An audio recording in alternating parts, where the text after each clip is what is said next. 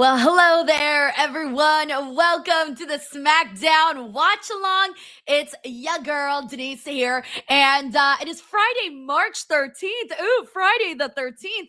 I feel like this is our second one that we've had in the last, few months. So we've been having a lot of these Friday the 13th.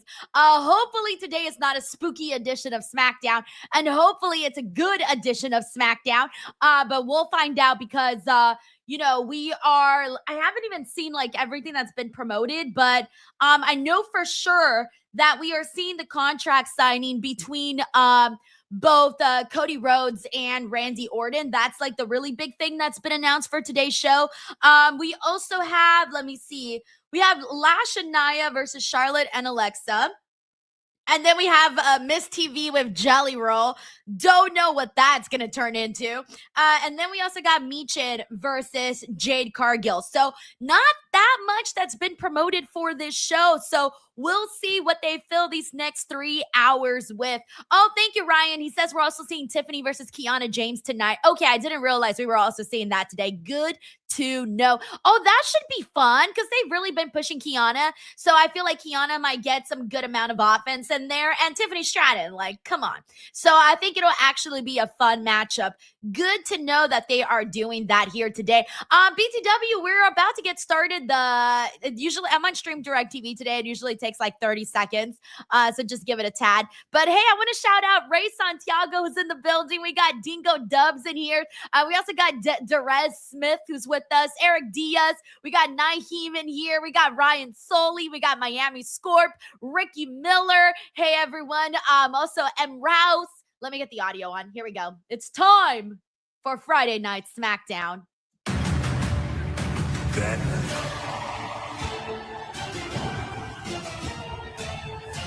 Let me know how that's sounding. That's sounding pretty loud. Let me lower it just a little bit. Okay, I lowered it just a tad. So I think that should be okay. If you guys can hear me and you can hear SmackDown, then we're all good. But if you guys have any trouble hearing me or SmackDown, please do let me know. To Phoenix. Tonight, hey, Phoenix looks nice. I was about to say, where the hell is this? Oh, it's Phoenix. Dude, okay, the last time I was in Phoenix was WrestleMania. Well, I should correct that. The last time I was in, no, I shouldn't correct that, actually. The last time I was in Phoenix for wrestling was when they did WrestleMania 26 in Glendale, Arizona. They actually did the Hall of Fame in downtown Phoenix. So the Hall of Fame was in downtown Phoenix, and then the actual WrestleMania was in Glendale, Arizona. So I did get to go to downtown Phoenix for a very, very quick sesh. Oh, thank you so much, Naheem, for the nice comment. Okay, so today, let me lower it just a little bit on my end. I feel like I'm having to yell. Thank you so much to everybody shouting out the makeup look. So today I did the rainbow look. Today I went with the rainbow vibes. There's a little pink, a little yellow, a little purple, and a little blue in there.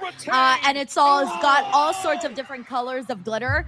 So y'all know that I'm trying the new look. So today I just went crazy and I was like, I'm gonna be this whimsy bitch, and I just went for it all. I went for it. I was like, I'm not holding back. I'm putting every color. So I went with it. I rolled with it. Thank you so much, Ray Santiago.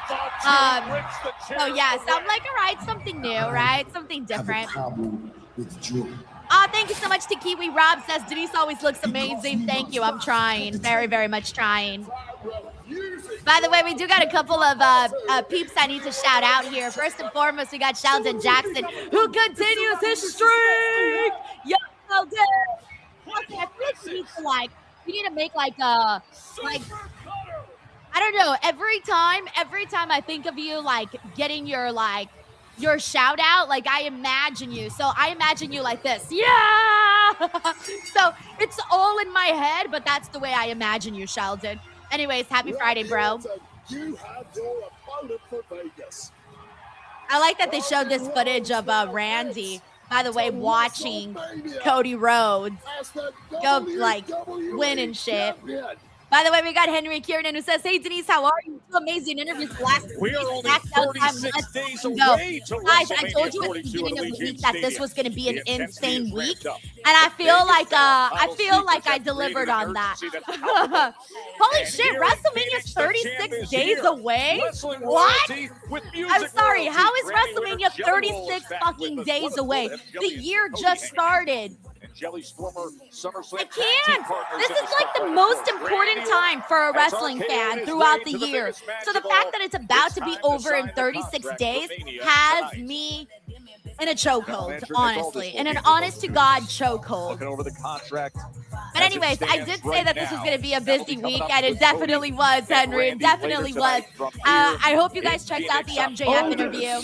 If you did, let me know what you guys thought about it. But it looks like Drew's calling out Nick Aldis. Here we go. You can take that contract and shove it up your ass. Your arse. Your arse. Shove it up your arse. Come on, Drew. Let him have it. I want him to like. I want him just to like go to town. Challenge. From me. Call out. What's his face? You couldn't help yourself, could you, Nick? You had to make sure your golden boy Cody Rhodes got the title match before WrestleMania. You're going to get out here right now, and you're going to make this right. Oh, I love Fired Up Drew McIntyre. Also, a shout out to Sports Guy 88. Thank you for checking out the stream. Let me explain this to you in plain English. There is nothing to make right. Part of being champion, as you well know, is defending the championship. And I made you do that in a fair one-on-one contest. A contest in which, by the way, you headbutted a referee. And it still didn't go your way. Oh, Nick Aldis does not give a fudge about Drew right now. He don't Drew, know. you're looking for somebody care. to blame. What you should be really looking at are the consequences of your own actions. Oh, come on. You sound like a dad, Nick Aldis. The consequences of my actions. He's such a dad. Aside the fact Jacob got involved, you had to make the match for Cody. Yeah. Even though we had a deal, he lost at Royal Rumble. He lost at Elimination Chamber, but you had to make sure the corporate champion got his belt right. Corporate champion? Stooge. Don't you dare corporate call me that. stooge? You know hey, who that I hits am. hard. You know where I came from. You want to talk about the Rumble? You want to talk about the You know where I Chamber? came Oh, from. You mean those two matches where you screwed Cody out of his shot? Real rich for the guy who claims to keep getting screwed. So you listen to me. You did everything you could to prevent Cody from getting a fair shot, and now I understand why. Why? Because the first time he got one, he beat you. I don't know. This is starting to get too personal between Nick Aldis and Drew. I'm starting to wonder if the people were right about them eventually doing a match with Nick Aldis and Drew McIntyre, because it's getting heated. Look at this. Look at this. You know it, and I know it. This is... Yeah! Now Bullshit, you are bullshit. going to make this right, or else. I just like to chant bullshit. We got our dude, Jacob Fatu, in here. Well, just when the threat level So far, I'm liking the start to SmackDown, primarily because Drew's off the charts. Oh, for a second, I thought Fatu was going to attack from behind or something, because he kind of took a second to get out there. Ooh, I can't wait to see what Fatu's got to say. He's going to be like, did you forget about me? Did you forget about, like, my role in this?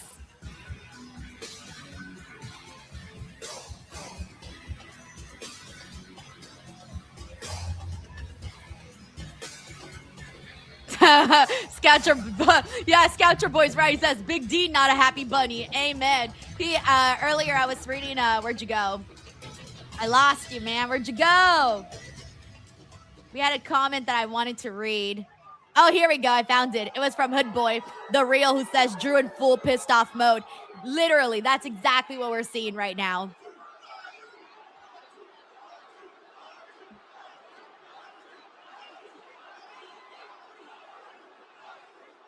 Yarami! Yaramin! Fix! Fix what? Huh, Drew? You wouldn't even be champion if it wasn't for me. See, he's got a point. Honestly, he's got a point. So let's state the facts. I fixed the situation last week, so Drew McIntyre is no longer champion.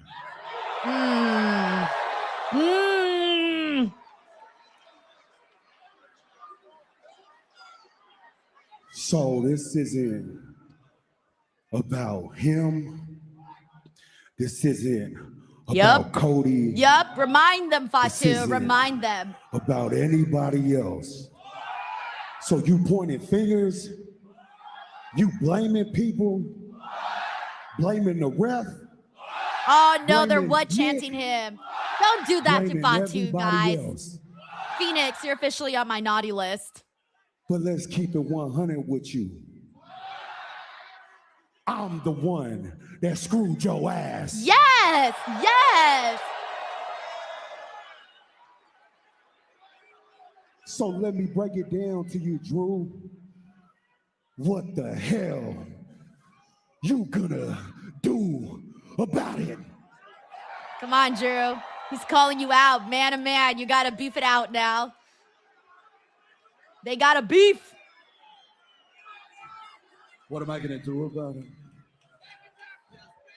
You wanna know what I'm gonna do about it? Bro, also. You, Nick, Cody, these people, I'm done with you all. I quit. No! Drew! Quits. Drew, where are you going? Damn, Drew. Drew taking his ball and going home. Drew, what is he going to do next? Sell kilts? What's going to be his plan B retirement job now that he quit?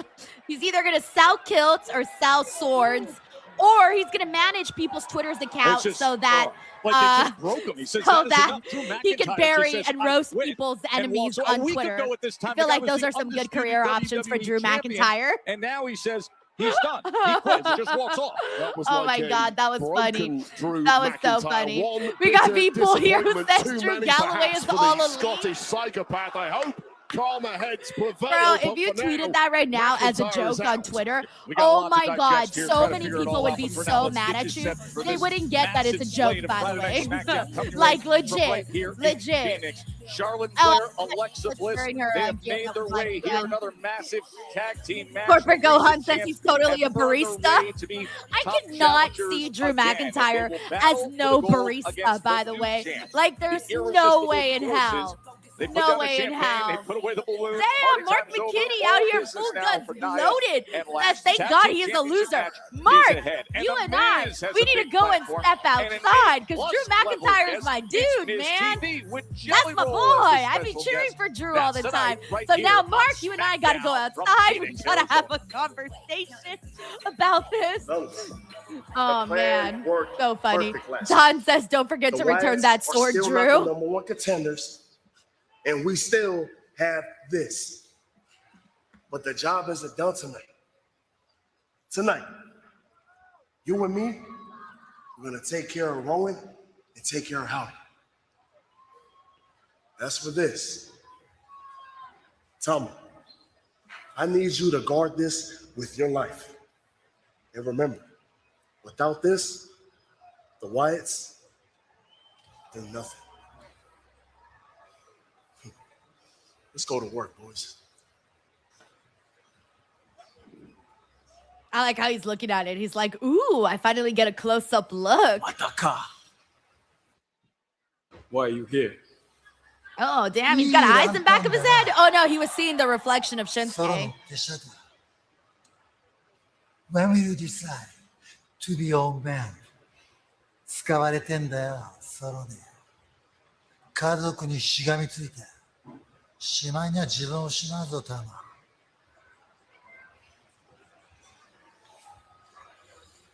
Corporate Gohan says, Tama leaving the MFTs tonight. I don't know what this Stay the relationship hell is like anymore. away from our family Solos, maybe a little jealous. before you get hurt.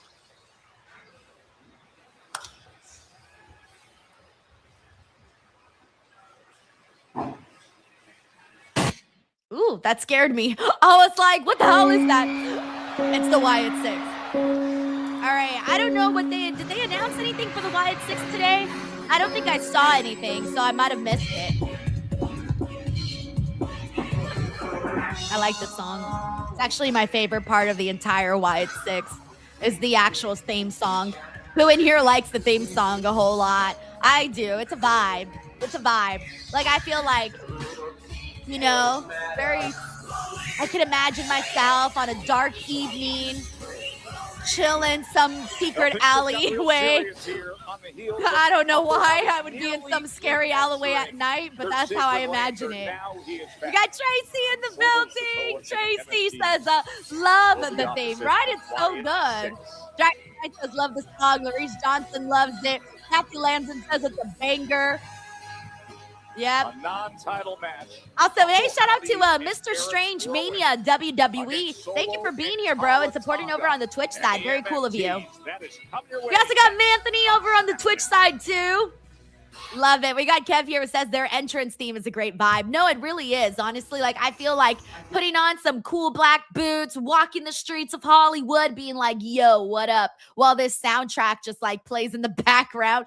Alrighty. Let me give some shout outs, guys, before we get into some super chats. We got Mono King in here. Shout out to Don the Visionary. Shout out to V-Pool, Joshua Bones, Fabian. We got Mr. Muscle in here. We got David Horse, Ricky Miller. We got Busy in the building. What's up, Busy? Let's see what else we got here. We got Sports Guy 988, excuse me. We got Sharon Dye who says she loved the interview. I'm assuming the one with MJF because that one's doing numbers. Very happy that I finally got that freaking MJF interview, guys. So happy about that. You guys know I've been wanting to interview MJF for the longest freaking time. So the fact that it finally happened was like, oh, finally. So I took all the time I possibly could because they did have a line of media that was also waiting to interview MJF, but I feel like I managed to somehow get a lot within those like under 14 minutes. I was able to get quite a bit in there. So I was very, very thrilled about that. And a lot of people are really enjoying the interview, even though it was kind of whatchamacallit, a little short. I feel like it was short, but it was sweet. It was short and sweet. Okay. Also, Scoutcher Boy says he watched the Vikingo interview. Thank you so much. You know, it's been a while since I've done a full Spanish interview. So I was a little bit like, also, I actually need to tell you guys how that Vikingo interview came about. So yesterday morning, I was in San Jose. My flight, I was at the airport. My flight left like at 7 a.m. So you guys know I was there bright and early, like 6 a.m.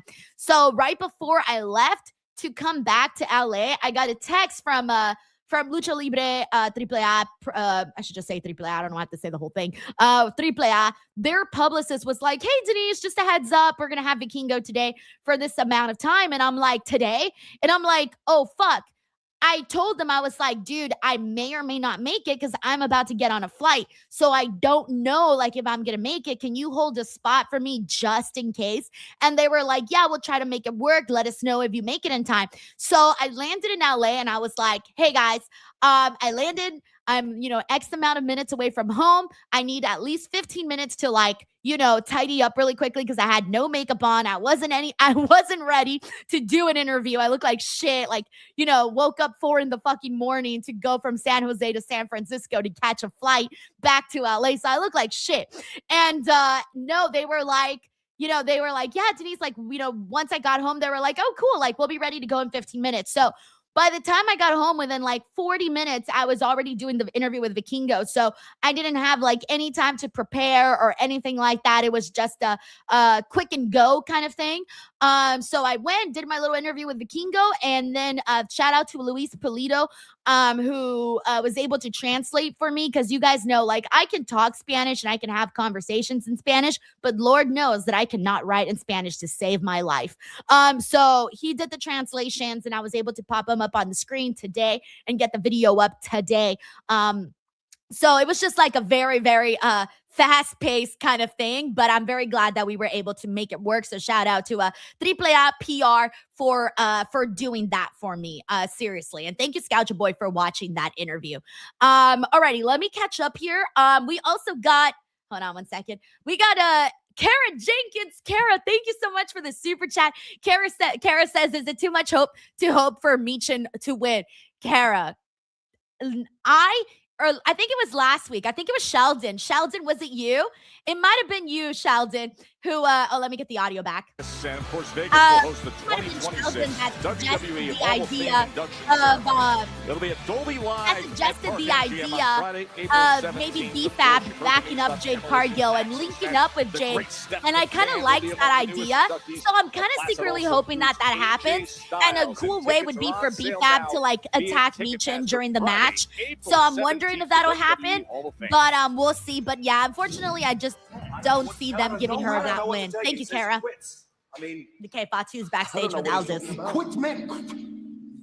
He quits right when I was about to whoop. What? Hey, yo, whoop. Damn, look at Trick's abs today. And that's Trick Williams. His abs Get look your own more material, Finn dog. Balor-esque. Grown You folk know what I'm talk. saying? Now, when you gonna do your job? Huh? But shut your ass up. Yeah, you tell him, Do your job. Fatu. The only job that you got, Trick, is me whooping your ass. Yeah, do it. Make the match. So, hey. Come on, Nick, do it. Let's take a breath. Hey, and what, chill out? Yeah. And chill out, Nick? Last time you told me that, look what happened. Yup, So it exactly. ain't happening no more. And I'm not being disrespected no more. Do the match. What Do do you the know match. about disrespect? You gonna let him talk to me like that? That was disrespect. After he left. What Randy Orton did last week, that was disrespect. Do your job, Nick. do my job. Do your job, Nick. All right, let's talk about Randy Orton. He's busy Oh, I tonight thought he was gonna signing book a the contract match. for WrestleMania. But I can talk to you about Jacob Fatu. It Okay. seems to me that that's what you want. So tonight, that's what you get. Trick Williams. Yes, and good, Jacob Fatu, good. One-on-one tonight. That's not what I meant. Oh, yeah, I said do sounds your like job. it to me. Who hired this guy? Oh, you're hey, one guy already. Who hired this guy? You want two people to have a job tonight? Keep going the way you're going. If not, go get ready. That's evergreen right there. Who hired this guy? Something else.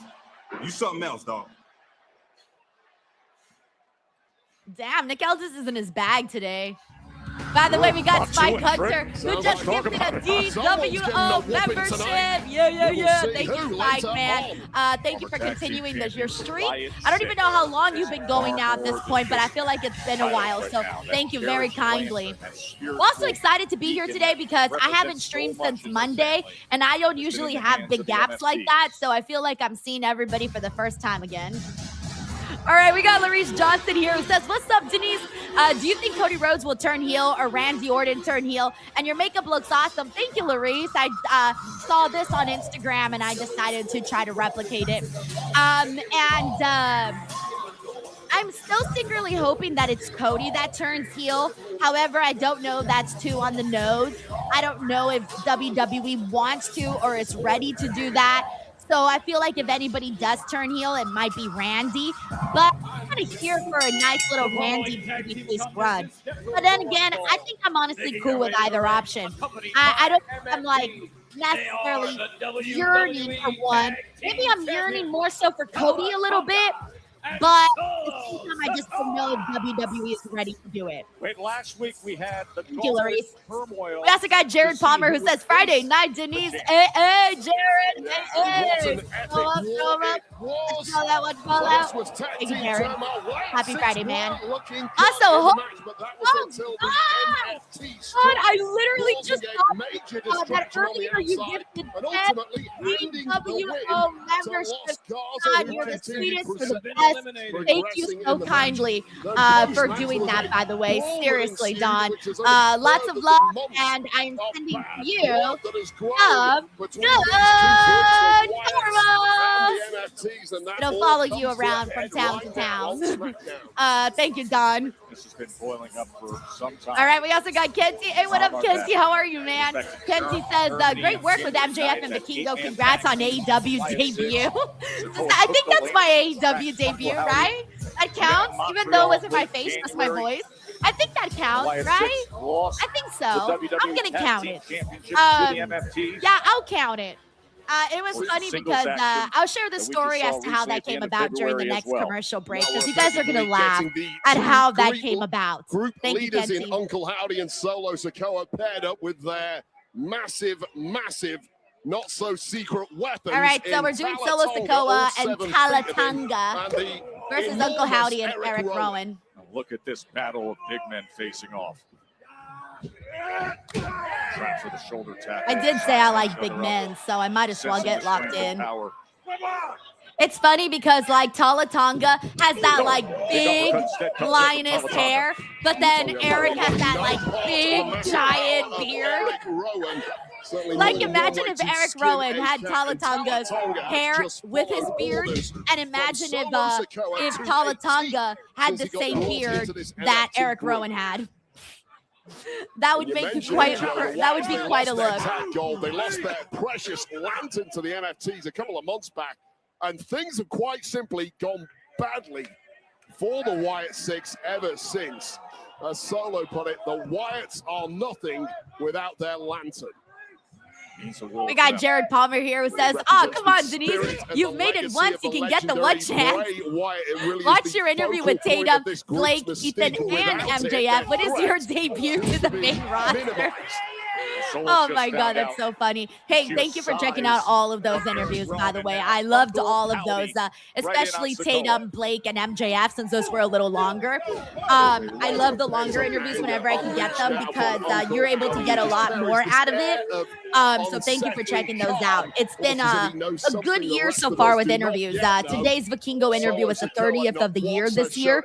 Last year, I didn't hit 30 until April, and we're still in early March, and I already hit 30, so I'm feeling pretty good. Now it's just a matter of keeping the momentum up.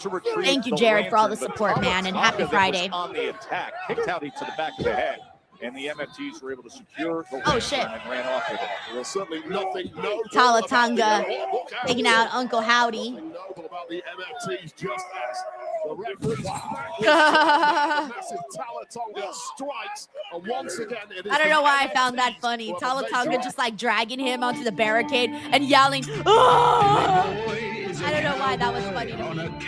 All right, we're on a commercial break. Hey, shout out to Larice Johnson, who just gifted a DWO membership. Hell yeah, Larice. Thank you, dude. Happy Friday. Hope you're having a good start to your weekend. I count Friday as the weekend, so just throwing that in there. Thank you, Larice. We also got John Taylor. John, what's up, John? He says, coming to you live from SmackDown, the nosebleed seats. Yo, you're at SmackDown, John? That's right. It's in Phoenix. He says, to say that I'm not responsible for the what chance, which also happened when I was at Collision last Saturday, maybe I am the problem. John, are you starting what chance in both WWE and AEW? What? What? Why are you starting what chants everywhere? John enters the building and everybody just automatically kicks into another gear and they start chanting what to everybody. John, have fun at the show. Even if you are, we'll try to find you in the nosebleeds. I'll try to spot you in the nosebleeds. Thank you, John. We got Steven Marchuli here who says, hey, Steven, he says, if Seth can't wrestle at WrestleMania, how about a special ref for Punk versus Roman? No, please, Lord, no. Steven, I hate special guest referees. It might be my wrestling boomer take. I don't know. I'm going to throw it in as one. I'm not really sure if it's a boomer take or not because it's not like special guest referees is a new concept. So whatever, it's one of my takes that I just do not like special guest referees because somehow it always becomes about the fucking referee. And I don't like that. And I don't want, I'm tired of CM Punk and Seth Rollins feuding all the damn time. Like, let the man feud with other people. I've seen it all. Don't want to see it anymore. I'm happy with what we're getting with CM Punk and Roman Reigns. So I'm going to say delete when it comes to adding a special guest referee. Thank you, Steven. We also got Jared Palmer here who says Series 3, Episode 8, MFTs versus Wyatt Sicks. Yeah, we kind of just keep getting a bunch of like different varieties of this matchup. But like we say around here, guys, it is what it is. what it is, that it is. All right. We don't really say that around here, but I'm going to start. Thank you, Jared, for the super chat. We also got John, who's in the nosebleeds today, says, for the record, I absolutely hate What Chance and do not partake. Come on, John, just let it out. The way that I see it is like, if you're there, you might as well join in at that point. Wrestling fans love to chant. You know, so I feel like once it gets in there, once it starts, it's like it just spreads, you know, it spreads like the flu. Everybody's just like, what? It just happens that way. You have no option. You just have to start if the crowd goes in on it. Thank you, John. All right, I'm seeing a lot of people in here, so I want to make sure to also give some more shout outs. Let's see who we got in here. Hey, what's up to John T. Molia, who's with us? We also back on SmackDown. Let me get the audio back. Great scene here in Phoenix. A very heated and emotional night. Also, shout out to Gongcast, who's hanging out with us as well. We also got X Mulder. See, I told you. The What Chance. They get you. Control. Moments ago, we saw Solo Sikoa. The rhythm you get wrestling fans. Uncle What Howie saying, Chance you see that lantern over there? Their sacred family lantern. Also, shout out to Jose Lopez. We got Mark Jaramillo in here. Future King. Several minutes, and Uncle Howdy now is battling for his life and survival. It's a battle he's slowly starting to lose. You are seeing power and explosiveness from Tama Tonga tonight. Hey Taylor, how are you? Good to have you on here. Yeah, I'll tell you how's right now, the life? What is me, new? The movement of Tama We also got tonight, oh wait, John, let me come back to you on that one. Also, shout out to Lapardis TV. We got Sean BMT. Hey Sean, how's it going? Nice to have you back on. We also got Jonathan here. Hey Jonathan, he says WrestleMania's approaching and Drew Kayfabe quit tonight. He said, "Fuck my WrestleMania." Uncle Howdy. Out, bitches. The majority of the That's what Drew McIntyre give him a little bit of I wonder how they're going to navigate this. I don't know how they're going to navigate this. But obviously, you know, him quitting, he's probably going to pop up somewhere when you least expect him. Or when you most expect him. Or maybe he'll come back as a masked man or something. And he'll start doing a funky little dance in the ring. Thank you, Jonathan. Also, shout out to Ted Tez in the building. Eric Diaz says, wow, 30 interviews already this year. Insane, right? Insane. A series of right hands and a chop against Tama Tonga. Oh, and Rowan drops him. The big men are having a match. It's aight. Right into the corner with the drop kick. And finally, an equalizer to the devastation that Tama Tonga has thrown out in this match. Rowan cleaning up everything on the Yes, I got Vish Taker. Hey, what's up, dude? He says, do you think that somebody from either Cody or Randy's past legacy, evolution, or Rhodes family might interfere at WrestleMania? Ooh, that would be fun. What would you have in mind? Elbow crossbody. Maybe not even at WrestleMania, maybe even before. Maybe someone else gets involved. I don't know. Who are some of our options? Rowan hooking the leg to put it away. Also, shout out to Jose Lopez's little niece who's turning 6 years old today.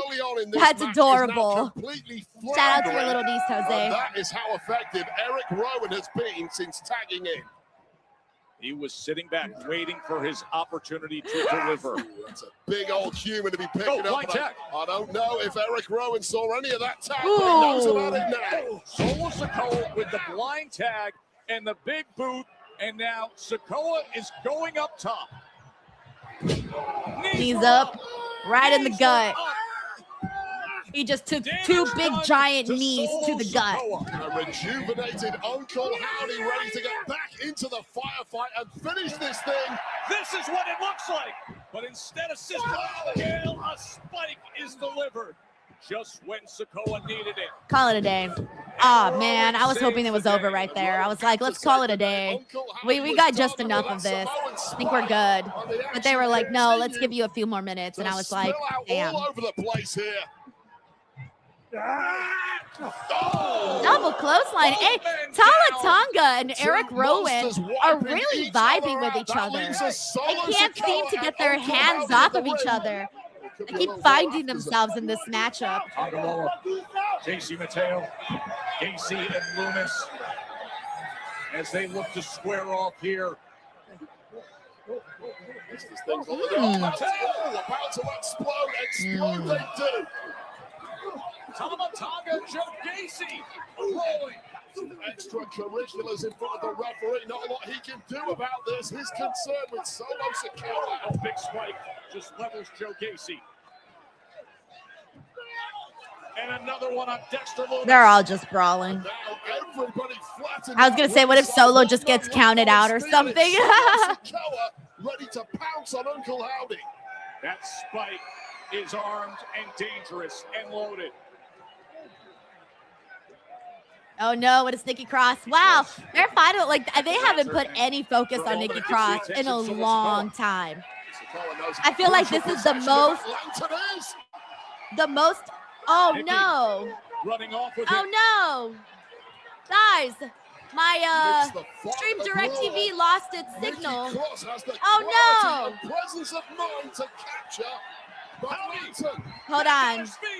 Sister Abigail. Oh, I'm not seeing anything. All right, hold on, guys. I gotta refresh the stream on Direct TV because I couldn't see anything. I was only hearing the audio. Okay, there we go. So I missed the finish, but I heard it. I heard the finish, but I didn't actually see the finish. Oh, but now, Tama Tonga took out Uncle Howdy, and he took the lantern. Do anything. Brian says Friday the 13th. And Tonga did just that. They're like, you can hear us, but you can't see us. And the possession of the lantern now back. We got James Irving who says, "Dear God, let this feud be done." But if I say it, I'm a hater. Thought she had done everything it takes. This feud is The awful. anguish, the pain on her I'm face. just being nice about it. Tough. Judgment Day looks different. Oh my gosh, I almost We didn't can't let recognize our our history truth. of Oh, that's Judgment Day right. cloud They're our judgment. the Calls team. us They're a WWE team tag now. titles. By the What way, does that have to do with anything? That's not the Judgment Day. It is. The guy with the big block head, that's JC Madonna. He been eating. The guy with the slick back hair, that's Dominic. He done put on some muscle. When we face those guys, me and you are going to become tag team champions. That's what's Blah, up. blah, blah, blah. Nah. oh, Everyone they're gonna, knows oh, that they're you guys about are to the number one squash. contender because of us. They're gonna probably Because squash we them did again. the hard lifting. While you were backstage relaxing, doing your hair, we were putting the hard work, Exactly. beating all the tag teams in SmackDown. Tienes razón. You guys are right. You did all the hard work. They're just And gonna then we wiped the squash floor our with you boys immediately. today. But I'll tell you what, you guys look fresh. Yeah, We're fresh. yeah, You thinking what I'm thinking? Yep. yeah. I never met y'all a day in my life. And one of y'all not wearing deodorant. That's not what I was thinking. Whoa. Look, guys, I'll tell you what. I'm going to go talk to Aldous. Yeah, we can do it next week. Tranquilo, it's okay. Put on your pullaways, scratch each other, do whatever you have to do to get ready. Because this match between the four of us is happening tonight. Keep your pants on. Yeah, they just want to get our truth. Then Damian Priest, another win. Poor little Sign Angel me up for Berto that be one. never getting no wins. But at least they get a little TV time today, so there's that. Whoop-de-doo. We got a Tiffany Kunad here who says, damn, as long as the MFTs have that lantern, this feud is just going to keep going. Oh, yeah, it's never ending. It's going to go on forever. I did like that line, by the way. Wow, it's so loud. Is it just me or did it just get super loud right now? The following contest is scheduled for All right, I one fall. lowered the volume. Introducing first, What was I gonna say? Beach Oh yeah, Warrior. Dragon She Knight is just the stretched to their WWE low. Women's Yeah, Champion, honestly, Jade that line kind of got me. Cargill. We Now, got before thank you so Jade much to gets Forever her Retro for focus the nice fully on comment. Ria We Ripley got at Dragon Knight who says WrestleMania. just Bitter break the rivals looking lantern. for Aw. violence for bench. Oh, that would Non-title be crazy. match against the dangerous Michin. We got Guncat That who is says Bad next Bunny coming right for here Priest. on SmackDown. Nah, I think they've Jade moved on Cargill past next. that. If he comes back, I don't think it'll be with Priest. Alrighty. Okay, I think we're going to a commercial right now, so let me mute the commercials. But when we come back, we are going to be getting Jade versus Michin. So hopefully that's good. I think they've wrestled each other before already. So like this isn't a first for them. Like they've wrestled like really early on when Jade became champion.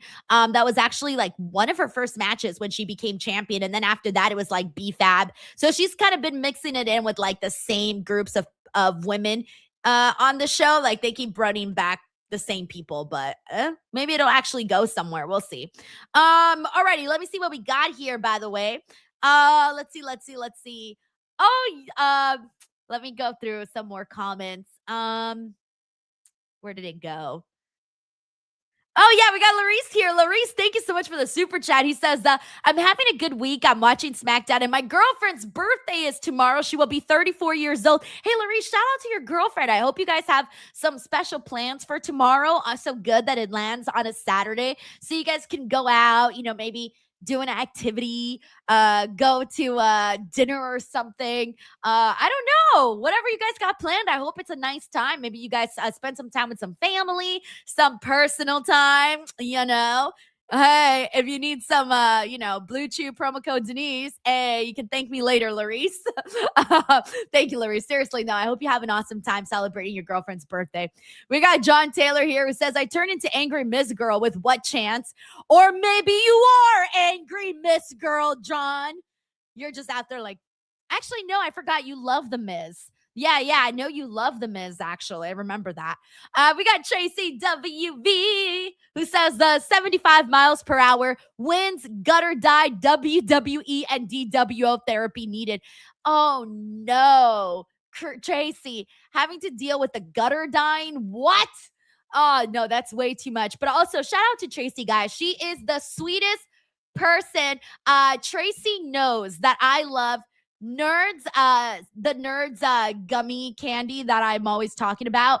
And Tracy sent me 2 giant bags of Nerds gummies. I was like, yo, yes. I'm going to be running on those for like the next few weeks for sure, because they're like this giant. But thank you so much, Tracy. That was very nice of you. Thank you, Tracy. We got Roberto Arsenal here who says, happy Friday, Denise. Did you and Reg stay to watch all of Collision on Wednesday? And when will Don Callis get taken out of the way? Paul Heyman got it. I think they took Paul Heyman out to essentially write him off from this terrible masked man story. I think Paul was in it, when Seth was in it, and it was cool, or not cool, but like better, like when they had something totally different going on. And then, he was in it with Braun Breaker, but then those 2 guys got taken out, and then Bronson Reed got taken out. So at that point, I think Paul Heyman was like, I'm done with this. Somebody write me off of this. That's my assumption on that. I don't know. But as for me and Reg, yes, we did stay all the way. I watched Collision live in person. We did not leave Collision. We were there. We stayed all the way through, and then afterwards, we went to go celebrate Reg's 40th birthday at BJ's. So we finally had a BJ's party. Hilarious stuff. And then we kind of just waited for Will, because Will had to do a bunch of other work stuff, after the show. But he came through, and then we all just hang out. We all just hung out at BJ's, ate some food. Will got some calamari. I got a California flatbread. And I think Reg got some steak or something. I think that's what he got. And then we all got Pazuki. That was fun. So, yeah, it was nice to just hang out and chat and have a good time celebrating Reg's birthday. Thank you, Roberto. Upgrade. We celebrate the Spears all right, family. we're back Ringside here on seats and swag courtesy we're back here on SmackDown. Oh my gosh, the guy in the back was like, family. I'm gonna take off my shirt. This family Pretty damn good Friday the 13th for the Spears family. Congrats. We talk a big game. All right, here we go, Kiana. ティファニー、お前ベルトが欲しいのか? You really think you deserve this title? Yes. Yes, she does. You can even be Kiana tonight. Let it on me. I have 0 issues with shutting you up tonight and proving that Tiffy time has expired. Tiffany Stratton, Kiana Chains coming up tonight. Yeah, I'm looking forward to that. I'm glad they added that match. By the way, we got Caleb Perkins. What's up, Caleb? Thank you so much for the super chat. Caleb says, good evening. How are you? Watching live from Utah. Hey, yo.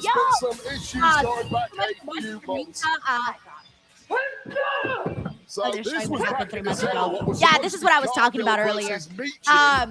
Never got started. Oh, it never got started? I swore it got started. Oh, shit. I guess in my mind, I remember it starting. But ultimately, Anyway, shout out, man. I've been to Utah a couple of times. Got to go to Park City, Salt Lake. It's pretty fun. Very like peaceful. I love the snow in Park City. Very chill in Salt Lake. So yeah, you cool stuff, man. To what do you call it? Be out there, man. Thank you, Caleb, and I hope you're having a good time watching SmackDown. Thank you for your generosity too. Thank you. Here we go. We got Michin just attacked Jade like out of nowhere. Right from the start, spinning kicks. She's wasting no Yeah, I like time. Michin wearing some green too. I feel like I don't often see her in green. I feel like usually she's in blues and black. I don't really see her in green. Intentional shoulder injury caused by Jade I love Cargill. Jade's hair today. She's Now got we the a crimp bell look. here. You know, sometimes this business isn't always about chasing titles, it's about standing your ground, seeking revenge. Thank you, And Caleb. You can see all the emotion in Michin. Yeah, clearly with a major score to settle here. But I'll add this, Joe Tess. Cargill, of course, is now locked in. Yeah, as you I didn't mentioned, realize that match on never got WrestleMania started. And I'm like, yeah, showdown they've with wrestled each other Elimination before. Chamber winner Ria And it was Ripley just at that. WrestleMania. There That's is a lot of crazy. runway In between my now mind, and I then. remembered Upsets things to so a differently. plan can happen, as we saw with McIntyre and Cody last week. Let's say Michin does win here in this non-title. But I also remember really enjoying Michin's storyline with Chelsea Green when they did the dumpster match and everything. That was fun. She can have the argument that in the coming week she deserves a championship. By the way, we got match Juan against Breezy. Hey, Cargill. dude, thank you for Prior the to super chat. He Mania, says, there are plans going out the window. ooh, she already got her with the pump kick. She might finish her off right now. A big pump I knee think she's going for by the Jade Jaded. Cargill. Of course, you mentioned it's so much time between now and WrestleMania. Oh, Yes, okay. we have Working it a exciting little bit more. championship I was matches like, that are yo, is set. she about to But finish this her off road to already? The WrestleMania match just is started. intense, and it is So he says, hey, Denise, I'd love to do a 5 weeks podcast to with you. go Big fan. until we Hey, are in Juan Las Breezy, Vegas. if you have like legitimate podcast Right now, experience, turning send me things your around reel with a on like major social weight media, has been Jade and I'll check you Cargill, out, who dude. rode Thank out you. that And thank early you for the support. storm of Michin's and suddenly looks good as new, and you would not want to be Oh, Michin now she's just right kind of now. like messing with Michin. She's taking it slowly. This is She's a like, Michin I'm going who's to give not you a competed in the slow best part ass of 3 whooping. months. You question where that ring wind is at. She looks in fantastic physical slow shape. ass That whooping. doesn't always tell the whole story. Which is exactly why I like her strategy and her mindset for the surprise attack right from the start. Just jump on her. What did you think of it? Love the mindset. Unfortunately, it's been snuffed out after a couple of minutes here, and I don't know if enough damage has been done to the women's WWE champ Cargill to actually get a victory here. But Oh, there is God. no quit in I was Michin, wondering what will tell Michin was you trying to that. do there. This woman is a menace, and she's looking to go places All right, in she's a going to hurry. fly. No, she's going to kick. She's going to fly. No, she's There's a going to shot right to kick. the shoulder of I totally Cargill, read I that think. wrong. This is not the kind of war you want on the run into WrestleMania. Oh, the power and strength and the Damn. by Jade Fucking Cargill. Jade. All the way Every time she straight does like these athletic to the feats, floor by it just Jade. makes it look so easy. All right, we're on a commercial break. I'm gonna mute the commercials. Let's see what we got in here. We got Matt Raikeel. Hey, Matt. He says, "What's good, DD? DM'd you about my AEW, bruv. Good luck on your live show tomorrow with Willow, Reg, and Will. See you Sunday, bruv, on stream." Matt, thank you so much for wishing me luck tomorrow. Dude, I still got so much shit to do. I'm like not even trying to think about it. I'm like, yo, I got like a fucking laundry list of shit I got to do before tomorrow's show. And I'm thinking to myself, like, oh my God. And then I still have to do Busted Open tomorrow morning. I still have to clean today. Reg is coming over today. He's spending the night. And then tomorrow morning, I'm doing the show from 6 to 9. And then at 11, my friend who's doing my hair and my makeup is coming over. And then I still have to do a bunch of other stuff for the show, like, you know, tech stuff that I have to prepare. And, you know, just like little things that I have to like make sure are taken care of, you know, things like that. So I'm just like, oh. And then on top of that, I still got to promote. So I'm just like, fuck, there's a lot to do. But also, I'm very happy that AEW announced the whole My AEW thing. When I saw that, I was like, yo, this is pretty kick-ass for fans. And I think it's better because I feel like I know that they added, I think, Ring of Honor in there too. And I feel like no one was really watching that at all. So I feel like combining everything is just so much better. I still haven't actually looked into all of the details. I really haven't had time to like sit and look to see if I'm going to take part in my AEW or not. Because I still have Max. So I do use Max. I'm not entirely too sure, so I got to read all the fine details and stuff and see what I'm doing, because I don't even know what my plan is for tomorrow, to be honest. I think everybody said that if you have my AEW, the pay-per-view stream live, I think people said that. I haven't looked for myself. I'll look for myself eventually, but if so, then I'll probably get that for Revolution tomorrow. Thank you, Matt Rakeel. We also got Joe Compton here who says, random thought, I believe they are setting up Miz versus Jelly Roll at WrestleMania. Jelly will fill the Snoop Dogg role from the other year. Hey, they could possibly be doing that. Somehow, some way, we might get the Miz versus Jelly Roll, and somehow, some way, Danhausen's going to be involved in that, because Danhausen is now, I guess under a mentorship with the Miz. So we'll see what they do today with Danhausen as well, and how that might play into all of this. Oh my God, we might get like a Jelly Roll Danhausen segment too. I'm assuming Danhausen is going to take part in this whole Miz TV segment too. I don't know. Thank you, Joe, and happy Friday. We also got Jay and Gwen who says, think Danhausen will be able to see little Jimmy. Hope he doesn't curse little Jimmy. If your little Jimmy is cursed, Blue Chew, promo code Denise. Hey, thank you, Jay and Gwen. Happy Friday, man. We got John Taylor here who says, legit glad Reg got to spend his big 4-0 with his besties. I hope he was excited to get his birthday present from the DWO's team of Tony Khan. He was very happy, and that was a very kind gesture, John. All right, let me get the audio back. Against Michin Spine Buster. Anyways, John, pay attention to SmackDown. You're there live, bud. This match is arching.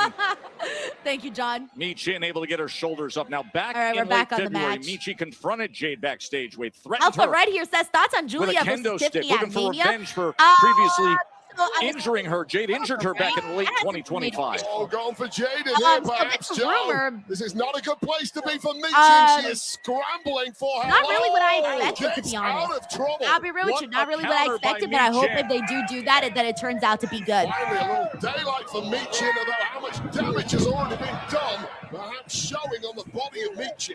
Off the tornado TDT, covering the leg.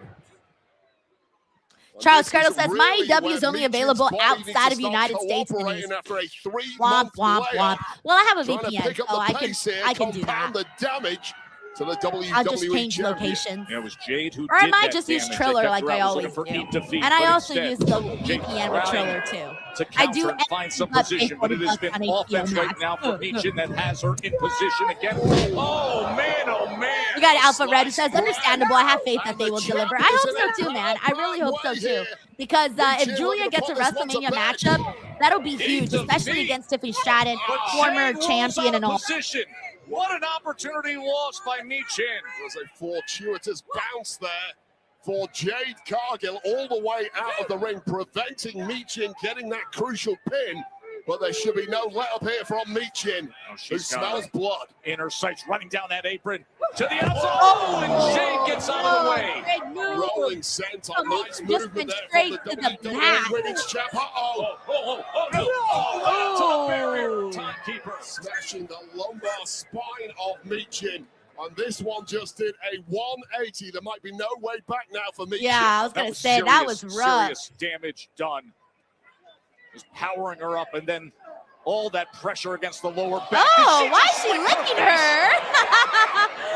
I always forget what we've seen Jade do that a couple of times here and there. But still, it always takes me aback, especially because this time she went all in on that leg. Like, went all in on that leg.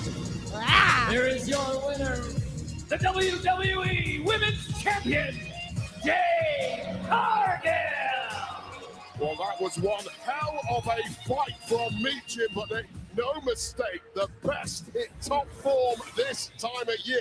That was this is nasty. where it all turned around for Jade Cargill. moving out of the way of that attack. By the way, we got Cyclops is better than Wolverine, who says, my pet turtle has the same odds to win as me. Cyclops, you always come up with some very interesting ways to get your point across. I appreciate that. I appreciate the cleverness in your messages. Happy Friday. All right, who's Kathy interviewing? Oh, she's gonna do an interview with Jade. Tensions between you and Ria. Ooh, we got naughty librarian vibes Kathy today with the glasses. Hey, I wanted to hear what Kathy had to say. Y'all seen that? That is what happens when these wrestlers believe in their own hype. I was gonna say, I think Jade's want to talk. Backstage know what it is. When they see me in these hallways, they get real quiet. But for some reason, the world tells me that I should be scared of one woman. Una. Ria Ripley. Ria Bloody Ripley. I like the eye roll she did. For some reason, I keep thinking scared of what? For what? Who? I'm me.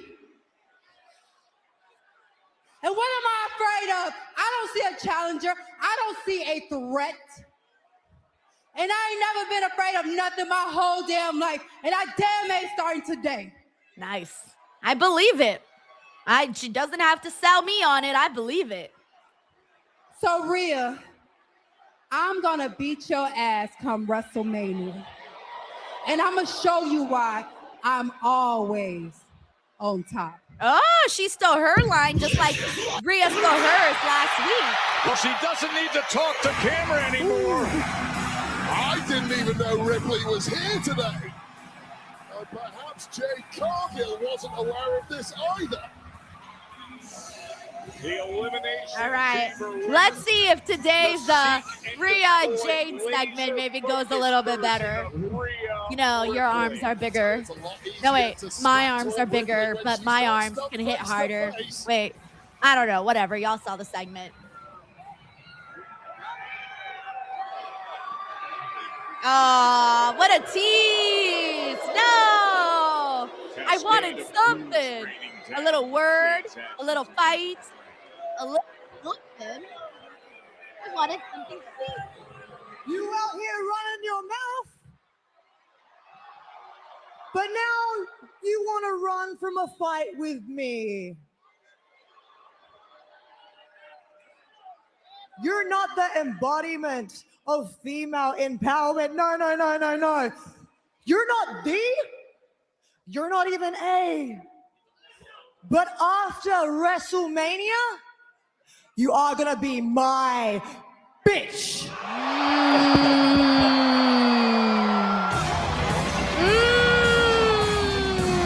Ria arrives. That's all I've got to say. Ria speaks loudly. Damn. You know it's legit when you gotta throw in the bitch line. You know, gotta throw it in there. Against Ria Ripley. I'm trying to get a hold of him. You let me know if you get a hold of him as well. All right. Yeah. Okay. Thank you. Nick, what is going on with the Drew McIntyre situation? Cody's also got the librarian Honestly, look I don't tonight. know. It's Drew. But look, I have to take it seriously. But as far as you're concerned, I just want you to focus on this contract. Okay? I looked at it. It's all in order. All right. Did you though, Cody? Because last time you didn't look at the contract properly. Oh no! What Cody, tension listen, about to I go don't down? want this to turn into a thing again. Honest to God. And they're I both just- wearing white today. I just came over to say congratulations.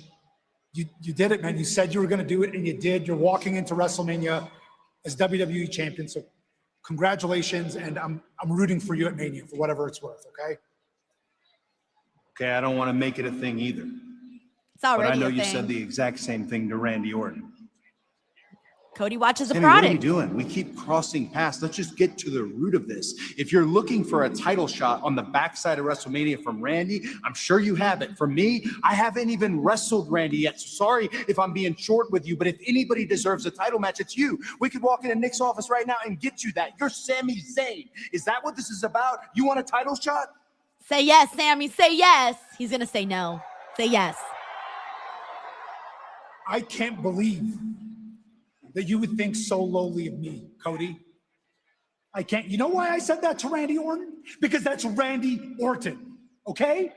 Randy Orton is one of one. He's a 14-time WWE champion. There'll never be anyone like Randy Orton in the history of this business ever again. I look up to Randy Orton, Cody. I don't look up to you. Oh.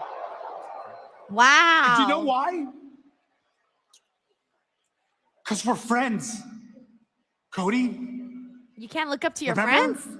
Come on now. Friends are supposed to be equals. You can still look up to each other.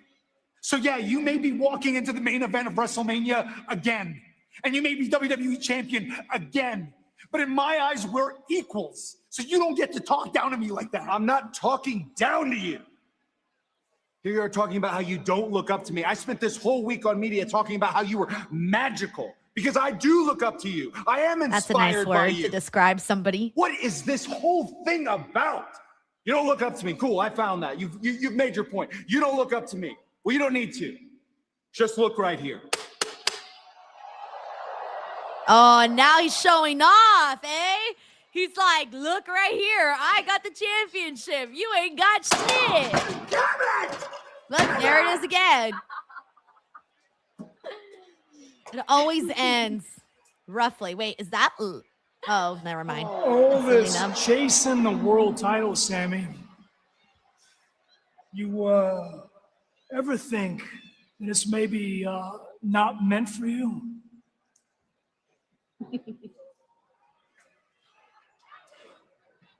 You need to stay far, far away from me. Do you understand? It's funny because remember when Cross was doing this exact same thing with Sammy on Raw, not just like when he was still in company. He would always go up to Sammy and like try to get him to face his demons or whatever the hell he was talking about. And now they're doing like the exact same thing, but with Alistair and Sammy. And Alexa Bliss. And that match is presented by Cricket. Smile. You're on. Oh, this should be a good match, by the way. This tag team match, I think it should be good. All right, let me mute the commercials. Let me see what we got here. We got Jared Palmer here. Thank you, Jared, for the super chat. He says, I don't get CM Punk's logic because Roman hasn't respected you. You're going to bring his deceased father into it, someone you did respect and respected you. Yeah, no, I agree with that. That was similar to what I had kind of spoken about during our Raw post show.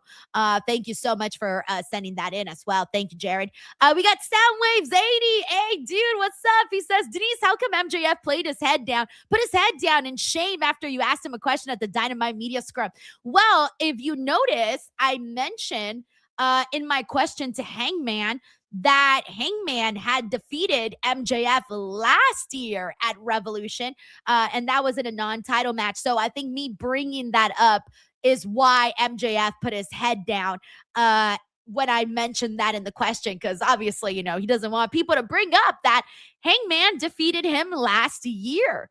So I guess that would be my answer. Thank you, Soundwave 80s. We got Ledwin Bowden. Hey, Ledwin. He says, apparently they were going to do Julia versus Jordan Grace before her injury at WrestleMania, so I feel bad for Jordan. That's interesting because no, that makes sense. That makes sense. Doing Julia and Jordan feels more appropriate because they're kind of on the same level on SmackDown.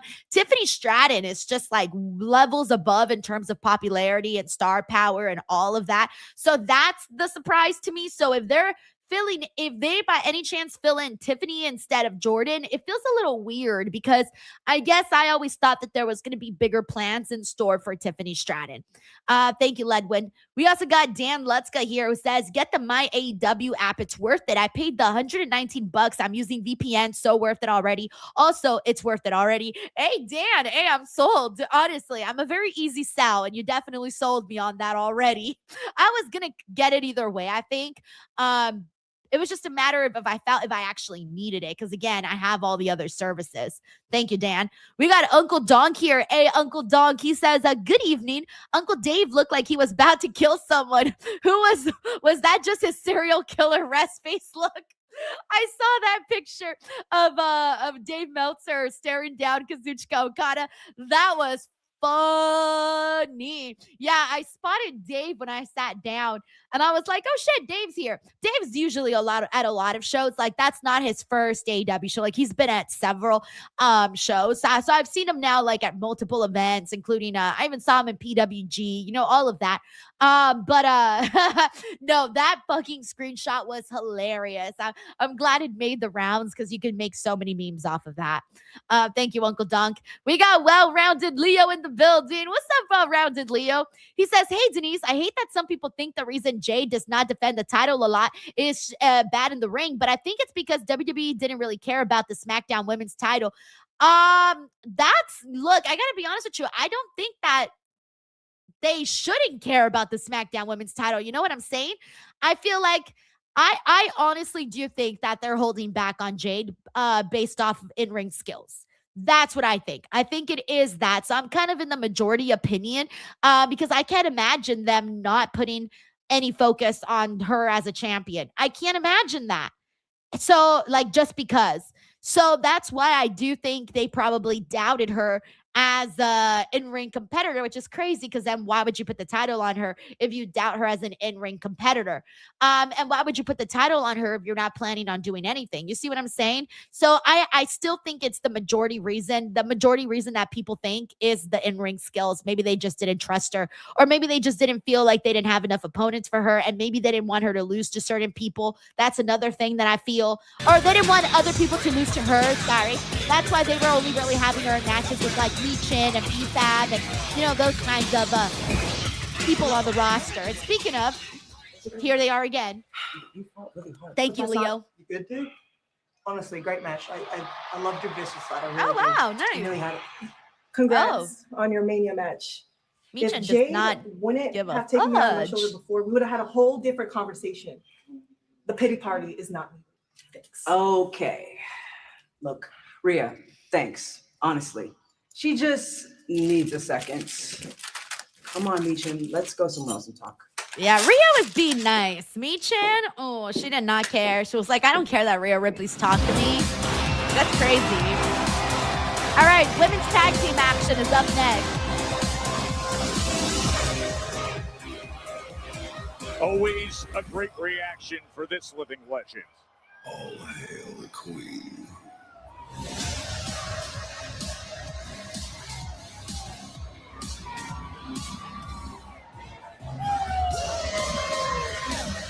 That's beautiful freaking robe, man.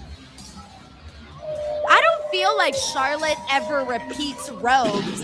Either I forgot all her robes, but if she doesn't repeat any, how many does she have? Because, my God, can you imagine how many robes she might have in her closet?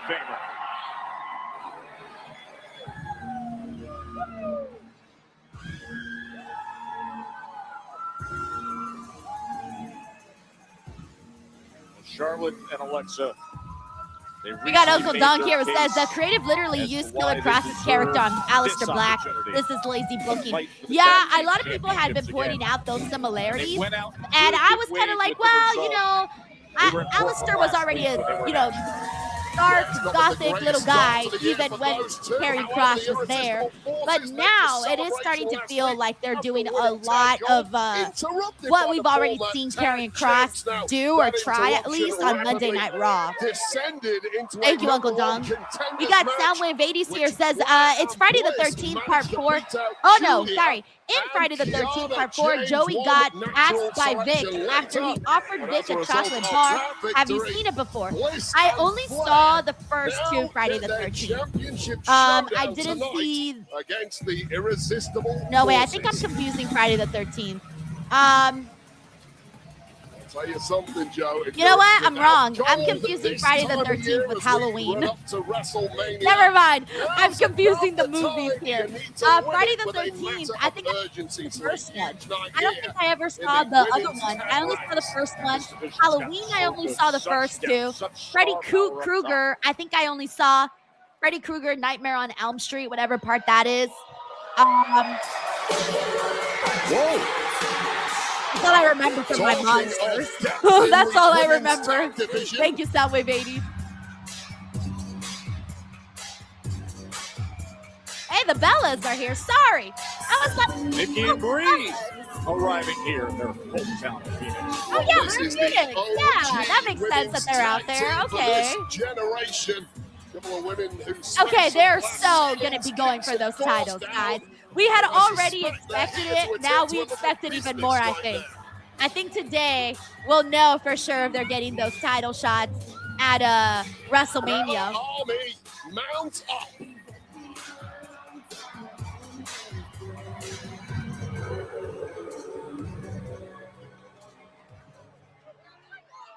Phoenix! Bella Army! Feels good to be back on SmackDown in our hometown. Hey.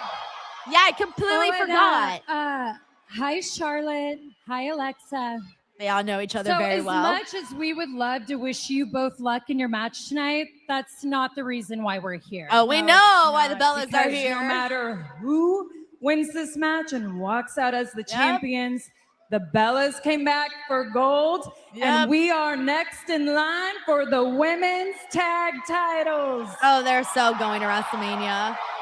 They're so getting the titles at Mania. Tonight, we're going to be sitting right over there watching ringside so we could get a good look at our competition. So the Bellas are going to stick around for the WWE I love how they're Women's just Tag like, Team we're next in Championship match, line. and that's coming up next. That's it. Nothing else. We're next in line. That's it. I can Take it or handle leave that it. for you. There's I no can other handle- options. Take it or leave it. Let's see what we got here. We also got Larice Johnson here who says, is it just me or Rhea Ripley and Charlotte are looking gorgeous and beautiful tonight? They always do. All of them, guys. Like, all of them. They're all incredibly gorgeous, but also, like, you know, their styles are so fun. They also got, like, really great glam teams. They always look like a zillion bucks. Thank you, Larice. We got well-rounded Leo here. It says, to be honest, Alistair was creepy and gothic in NXT. I think him and Karrion basically have the same gimmick. It feels like it. Like, it's not too different. Yeah, and I hate to say that because I'm sure to them it's very, very different. And I'm sure if you, like, really break it down, it is very different. But to just, like, to the naked eye, they're kind of exactly the same. That's how I feel about that. Thank you so much, well-rounded Leo, for that super chat, man. All right, let me give some shout-outs. Who haven't I shouted out here that's been hanging out in the chat? If you've been here and you haven't been acknowledged, acknowledge me, Denise, in the chat, so I can acknowledge you throughout this commercial break and get some people in here. Because I know once we get caught up on the show, I don't always have the opportunity to, shout people out and whatnot. So I want to make sure to give some people some love in here. All right. Hey, who do we got? We got Big G. Big G, what up, Big G? How's your Friday going? Hopefully it's a good one. We got Twisted Cookie YT. What's up, Twisted Cookie? What's your favorite flavor of cookies? Minus macadamia nut. We also got Miss WWE Girl 2, a regular here on this channel. We got Melissa Cabello, another regular. Shout out to Big Boss. What's up, Big Boss? How's it going, man? We got Future King in here. We also got BU here, who's not a fan of the Bella Twins. He says he was at the Rumble last year in his hometown in Indianapolis. Oh, and he thought AJ was coming out at number 30. Oh, I'm sorry. It always sucks when you're expecting, really hoping for somebody, and then somebody totally different comes out. So I get it. We got Chaos in the building. Shout out to Andrew Panajotis, who's here with us. We got Jordan here who says, Denise, who would you choose if Brock versus Stone Cold happened at Mania? Stone Cold? That's the only option. Stone Cold Steve Austin was my first favorite wrestler, like, ever, before Chris Jericho became my legitimate first favorite wrestler ever.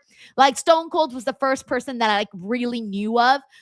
So I'm always gonna have a very special spot for Stone Cold, given everything that he's done in this business. We also got Alonzo R. Shout out to Alonzo. We got King Pope 95. We got James Evans, who just had some pizza on a Friday night. That's the way to go. We got Taj Simpson. Hey, Taj, thank you for coming back, man. We also got Nick the Curator, another regular here. We got Eric Diaz. One, because we got two Eric Diazes. This is numero uno. Says, acknowledge me. Let's see what else we got here. Hey, we got the Dead Man in in the building. What's up, dude? How are you? He says this women's tag team division sucks, and it makes it even worse that the Bellas just get a title shot after being gone for over a month. That's kind of what I was saying, where it was just like, we're next. Hey, and then that was it. But I don't think the tag team division, like the people that are in it, suck. I just think they need more teams, like legitimate teams. All right, we're back on SmackDown. Also, shout out to Nario Lacey. Shout out to Crazy C. Mr. 100 Strong. Shane K. Andrews is in here. Sean, Swavy Sean in here. We also got Mr. Know-It-All, Paul McNeil, Prince Ebony, Austin Wright, Dia Ray Looted, James Evan. We got Cade Man and Big Boss. Well, he's at work right now. Okay, hopefully you got a fast work irresistible forces. We also got Bobster Mania. We got Cade Man 14. We got Jordan K, Crazy C out here with his iced coffee. They Eh? toppled Ria and Io. I had an iced coffee this weekend. It was good stuff. We also got Easy Jam says they're new to the chat room. Welcome. Thank you for hanging out over on the Twitch. I appreciate that a whole lot. Welcome. We also got C Clay in here. We got Austin Wright. And we got Bill W from New York. He says we need Jade versus Charlotte. They've been teasing that a whole lot. At some point, that's got to happen. And James says his favorite cookies are Chewy Chips Ahoy. Oh, Chewy Chips Ahoy. Those take me back. But I'm going to be real with you. I'm a bigger fan of the hard Chips Ahoy, because you know me, I like them hard. Blue Chew, promo code Denise. No, seriously though, the Chips Ahoy, the hard ones, I like the hard ones because I like to dip them in milk. And I like to see them melt and then be like, ah! I don't know why it hits hard with the melted. The following contest is scheduled for one fall. Hard, man. And it's for the it's just like gooey and delicious. That's what she said. All right. Also, shout out to Rakan Ali, who's here with us. Introducing Thank you so much. The challengers. And if I didn't get to you, eventually I will, I promise. And Charlotte Flair. Alpha Red says, Denise, will you be streaming Stand and Deliver? Yeah, I believe so. I don't see no reason why I wouldn't be. Women's Tag Team We also got Nico. Hey, Nico, good to have you back. He says, hello, Denise, what have I missed so far? You haven't really missed much. Jacob Fatu and Trick Williams are going to have a match. We had another heated confrontation between Sammy and Cody.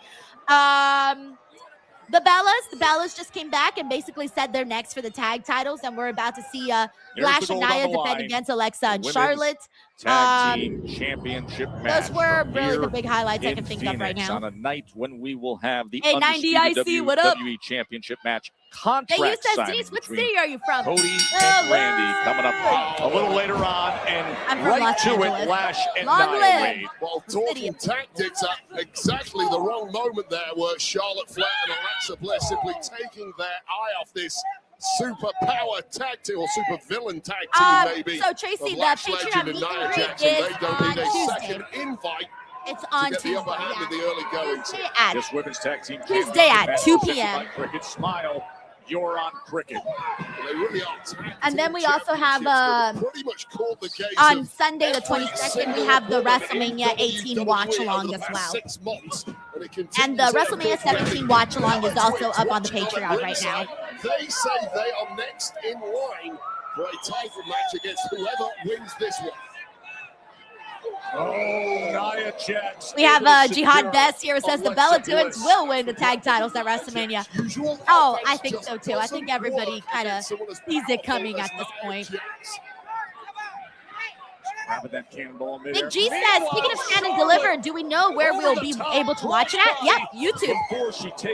Didn't they announce that?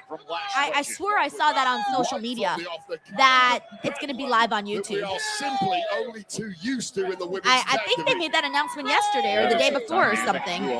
Holding gold right now as they look at the Bellas here in Phoenix. They want next. All right, let me mute the commercials. I got you. Alrighty, let's see. Oh, thank you. Shame here says, yeah, they did. All right, so yes, you are hearing that right, ladies and gents. Stand and Deliver will be airing on YouTube. Crazy, huh? I hope they can get them on Netflix. Like, I don't know. It's a little crazy to me to be like, oh, we're going to watch NXT Stand and Deliver on YouTube. But also, let's not look down on YouTube, by the way. Hello? corporate YouTube shill over here, since it is my main platform. I love you, YouTube corporate offices. Please always love me back and put me in the algorithm. Anyways, I'm YouTube corporate shill. No, but seriously, look, I know it kind of seems a little weird to be like, oh, it's on YouTube, but don't forget YouTube, you know, literally anybody from planet Earth can come on and watch on YouTube. So that is the power of YouTube. But I know it seems a little bit more fancy, of course, to be like, I'm on Netflix or I'm on, you know, the CW or, you know, someplace like that, right? It comes with more prestige, I guess.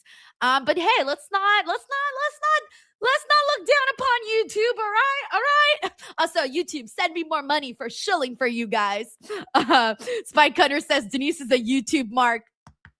Yes, I am.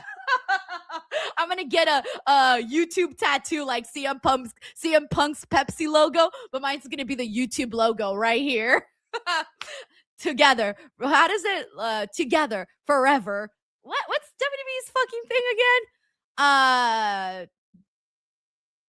again? Together forever. Long live. I already forgot. Whatever, y'all know. Together forever. Me and YouTube.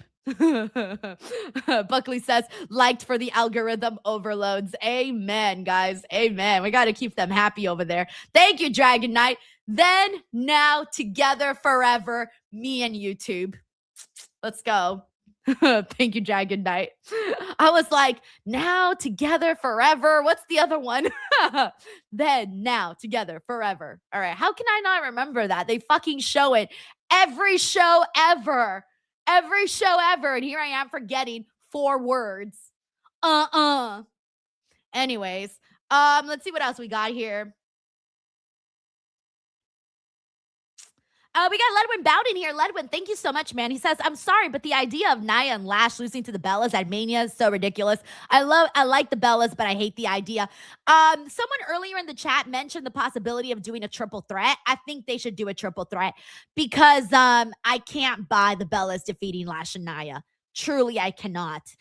Because Lash and Nia are like these formidable monsters, right? Like they're, you know, they are who they are. I can't really buy it. And maybe if you throw a Charlotte and Alexa in there and you really make a whole hoopla out of it, I think they can make it in a more believable fashion.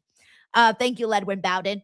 Hey, we got Frank, infamous Raider Loco. Also, we're back on SmackDown. Let me get the audio on. Guys, I met Frank for the first time on Wednesday, by the way. Finally met Frank, infamous Raider Loco, and I can confirm that Frank is cool in person. Shout out to infamous Raider Loco. He says, hey, DWO leader, hope you're great. Today is tank day for me, Jade, Ria, Alexa, and Tiffy. Great meeting you at Dynamite. Nervous as fuck. LOL. You were? I didn't notice that you were nervous. He says, but such a great and sweet person, and Lil Loco beyond happy. He says, thank you. I got to Charlotte Flair. Whatchamacallit? Charlotte's about to fly. So everyone knows that Frank's son, who's 12 years old, Lil Loco, Frank the Fourth, did me a very beautiful drawing of fan art that was really incredible, by the way. You would never known that it was done by a 12-year-old.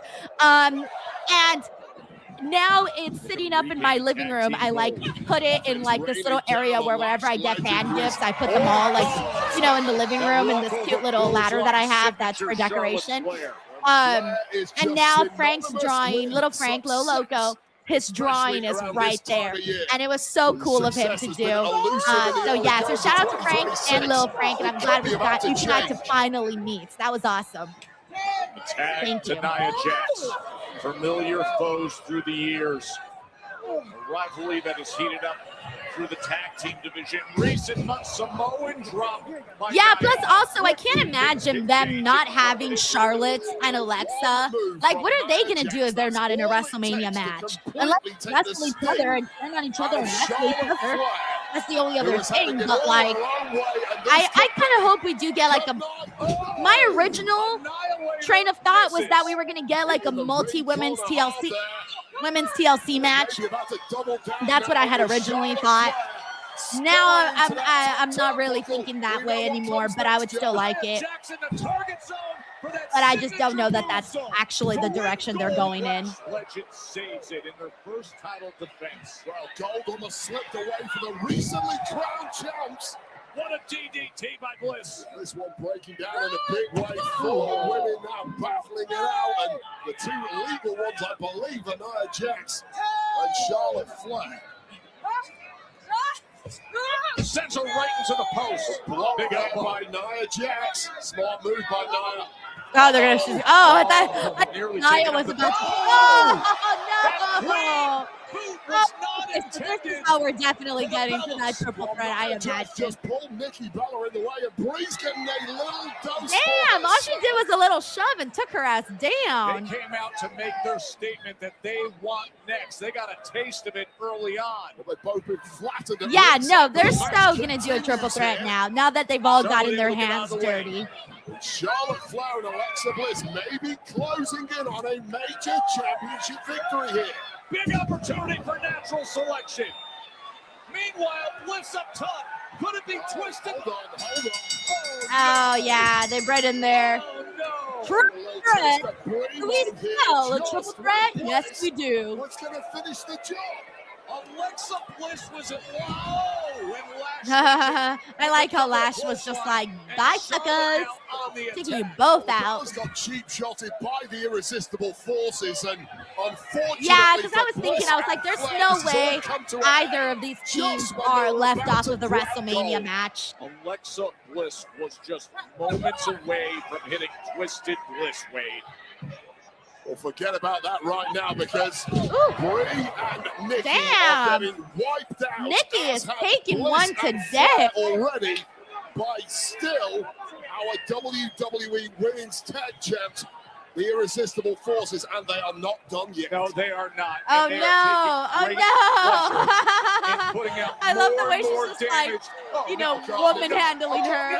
Oh no! Rip Nikki Bella. Nikki Bella. Jesus. They ate her for lunch. Damn. And who the hell would want to fight the Irresistible Forces after watching that?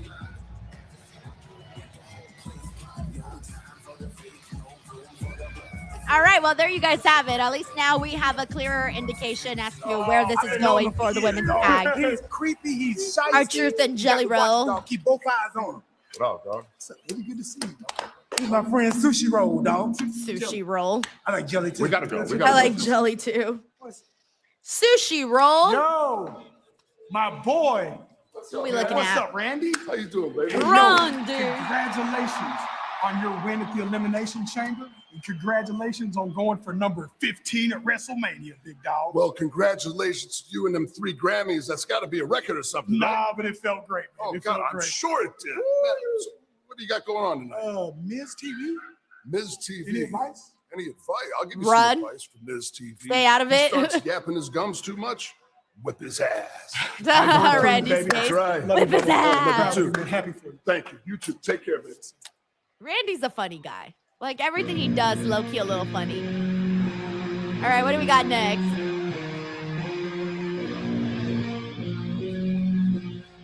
I completely forgot they were doing that Miz TV segment. Ooh.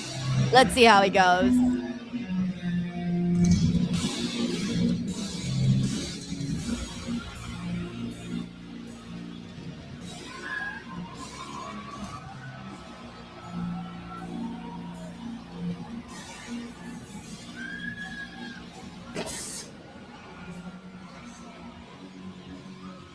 I don't know who they're having free space today. Probably forgetting what they had planned. I'm forgetting. Oh yeah, the tag match. Duh, yeah. Umberto and Angel versus R-Truth and Damian Priest. I'm sorry, it took me like 40 seconds to remember a segment we just saw like 30 minutes ago. Let's crank it up, now here we go. People don't be there, what's up? You feel me? Let me hear you say what's up. What's up? What's up? What's up? What's up? That you can get with this, or you can get with that. Damian Priest and R-Truth is where it's at. What's up? What's up? world of our truth can things go from Combo and Nick Aldis to an instant tag team that earns a title shot. Damian Priest, our truth against Lars Garza next. All right, we're on a commercial break. Let me mute the commercials. See what everyone's saying in here. We got Hood Boy The Real, who says, happy Friday the 13th. SmackDown is not hype as much as Roman versus CM Punk at WrestleMania. Well, who knows? We still got that contract signing with Cody and Randy, and people were all over the place with that one last week. So let's see how it goes today. I think that today we really got to start getting personal.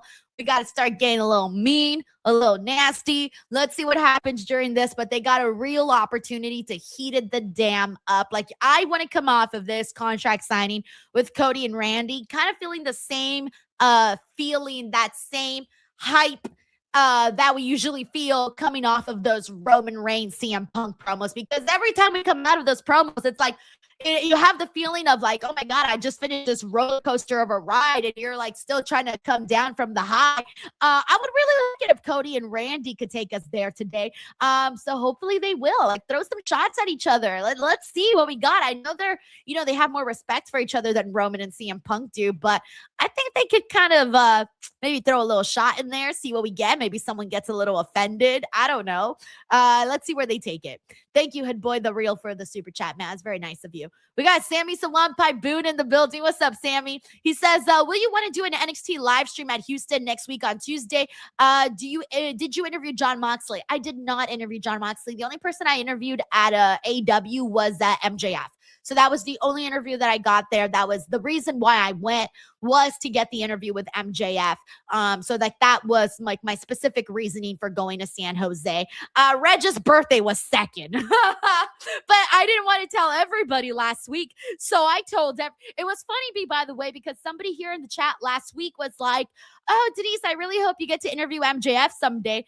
And I already knew the interview was going to happen. And I was like, maybe someday, fingers crossed. But like, I already knew it was happening, and I was like internally dying because I was like, oh, I'm gonna have to pretend like it's not happening, because I never like to promote an interview before it actually happens, because my fear is promoting an interview and then something happening where it doesn't happen, and then I got to come back and be like, oh, by the way, the interview didn't happen. So I never ever promote interviews before they happen. They always get promoted afterwards. Always. It's like a rule.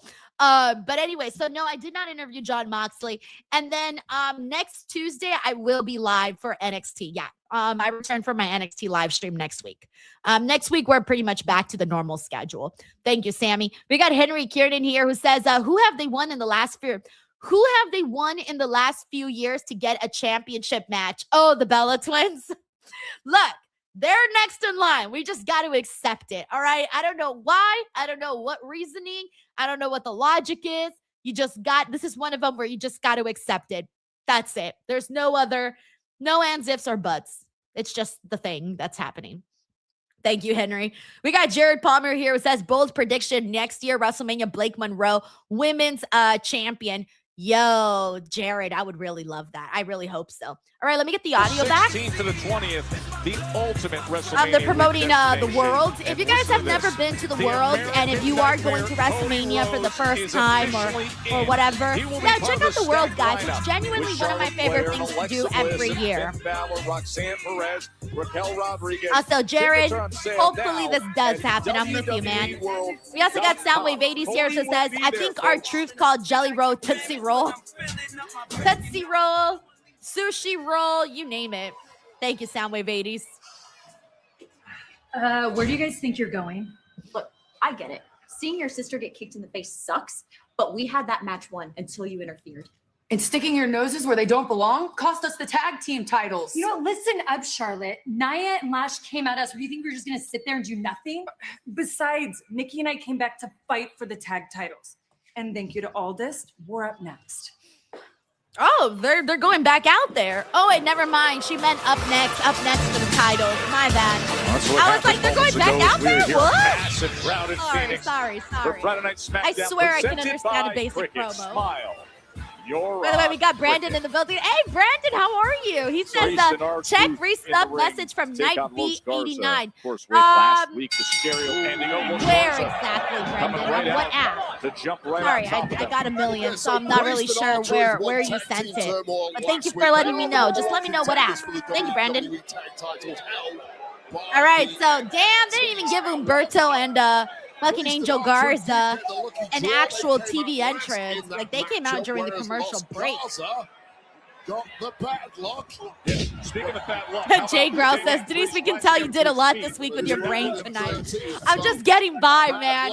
I'm just getting by. Lost Garza were fantastic last week. I'm not doing anything that's making any sense. I'm scatterbrained this whole week.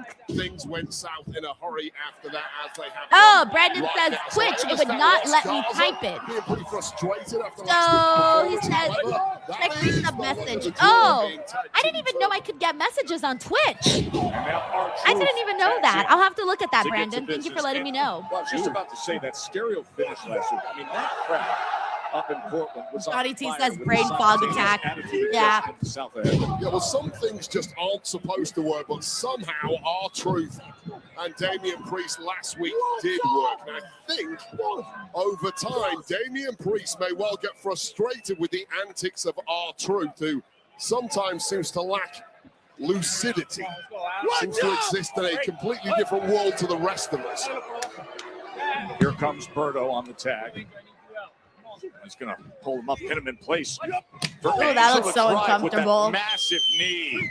And this is statement time for Los Garza. A little more of what we saw from last week, please, gentlemen.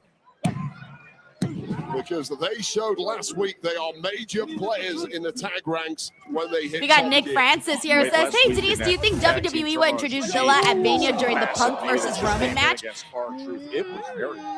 No, I don't think so. I don't think so. But, I mean, granted, they did introduce Solo during that Roman Drew match. Never know. Crazier things have happened. Or no, some crazy things happened. But I'm going to say no. Is R-Truth a momentary slip up by Berto, and it could well cost Los Garza here. Although there was a tag, and I don't think R-Truth was paying attention to that once again. I feel bad, but I do not care about this match, man. Like, they don't treat Angel and Bert like jobbers. Pushing down. Damian Priest and R-Truth are thrown together tag teams because there's no other plans for these guys. Like, I can't lock in. Oh, thank you so much, Joseph. I tried the rainbow look today.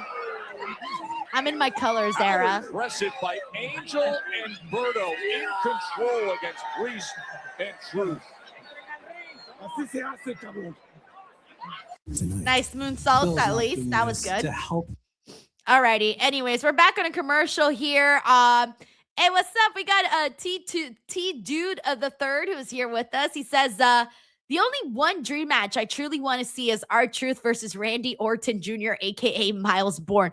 That's your dream match? Why is that your dream match? I'm curious. Like, why that one? Let's see. What else we got in here? Joseph Naka says total popcorn match. Yeah, if only we had the popcorn, though. There's no popcorn here, unfortunately. Yep, I know. We got, hey, Mr. Grimbley. He says already back to a commercial break, huh? That was like 3 minutes and back to ads. Yep, that's how it'd be around here.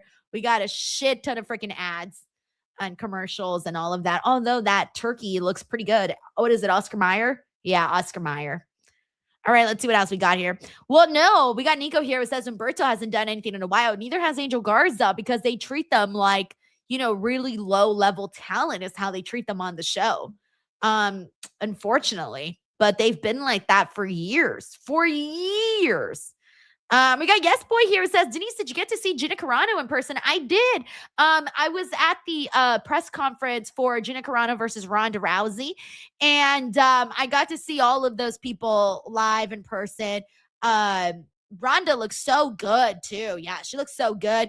Gina looked very glamorous. I got to see Ariel that day too. Yeah, so I was there for about like maybe like an hour and 15 minutes for the entire press conference. And then I kind of hung around a little bit and then I bounced because I had to come home and get ready for my flight to San Jose. But no, it was very fun to be there. I didn't really know anybody like in terms of like media people because it's like a totally different environment. Totally different than like doing wrestling or wrestling events or things like that. I think I only knew like one person, to be honest. One person who I've known for a while actually in the MMA world.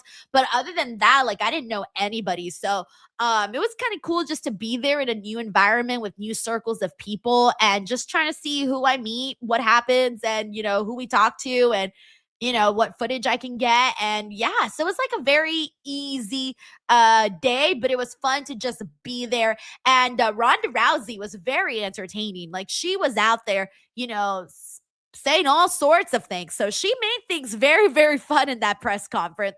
I think Ronda Rousey was the highlight because she was just like saying everything. Like she was super blunt. She just went out there and she was like, here's a piece of my mind. And I was like, damn, with some of the things that she said. I'm sure you guys saw because a lot of her quotes and clips and such went viral. That was everywhere. Thank you. Yes, boy. All right, let me go through some more comments here.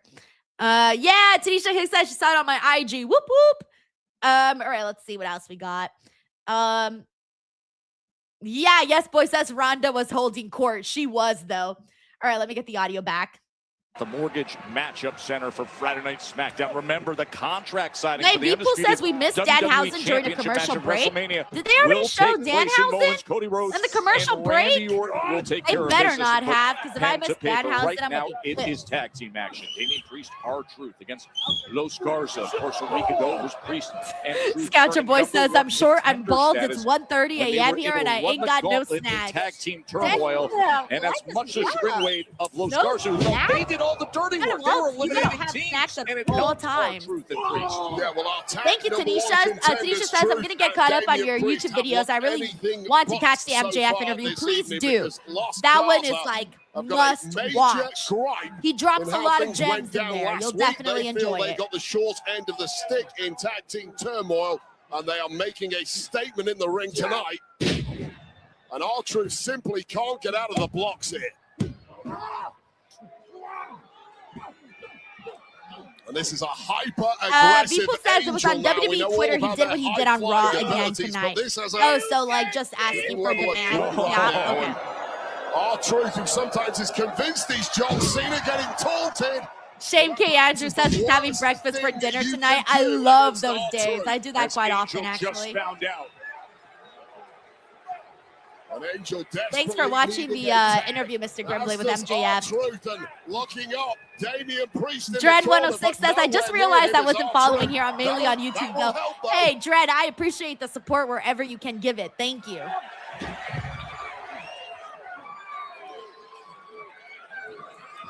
And here comes Priest. Joseph says, I just can't get into this bald version of truth. Damn, Joseph! Damn! What do you got against bald people? Joseph's like, what? Hilarious. So much range, so much precision, and so effective now against Los Garza. Joseph Voss says Vikingo talking about his Mount Rushmore wrestlers was great. Yeah, that was cool. I've always wondered, like, all right, who are your favorites? Especially when he's so good at what he does. That's what he's doing. Berto feels the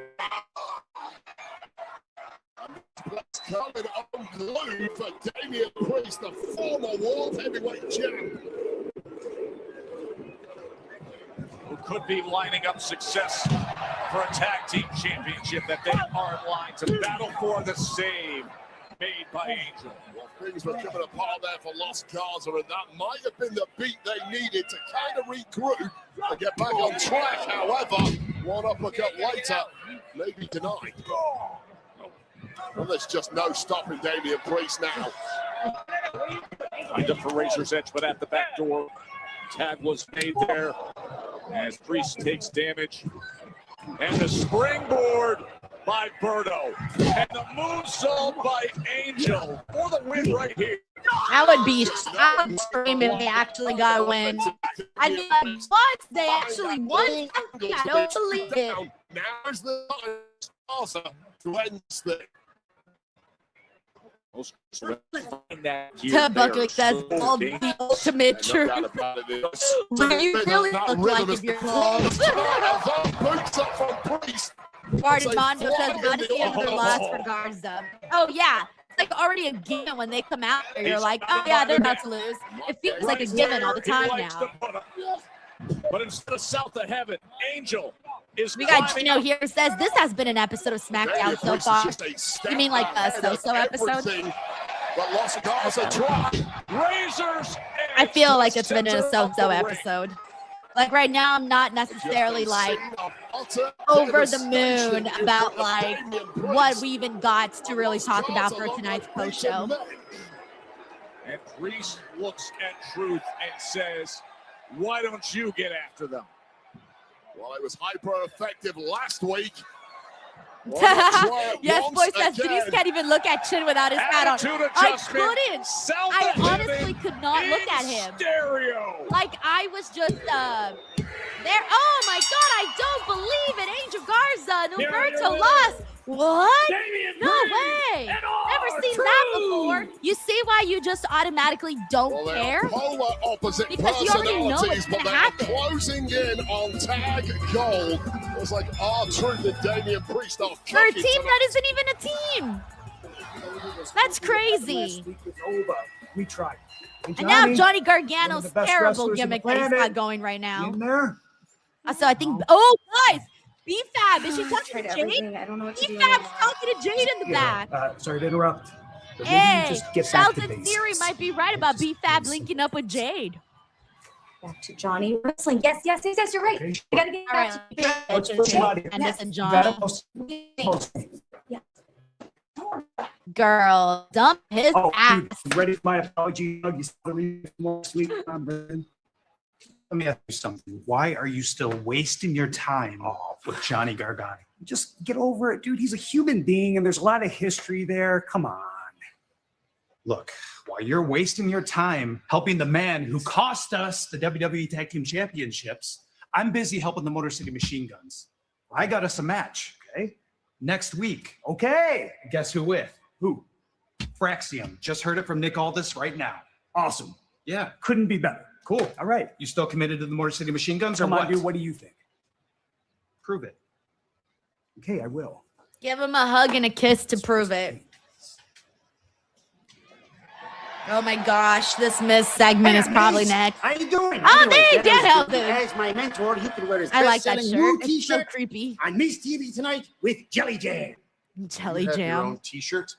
Yes, doesn't everyone? No, not everyone gets their own t-shirt the first week they're in WWE. Hey, does Miz not have one? Anyways, tonight we could do Good Night Housing with Danhausen. No. I'll get my own celebrities. No. I'll get my own desk. No. And it'll be a great time, and best of all, it can replace Miz TV. No! You gotta have your own desk. Come on, Miz. Don't be a fun sucker. Really? Really? Oh my God, are they gonna do Danhausen remember what I TV said moving last week? forward? What, that you're gonna... Hey, silence! Let me finish. I was going to say, you are cursed. Wait, so is he curse now? Or was he telling them that he could be Get cursed? Danhausen a personal blimp ASAP. Miz TV with Jelly Anyways, Roll. Danhausen Next. TV would be a bang. It'd be a good time. Monday, Brock is back. The Beast returns to find out if anyone has the guts to answer his WrestleMania Open Challenge. High pressure, high All right, let me While mute the Bailey commercial challenges after AJ the Lee for the promo. Women's Intercontinental Championship. Jordan says Dan Gausen. Roman Reigns Dan returns. What Gausen. kind of a mood is the OTC going to be in after the inflammatory comments from the world champ CM Punk? Acknowledge me. Raw, Monday, 8 Eastern, 5 Pacific, only on Netflix. San Antonio. All right, let me mute the commercials. Let's see what we got going on here. Hey, what's up, Mateo Ortiz? He says, hey, DWO fam, whoop whoop. We got Carlos here who says, are they really going to split the Machine Guns AI? Damn you. If they do, it's because they have nothing else going on. Like, there is nothing really happening in that men's tag team division. Like, they're just there. That's what that feels like. I don't think they're actually going to do it, but if they do, it's just so they can have a damn story because there ain't nothing else going on, unfortunately. Alrighty, we do got a couple of super chats. Let me catch up here. Let me see. Where did I leave off? We got Larice Johnson here who says, what's your opinion on Nikki Blackheart coming to WWE? I don't know that much about her, but I did see her photo and I was like, damn. Like I know exactly why they're bringing her in. Like she's she's muscular girl, so look-wise she looked very impressive. In terms of I haven't seen anything else from her, so she'll be new to me for sure. Thank you, Race. We got Dan Jackson, DWO member for 20 months. Says, what up, D? Your makeup and set is wild. Thank you. Yeah, the setup looks better once the sun goes down. So as the rumor gets darker, because those ugly blinds, I really hate those blinds. And I kind of want to get like a cool little curtain. But in order to put like a cool little curtain, I gotta like put the rod, and I don't got a rod right now. So I kind of just have to deal with the blinds, and I really haven't had the time to like worry about that. So once things die down a little bit, I do want to put like a fancy curtain, or I want to black out the screens so that the sun doesn't come in as much. That way, you know how this part of the room is like much pinker and this part here is pink, but then this part here is white. Like I don't want that. Like I don't want that like white part there. But a lot of it is because the sun is coming in. So I can't really get rid of that until I put like something to block it, either curtains or the thing on the mirror. So the blinders. We'll see what I come up with. Thank you, Dan. We got Brandon here who says, hey, Denise, just a heads up. Your Twitch alerts might be off because my resub message didn't show on screen. Just want to let you know. Twitch alerts are actually only on my Twitch app. They don't come up on the StreamYard. Like StreamYard doesn't ever show me that stuff. So I have to look at that on Twitch. Yeah. I wish that StreamYard was more compatible with showing things like that. Thank you, Brandon. We also got Soundwave 80s here who says, do you think Chris Statlander is coming to WWE? Not that I don't think so. I haven't seen anything. I was going to say, is there something going on that I missed out on? But I haven't seen anything about that. I don't think so. I think she's doing just fine right now, but maybe down the line she will, but I don't know what her situation is in terms of her deal or whatever that she's got going on with AEW. Thank you, Soundwave 80s. We got Icy Boy here who says, did anyone see my phone drop during the Usos entrance, recording on the ramp until Jay picked it up, passed it to Ali Knight for a quick video selfie?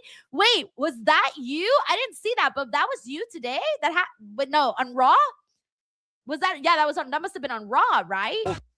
Boy, fewer than 100 are being sold. Scan the QR Anyways, if there's a video, Icy Boy, tag me in that. For that. Thank you for sharing that. We also got Cyclops here who says, F. Shanhausen, what was Jade and that cookie back there? No, I'm telling you, maybe they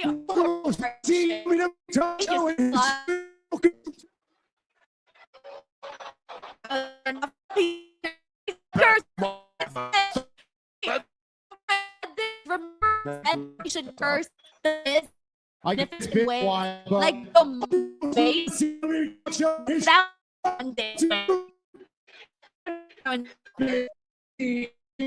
I guess not grand offering. He is a 3-time Grammy winner. Ladies and gentlemen, like maybe when he sits down, his chair just falls apart. You know I got it. Come and get it.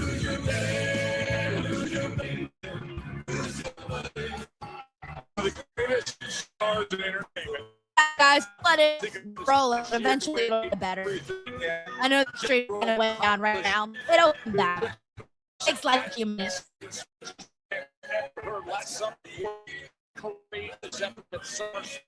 I'm back in WWE. We are so thrilled to be reunited with Jimmy Roll. Oh, yeah, always welcome aboard the WWE train. Jelly Roll and the fans here in raptures. Always a popular addition to any show. I like that two-step, Miz. I like that. Cotton candy, sweet and go. Give it up for Jelly Roll. Jelly Roll is out here now. Welcome to Miz TV. What brings you here to Friday Night Smackdown? Well, I'll tell you what, Miz. It is the road Let's see what to happened. WrestleMania, baby. There is no way that I was going to miss two of my friends who are main eventing WrestleMania. My boy Cody Rhodes and my brother. Barton Martel says Randy Denise Orton Salcedo. are signing their contract For tonight real. in one of my favorite cities in America. Y'all knew I was coming. What's up, Phoenix? Oh, yeah. Phoenix loves you in the ring. And let me tell you something. I've seen you in this ring. I see the potential. I'm just I see waiting the for celebrity. Danhausen I to see come the out. Moxie. All you need is a mentor. Someone to teach you my Mr. class and the 3 core values of master, inspire, zone in. And that mentor is none other than me. All you have to say, Jelly Roll, is yes. Wait, he wants to mentor him? Why? No. You're already mentoring Danhausen. No. Listen. I love you. I do. But I think we all know that you have a history of every time you get a partner, you end up kind of stabbing them in the back, Bubba. Why do you call him Bubba? Stab him in the back, huh? What I missed? Why is he calling him Bubba? Old redemption story, aren't you, Jelly Roll? Everybody celebrates your redemption story, don't they? But nobody talks about the person behind that redemption story, and that person is me. 2 years ago, SummerSlam, you fell down, and your obese butt couldn't get yourself back up. You couldn't get yourself back up. And what happened? To save you from that embarrassment, I reached my hand down and I picked you up. And in that moment, Jelly Roll, in that moment, you realized that you needed to change your life. Hold on. Am I hearing you right? Are you trying to take credit for me losing 250 pounds? You're welcome. No Are you way. that delusional? Are you that narcissistic now that you come out here and you want to take credit for somebody else's hard work? I'm the one that got up and ran them miles, baby. I'm the one that changed my life. I'm the one that brought that absolute dog out of me. And for That you is to good stand that he here did and try that, to though, take for credit reals. for it, you should be disgusted with yourself, Mike. It is crazy how much weight he lost. I But like he you like a lot literally better saved when you his were own fat. life.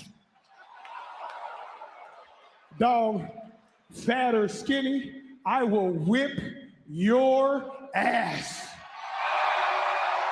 You better understand who you're in the ring with and show some respect. I am the locker room leader. You are a locker room loser. I thought he was gonna say a locker room bitch. I don't know why I thought that was what he was gonna say. Hey, kid, are you there? Oh, Cocaine says that in the South, a lot of white people call people Bubba.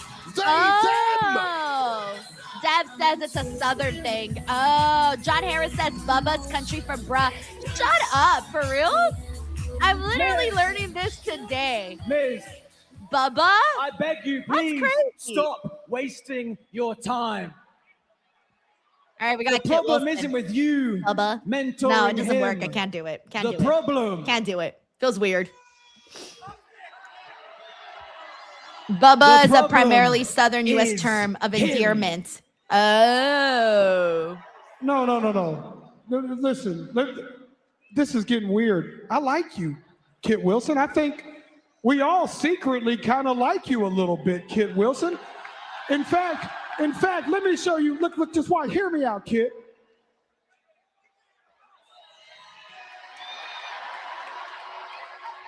I've been practicing. No! It's the face tattoos. It's the criminal charges. It's building a brand on bad behavior. And now you come out here, you swivel your hips, and you mock me. You mock me when I am trying to have a serious conversation. Get his ass, Kit Wilson. Oh, man, this is so long. Come on, bring Danhausen out here. That's what I've been waiting for. The problem is with you, Jelly. You lose 300 pounds and you expect these people to cheer you like you're some kind of hero. And they did. This man is no hero.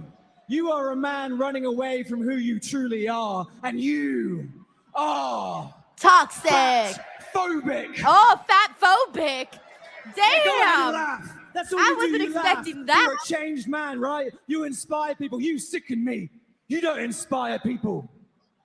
You don't inspire anyone. You reinforce, you promote an unhealthy beauty standard. And that tells me everything I need to know about you, Jelly Roll. Because Jelly Roll, you are toxic. Okay, now he's toxic. Yo, I wasn't expecting I wasn't Jelly expecting right in the all face, of Kit that. Wilson. Oh! Pushing Jelly back. Just holding it up. Oh, he just clocked the Miz. Wilson moved out of the way.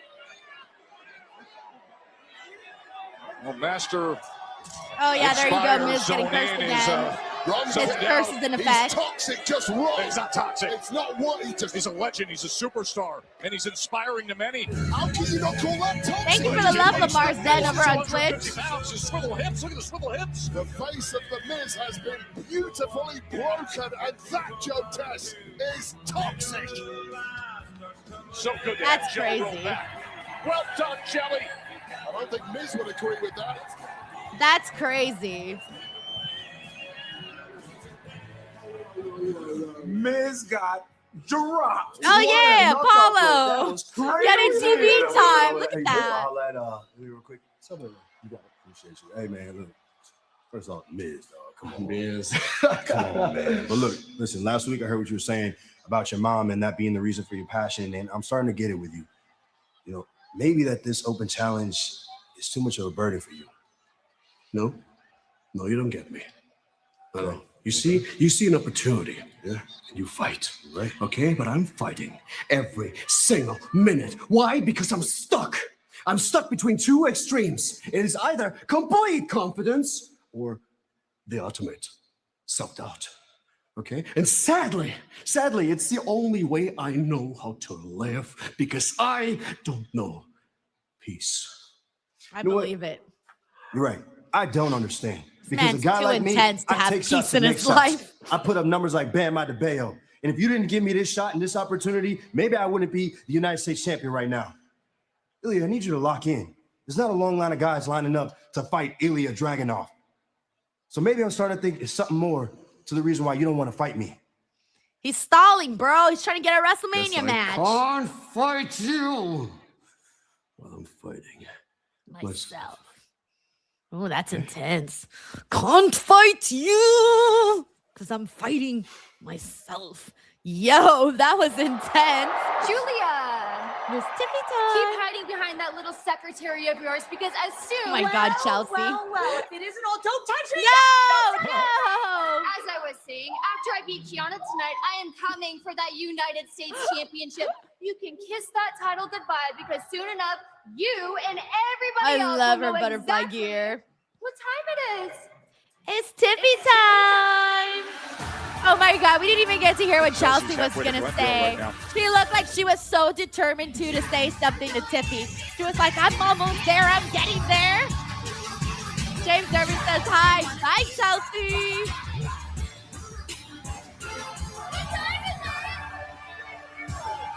The following contest is scheduled for one fall. Introducing first from Prior Alrighty, Lake, let's see. Minnesota, Tiffany Stratton. We got Nyland here. Well, What's they up, don't Nyland? He spring says, ahead for they say daylight if Paige savings was here in born in the Phoenix, but DR they know and what did the time it fusion is. dance It with is Rhea Tiffy Ripley, time. you would get Nikki Blackheart. What? Tiffany Stratton against What? Kiana James. They meet Okay, up I gotta next. see like Yeah, side by SmackDown. side pictures of this because this is quite a description here. A very, very high description. Thank you, Nyland. We got Icy Boy who says it was his phone that seat to dropped. Yo, history that's awaits. crazy. Yeah, again, send me. He says if it was my iPhone dropped for Rios, dude. Imagine your phone would have like broken or something. But hey, there you go. You got like a cool moment out of it, so that's awesome. And happy to hear it was you too. That's great. I feel like like oh shit, I know somebody that was I know somebody that this happened to. So that's kind of a cool moment. Now you have like a fun story to share all the time now. Alrighty, thank you so much to Icy Boy. We got Cyclops is better than Wolverine, who says, "Hey, Jelly Roll, go away. He sucks. I will not elaborate." Thank you so much, Cyclops. Alrighty, we also got Giuseppe 8095. Hey, what's up, dude? He says, "Congrats on your Piolín experience. Tú muy bien." Thank you so much, dude. I got to tell you, that was a very fun experience. I shared the whole video over on Twitter. So for those of you guys who want to hear my appearance on Piolín, it is up right now on Twitter. And for those of you who know Piolín, you're probably like, wait, what? Denise was on Piolín? What? Because Piolín is a legend, a Latino radio legend. Everybody out here knows Piolín. It's crazy. Like, that dude is popular. He has a massive show, 107.1, which is one of the biggest, Spanish stations out here in Los Angeles. Might even be the biggest. So like, imagine being on the biggest Spanish station on the most popular show with one of the most popular hosts in one of the biggest markets, if not the biggest market, aside from like New York, on the freaking radio. Like, it was crazy. So it was a really, really cool, very, very cool experience to get to do that today. Like, legit, very, very cool. Thank you so much for checking that out and for showing some love on here. Thank you. You got Soundwave 80s here who says, "You got the YouTube awards because of you having 200K subscribers. If so, congrats." No, so actually this award is old. I actually got it when I hit 100K subscribers. That's when everybody gets it. They only give awards for 100K, 1 million, and then 1 billion. Like, those are the only ones you get. But I just never displayed it. So a lot of people think it's new. It's not new. I got this a couple years ago. But this is just the first time that I displayed it because I changed my whole setup and I didn't have I didn't have it on screen before, but it's always been in here. It just wasn't on screen. So it's not a new award. You only get it for 100K, 1 million, and then 1 billion.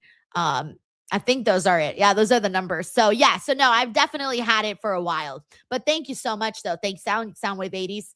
And you can watch. I actually have an unboxing video from when I got the award. I'm pretty sure you can just type it in on YouTube and you'll probably find it, like Denise Salcedo, 100K subscribers, unboxing or something like that. And I think I hit 100K and I don't remember if it was 2023 or 2024. One of those years I hit the 100K. And I was just like, I've never actually flaunted the award, so I might as well put it now out here. I don't have anything else to put. Like, I got no other things to put up there. All right, we got Steven Marchulli here who says, "Well, I think Liv versus Stephanie will be a top match for WrestleMania. Dark horse match for the weekend, Tiffany versus Goldie." Dude, yeah, I don't know what is going to end up happening with that. I don't know what direction they're going to go. Oh, SmackDown's back. It says we head but I'm looking forward, though. I did see that they were supposedly going to be doing like a lot more women's WrestleMania matches this year. I like that. So I didn't get to see which WrestleMania matches are put out there. I didn't care to look. I want to be surprised. Vanessa's got the WrestleMania Thank you, special edition. You can go to WWEshop.com and find that there. There is Mark Kerr, the former two-time UFC heavyweight. They got Vanessa Hudgens is always there. I really like Vanessa Hudgens. And then Mark Kerr. They did. That's the movie that Rock did was about his life. He needs to wake up. You don't deserve that. He is toxic, toxic, toxic. But don't you worry, Miz. If it's a fight he wants, I'll go talk to Nick and I'll give him what he wants. Hey, the Miz. Nope, here we go. More Miz. Jimmy Jam knock out any of your and juice? Danhausen. They really use some. Anyways, if Danhausen was out there, he could have defended your honor. Get out. You know, there's only one thing you have to do to reverse the curse. There. Oh, he didn't even get a chance. There's no curse. So many Fanhausens here in Phoenix tonight. Tiffany Stratton. He gets So the close to take an elimination chamber.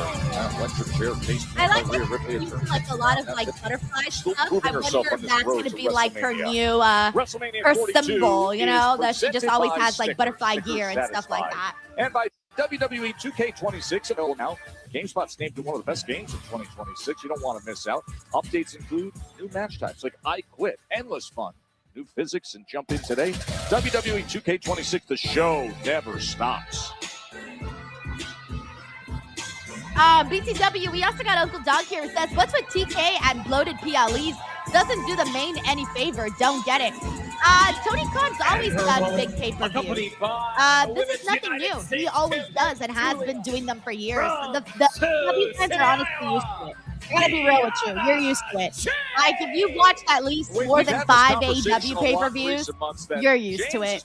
It's like not even like a big deal anymore. Like, you just get used to the format. And they're very quick with it. It's just like, you go from match to match to match to match to match to match. Like, you don't really get anything in between. It's just match, match, match, match, match. I think the AEW fans are already used to that method. Thank you, Uncle Dong.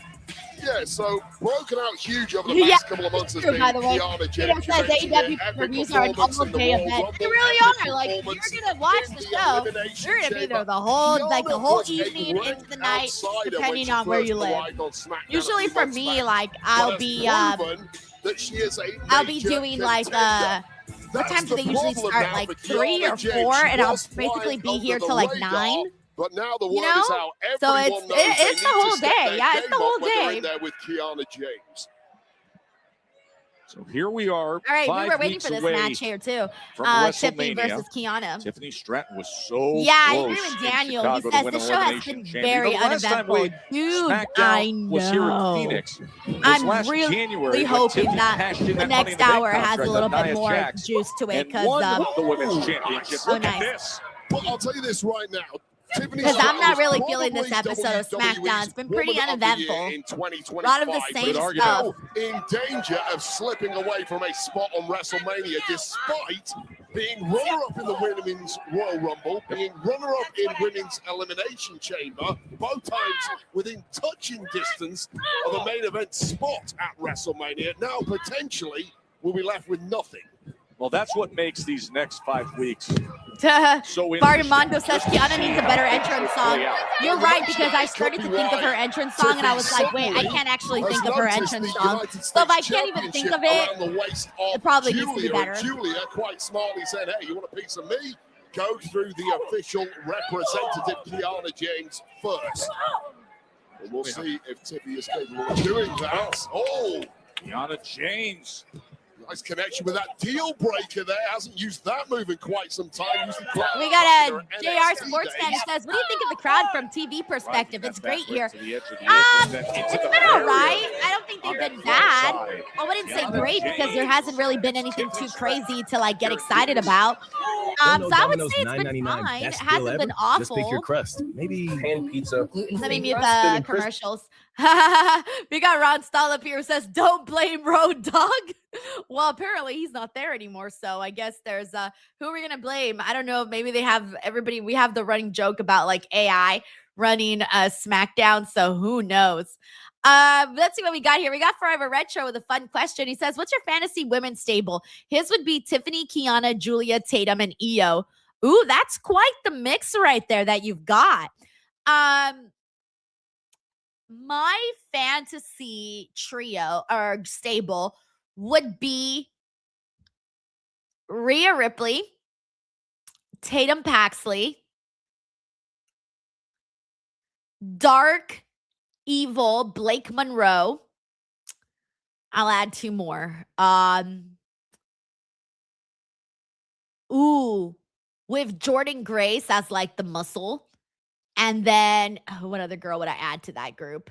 Oh, and Stephanie Vaquer. All of those, just like, you know, the dark aesthetics, you know, all black, and they just come out and they just whoop ass. Ooh, that'd be like my dream right there. That would be my dream fantasy stable. And that's exactly how, like, they would come out dressed like exactly like Rhea does, but like all of them. All of them. All of them. I would go crazy for something like that. Really. Alrighty, let me see what else we got in here. What's everybody talking about? Pop up some comments. See what everyone's discussing. We got Casing Ariana who's hanging out with us here. Thank you so much for tuning in. Casing Ariana also says, who do you want to win, Randy or Cody? Once we get to WrestleMania, I'm going to say Randy. I think he should go for that.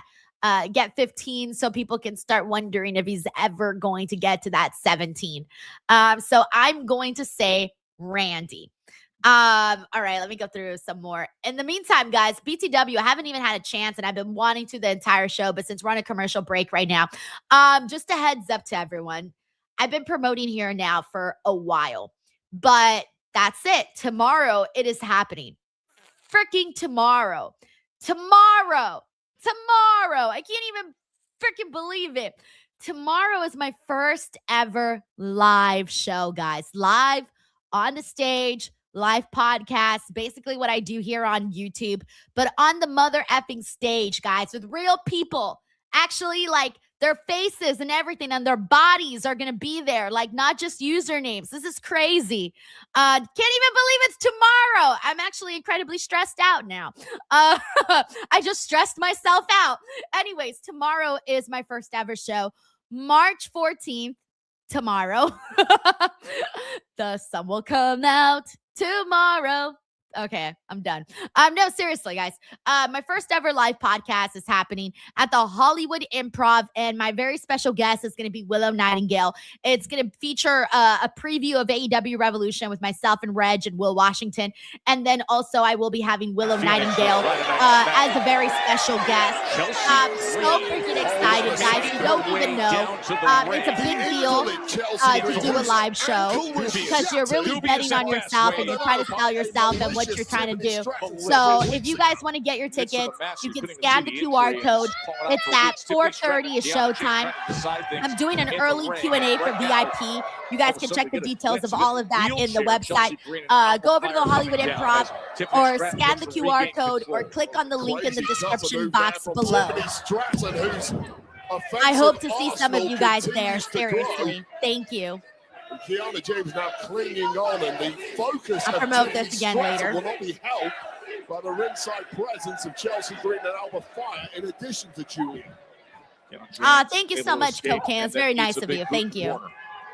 And James is really struggling to hang on here, but hang on she did right there. Nice from Kiana. Well, able to counter that cartwheel Alabama slam attempt, and look at Kiana James. Falcon arrow connecting there. Hook in the leg. And the shoulder did get up at 2 and change. And Tiffany is hurting in a big way here, and you sense that Kiana is moments away from victory. If she can put a final flurry together. King Bob says Denise Salcedo live, mañana. We're going to do that right here against tomorrow. It's crazy, guys. Wisely negotiating her way out of whatever Kiana was attempting I will there. already be done with my show. Fighting back with some firepower of her own. Oh, the rolling senton. She's in position in the... Yeah, I'm going to try to vlog the whole thing too, you know? The prettiest moonsault But it's going to be fun. It's going to be fun. I got a lot of plans. Dragging her official representative out of danger. Oh, shit. I was kind of a little nervous there for Tiffy. Oh my God, Chelsea. Chelsea, girl, you should not be getting in there in your condition. Julia said, not today. Not today. Man, he is a woman with one leg right now, Julia. What are you doing pushing her? Able to defend that time. And now Julia's got her held up as the ref was told. Oh, that was like not the best big boot. A malfunction there. And now the rolling set. All right. Prettiest moonsault ever for the win. Uno, dos, y tres. That was all right. That was all right. Not too shabby. Not too shabby. Well, that turned into a disaster in a hurry. We got Stephen Marchulli here who says Julia the right one right program away from being a star. Kiana James has improved big time. Amen. We got Otto here who says Kiana is solid and deserves the spotlight she's been getting, but I wish it didn't feel like it was coming at Julia's expense. Tiffany Stratton, remember 5 weeks to go to WrestleMania. It'll be interesting to see how things play out for So Tiffy far, the time. biggest thing on the show has been Drew McIntyre quitting. That's been the biggest thing, I would say. Remember, contract signing between Cody So and yeah, I Randy hope still that contract coming your signing way. delivers, Next man. week, we're in Raleigh, North Carolina. It's another power-packed card for Friday Night SmackDown. Yes, indeed it is. We saw a meltdown a little earlier in our tag match, but next week the Bella Twins get their shot as they take on the champs. They're doing it next Irresistible week? Forces on SmackDown. I'm assuming maybe Charlotte and Also, Alexa earlier tonight, we get saw involved Jelly in their Roll on Miz matchup. TV interrupted by Kit Wilson with claims and calls. Kit Wilson of calls out toxic Jelly now. Roll. Kit Wilson calls Oh out Jelly my Roll God. next week on SmackDown from Raleigh, What North are we Carolina. We will see you then. of What course. are we Watch it comes right here.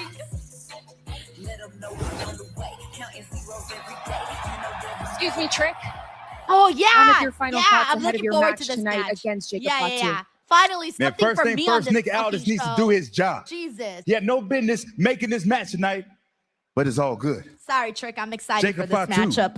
Since you want to call out Trick Williams without my consent, I got a good mind to take off these lemon pepper steppers and smack the boogeyman out your ass. Let's talk about it. The And I'ma tell you boogeyman something. living in Jacob Fatu's ass. No, don't stop. Keep talking. You've been talking such a big game lately, Trick. Sammy's confronting everybody wearing What white happened? today. I thought you were going to walk into the main event of WrestleMania. I thought you were going to put this company on your back. Huh? All that big talk. What did you call me? Mr. Can't get the job done? How things been going for you? Huh? I saw you get dropped at Chamber. I saw you get dropped last week by Randy Orton. And now you're about to get dropped by Jacob Fatu because you keep running your mouth and you can't back it up. Back it up, Yeah, back it that up. way you're looking at me, that feeling in your chest right now, I know that feeling very well. You're embarrassed, and you should be. Sammy, you hating hard, ain't you? I know why. But you lucky I got a match tonight. Or I would drop your ass where you stand right now. Hey, I'm here every week, and I'm real easy to find. Backstage all the Guess I'll see you time. around. Mad and angry and going through all the emotions.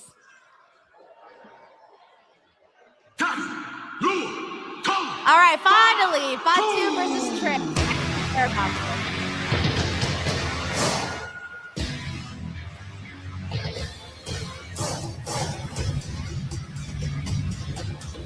We got Brian here who says the Sammy Crash Out marathon continues, literally.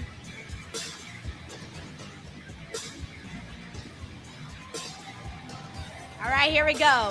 This, for the most part, should be a fun matchup. Maybe Drew McIntyre comes back literally during this match.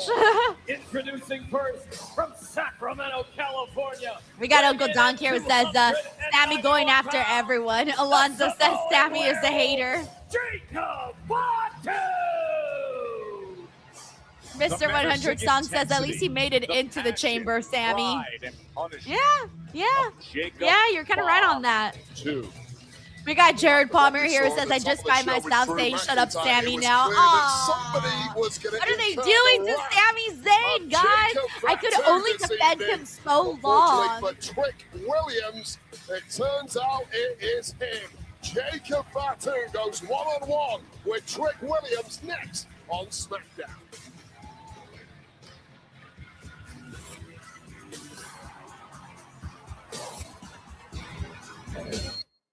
All right. I want to break some big news. NXT will be bringing one of its there you biggest go. PLEs This to one is of the the YouTube greatest announcement. wrestling cities in all the world. On Saturday, Oh, wait, never April mind. 4th, Oh, this is just the announcement. I don't know if they also stands add up that in they're going to be on St. Louis. YouTube. The stakes are high. The world is watching, and only the best stand and deliver. NXT Stand and Deliver, Saturday, April 4th. Oh, but it's on. What? So I guess it's on YouTube in the US and then Netflix internationally. But if it's on YouTube, it's on for everybody. It's not like they could just be like, oh, this is just for US. Or I don't know how they do that. Either way, I guess that's what they're doing. anyways, YouTube is the place where I'll be watching regardless. All right, let's see what else we got in here. We got Stone Cold David in the house over on Twitch. Hey, shout out to all the Twitch peeps today. We've been getting a lot of you guys in here, so thank you. We got Stone Cold David here who says, so Sammy fights Trick at Mania and loses, and then he turns on Cody and cost him the title. I don't know that he cost him the title at Mania, but I do believe that we're going to see an eruption, a further stronger eruption between Sammy and Cody, because they've been just doing too much. They've been doing too much backstage for them not to get into a program. And I think that'll be Cody's first program after after Randy. But I am expecting Randy to win, whether or not he wins clean or maybe with the help of Sami Zayn. That's another question. But I do want to see Randy walk out of WrestleMania as champion. I feel like it would be fun. It would be refreshing. It would be, it's been a while since Randy's been champion. And it would be like, okay, well, where are we going from here? I think it would be fun, and I think that's the direction they should go. Okay, Fredo says you can region lock on YouTube. Okay. All right, so then that's probably what WWE will do. They'll region lock. So you guys, if you don't have Netflix, you could use a VPN, change your location to the United States and watch on YouTube. Or you can just watch on Netflix if you have it and you're like, in another country. Forever Retro says, Sami Zayn, your WWE catering champion. Savage. Tanisha Hicks says, so it's no longer on Peacock. No, the last show that we just watched, Vengeance Day for NXT, was the last NXT to appear on the Peacock. So that's it. There is no more WWE stuff on Peacock, right? No, there's nothing else, because Saturday Night's Main Event is also on Netflix. The Library is also on Netflix. The NXT events were really the last thing, and those are now on YouTube. So yeah, no, that's it. So if you had the Peacock just for WWE, you can officially cancel it now, unless you just want to stick around and watch their other programming. And they have a lot of programming, TV shows and movies and all of that. So, they do got a lot of other things depending on your interest and what you watch. But if you just had it for WWE, then yeah, you can basically be done with it. We got Tanisha here, who also agrees with Randy winning the title as well. Yeah, I'm with you too. I'm really, really with you. We got Eric Scott here who says everything's going to Netflix. In a way, I do not mind everything being in one place, because it's just easier to watch everything when it's in one place. We also got Uncle Dunk here who says, at least start the pay-per-view a couple hours earlier. Personally, the starting time for 2025 was all in for fans in the Eastern time zone. Hey, dude, I agree. I loved that. I loved that. I think I was done watching by Reyes is tomorrow night, 7, 8 o'clock, somewhere around there. I was done. I'm out here on the West Coast. I can still go out and do something. I feel like the early start time to All In had a lot of people really liking that start time. And I think they even did it for another show, if I remember correctly. I don't remember which one, but I feel like they did it for another show, and people were happy. Yeah, man, we can't really complain too much, because for me, it's still really early when they start the shows. But I do like the earlier start time. Thank you, Uncle Don. We also got Soundwave 80s here. It says, have you seen the 1981 Annie? If that's the original Annie, then yes, I've seen it. Thank you, Soundwave 80s. If it's not the original, then I have not seen it.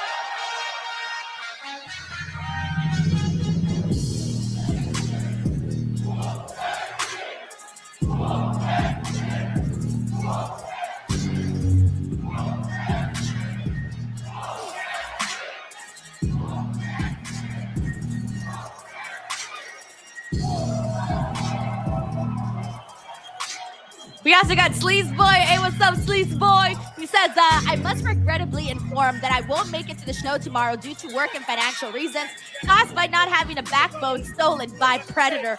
What? What does this mean, Sleaze Boy? What does this mean? I don't know what any of this means. Hilarious. So wait, Thank last you, Sleaze week, Boy. Mr. Whoop That was talking some smack to Randy Orton. This week, he gets in the way of Jacob Fatu. We got Don here who says the start times is why I can't really watch the Sunday AEW shows. Ends way too late for me. Yeah, I get it. I get it. People gotta go to work in the mornings. Yeah, I get it. Anthony says, what? Yeah. I like it. I like what it. Trick Williams can do about that. Trick Daddy. Trick Hey, what's up? Alonzo R is also hanging out with us too. Whoop that. Hollywood Trick. We could keep going, couldn't we? No, Stone Cold David. Saturday night's main event's not even on Peacock anymore. It's on Netflix. Isn't it? I swear I've been watching it on Netflix. Serious is in the eyes of what's up, Jacob Rubes? Fatu right here. Yeah, there's no other way. Dang it, Sleaze boy. If only you could have made it. Trick Williams at 6'5", over 250 pounds. Jacob Fatu, who's all right, here we really go. Fatu versus Trick Williams. Missile. Trick Williams is locking in. Look at him. He's locking in. Untimely interruption earlier has gotten him into this match against Trick Williams. And Trick Williams is already convinced he is WrestleMania main event ready. And I will say, charisma, looks-wise, personality-wise, that's all. Jay Gross says Saturday night's main event is on Peacock. Are you sure? I feel like I watched that shit on Netflix. Jacob Fatu, because if I swore I watched it on Netflix. Or maybe I'm just confused at this point. I'm telling you, everything is everywhere. I don't remember anymore. I think there's been times where I've logged in and I'm like asking people, where's the show? What app? Where am I going? And this might be a very steep learning curve for Trick James Williams. Irving says Saturday night's main event was on Netflix last time. He's arriving on SmackDown from NXT. Right, that's what I was thinking. I don't fucking remember, guys. I just know I show up. That's all I know. I show up and I figure it out when I get there. Oh, look at the athleticism. Lindsay White says international is YouTube for Saturday night's main event. Yeah, Dawn might be right. She says maybe you used your VPN last time. But I wouldn't use my VPN if I have Peacock. Jacob says, you know I have what? I'll just do it for you. Oh my gosh. Oh yeah, Fatu. Hey. He said, you don't hurt me, I'ma hurt me. Think I'm scared of you? I'm tougher than you are. Trick Williams has never quite seen anything like this before, that's for sure. Who can blame it? Just a whirlwind. All right, of Jacob's aggression. pissed. He's using all of that angry energy and letting it all out on Trick Williams. McIntyre, someone he'd have many issues with. Well, Drew McIntyre apparently is Steve quit 1973 WWE. says Look at his ball and gone home. next Saturday night's main event, May 23rd on Peacock. All right, so I take that back, guys. Do not cancel your Peacock if you are still planning on watching Saturday night's main event. Nick Aldis I wonder when that's put done up with what's been going on. Because at this Jacob point, like, it Fatu almost shouldn't arrived, even be on and there. Drew saying year after year he gets screwed over, and he just walked out of Friday Night SmackDown. Drew McIntyre says he's done. He quit. He's had it. The hard head of Jacob Fatu means I also Trick feel Williams like might be done himself fairly soon. Didn't Drew do another I quit angle like a while back? Or am I confusing him with somebody else who quit on the show? I might be confusing him with somebody else. But I feel like we've had another I quit angle. And I don't remember if it was with Drew or somebody else. As he sends him out onto the floor. Not much is going right for Trick Williams tonight. Will that change imminently? It's going to have to. Jassler says, yes, last year, I think. Really? He did. Dan Jackson Before says he did. every celebration. Nick the Creator says he did it on Raw 2 years ago. Fuck, so there was another I quit angle with Drew before. Reuter King says he did it against Punk. It was against Punk? Fuck, man. I'm trying to remember all the details. I'm like, I was remembering right now. It just hit me. I'm like, wait, he's quit before. And I'm trying to remember what ended up happening afterwards. Jay Grouse says, okay, Drew after Punk, ref at Clash at the Castle, and then Jay after leaving the Bloodline. So this is Drew's MO then. He just quits whenever he's mad. So it's like been there, done that. We got Reuter King here who says he returned by dragging a bloody Punk to the ring after he slammed him against the door in Chicago. Wasn't that in Chicago? When he beat the ever-living shit out of CM Punk in Chicago? I think that's where it was at. Oh, thanks, Reuter King. Yeah, okay. All right. Dragon Knight says, Denise can't remember nothing. No, I do not. I've joked about this before, but I'm like, once I'm on to like the next year, that's it. Everything that happened before, gone, wasted, finito, no longer need that stored. But sometimes it creeps in. It creeps in and I'm like, wait a minute. I think I saw that somewhere. Oh my gosh. All right, cool. So now I can remember all of this. I can remember all of this now. When we get into the post show and stuff. And yes, for those of you guys asking, I think it was Retro Slam who just asked right now. Yes, Santi will be joining us on the SmackDown post show. So it'll be a good time. Although I don't know what the fuck we're talking about besides Drew quitting. Legit, I don't got much, guys. I don't got nothing. I hate post shows like this, by the way. I really, really do. Whenever I feel like, oh my God, what the hell am I going to say about this? I don't even know. I don't even know. We got Eric Scott here says, Drew sucks. He's going to interfere in this match or the contract signing. I think it might be this match, not the contract signing. BTW, we got Fredo in here. Fredo, thank you so much for the generous super chat, man. Fredo says, to sum up this SmackDown, on Fridays, we watch SmackDown in our office hobby room on the projector. I game on my PC while my wife plays her Switch in the armchair. I turn around and she's dead asleep. Hey, sometimes it just be like that. You just gotta take a fucking nap. Legit, you just gotta take a nap sometimes. It just happens. You know what? Like, we're tired. Our brains are exhausted. Our bodies are exhausted. I do not blame your wife for taking a nice little cat nap there. It's much deserved, I'm sure. Thank you, Fredo. And have a good time doing all the things that you're doing right now. So funny. T Money says, you don't have much. What did Jelly Roll, Danhausen, and Mommy ever do to you? Well, even then, the Mommy Jade segment was pretty short. We have here Jelly Roll segment was boring. And Trick Williams. So there you go. Those are my thoughts. Backstage. Nick Aldis turned to Trick Williams, his constant complaints, and said, we got Jared Palmer says they'll talk a lot about the contract signing. Something tells me shit is going down. I really Trick Williams at times has been clinging on in this match, but we're Blue Ray just says SmackDown out here putting people to sleep. Trick Williams, but that might do it.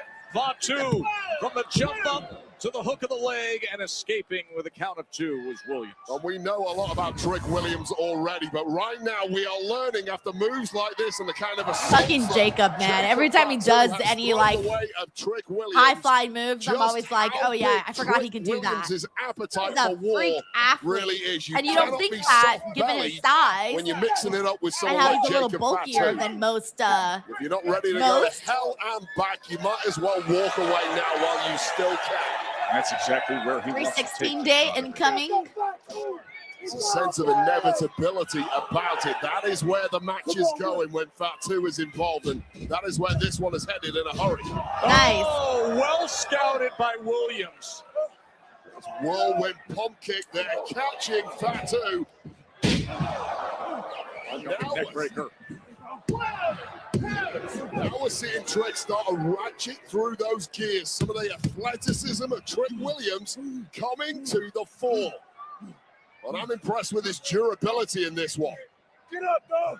Because Fatu will ask you of everything you have. Oh, God, he's going to keep on Josh asking Simpson says, slow questions until SmackDown this tonight one gives is you time to over. buy a For Trick lifetime Williams, supply he of needs Blue to Chew keep promo finding code these Denise. answers. Looking for the trick kick. Instead, he eats Oh, an James uppercut. Irving. I saw that. What happened at Williams giving OVW? everything Dude, tonight is a bad. hip up. That He was still bad. has plenty That was in that gas tank way. You see the flapjack, but following it up with a little about that in the pizzazz, next and that commercial is break. the Trick Williams story.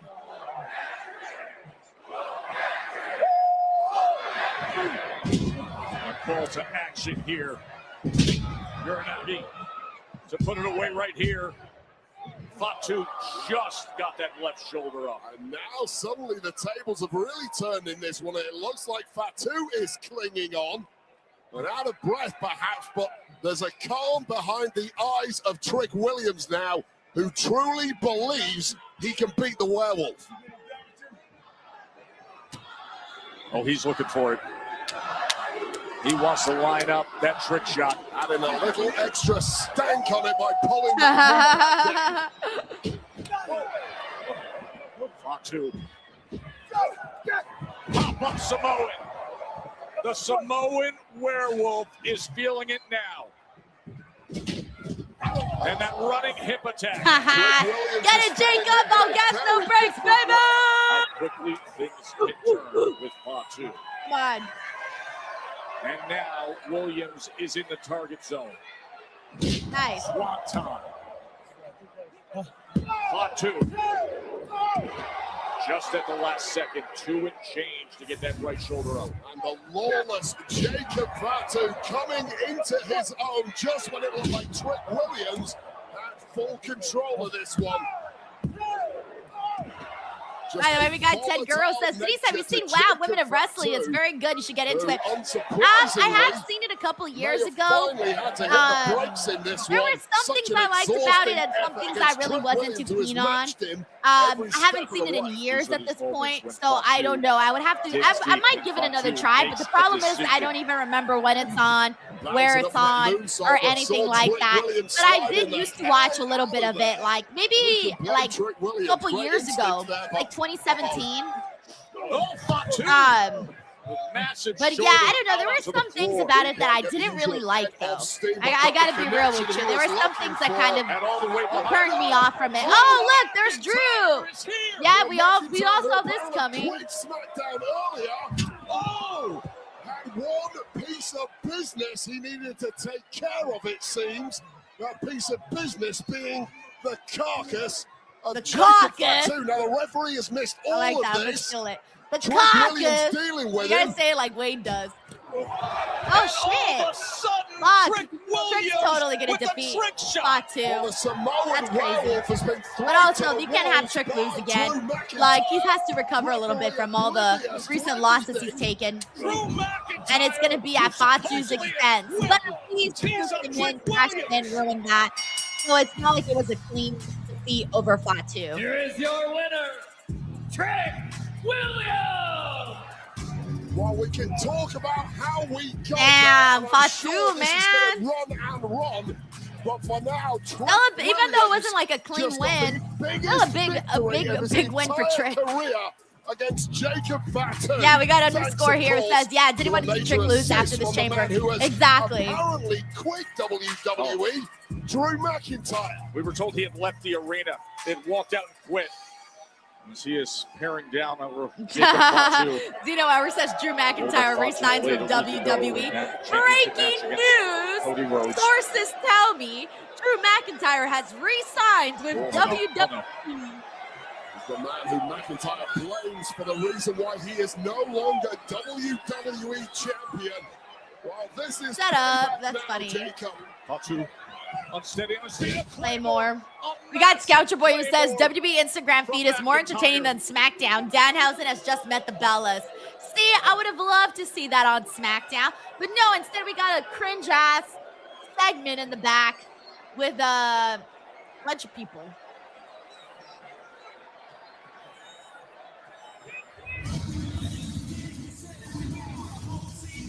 All right, contract signing is up next. This is going to either save the show or I can't imagine anything else. Like, this has to save the show today. Cody Rhodes, Randy Orton is next. All right, let me mute this. All right, we are at a commercial break here. Yeah, by the way, yeah, we got Thane Shane here. It says 20 minutes for a contract signing. Yeah, we do got to hold. By the time we come back, maybe like 3 more minutes, we'll have like 17 or so. But yeah, we're gonna have a good amount of time in regards to what we're getting here on the show. We'll definitely have a good amount of time. Let's see what else we got here. Oh no, King Davion says the box of Honey Nut Cheerios is more entertaining than this episode of SmackDown. Hey, by the way, I do be loving me Honey Nut Cheerios. Honey Nut Cheerios is in my top 5 favorite fucking cereal. I would say for me, like, number 1 is Apple Jacks. Like, Apple Jacks, Apple Jacks are good. Number 2, I would put Honey Bunches of Oats almond. And I know you're going to be like, wow, Denise, that's so fucking lame. What do you mean Honey Bunches of Oats almond? Honey Bunches of Oats almond hits the spot for me every time. Number 3, I would probably put, this is so hard. I don't even know. Number 3, believe it or not, I would probably put Honey Bunches of Oats. No, I'm sorry. Honey Nut Cheerios. Like I said, I really, really like Honey Nut Cheerios. Number 4 will probably be Fruity Pebbles. I love Fruity Pebbles. And then number 5 would probably be Frosted Flakes. Although I haven't had Frosted Flakes in years. I also do love Cinnamon Toast Crunch. That's also really good. I do like Fruit Loops too. I forgot about Fruit Loops. Yeah, Fruit Loops are good too. Try to think. What other cereal's really great? That's all I've got right now. That's all I've got. I can't think of anything else. I'm like, I can't think of anything else. But like, I don't have these often. Like, I gotta really like, decide when I'm gonna go all in. Because the problem with cereal is that you can't sit down and have one little bowl. You can't even have 2 little bowls. Sometimes you gotta go for 3 damn bowls. And once you're into 3 bowls, you're done. Like, I remember last time I bought a box of Honey Bunches of Oats almonds. I bought the family size. And I, by myself, had the whole box in 3 days. 3 days by myself. The family size, 3 days. You see what I'm saying? Like, you got to be careful with cereal. It can get in there fast, Fredo says probably all the extra sugar they add, but it is good though. It is good. Hey, and it may help lower your cholesterol. At least, Cheerios. I wonder if it actually really does. Armand says his favorites are Reese's Puffs, Cinnamon Toast Crunch, Honey Nut Cheerios, Cocoa Pebbles, and Golden Grams. James Irving says Frosted Flakes with sliced bananas. Let's see. Sharon Dye says, you're right. Drew has done this before. Right? We got Chief here who says, hey, Chief, what up? He says, Drew just ruined Jacob's match. Now I'm afraid he's about to ruin this contract signing. I don't think he'll be involved in the contract signing. We got a gentle Gayam Joda here who says, I dig my smacks. I don't think I've had those. There's also this other non-brand cereal. Like, it's not a brand name. It's those ones that come in a bag. I don't remember what they're called. I just remember, like, if I see them in the store, it's on. It's on, like, Donkey Kong. But I don't remember the name of it. It was, like, one of those non-brand ones that, like, select supermarkets have. Dragon Knight says, forget the bowl. I just grabbed the whole box. All right, let me get the audio back. 42, the 2-night extravaganza, April 18th. Also, what's up to Tiffany Fair Jr.? 6 p.m. Eastern, 3 Pacific. Ashton says strawberry frosted flakes is good. I haven't had those either. Prince Ebony, hey, Ebony says hers is Cookie Crisp. Cocaine says, I eat cereal like chips. I don't like milk. Yeah, it's not that bad, but I do like it with milk better. But I don't do milk anymore. I'll do like oat milk, almond milk, alternatives. Hey, there is Jelly Roll. Do they really got to show Jelly Roll again? We know he's there. He was on a fucking segment. Why do we got to do 2? Cody Rhodes and Randy Orton. Oh, Jelly Roll is here. Yeah, no shit. This is the 3rd time we've seen Jelly Roll on this show. Jesus Christ. All right, ladies and gentlemen. All right, ladies and gentlemen, just one thing to handle before we get to the business at hand. Drew McIntyre. We got Patrick here, says he's getting pumped for the contract signing. Nice. So welcome back.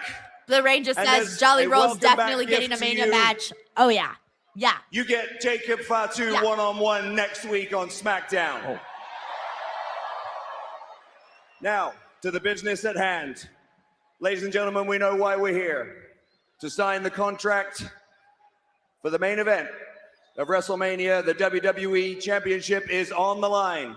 So without further ado, allow me to introduce the challenger, the Viper, Randy Orton.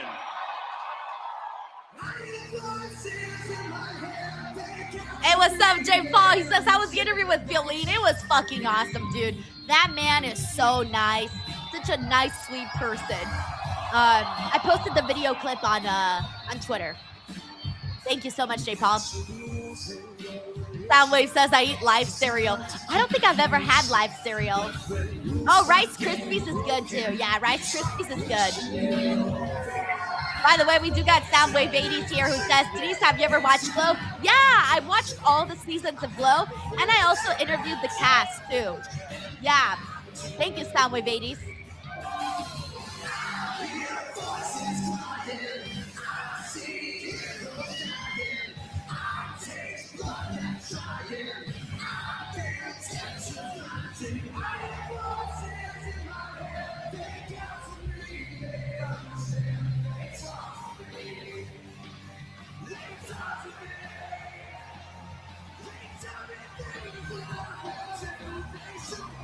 They weren't just words for Randy Orton back in January when he came back. It wasn't just a generic promo and hype.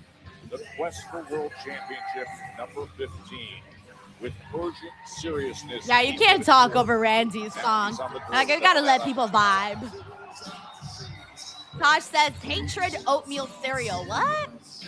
Wait, do you like oatmeal cereal or you don't? I love oatmeal, by the way. Like, oatmeal's good. I like oatmeal with like banana, you know, things like that. That's really good.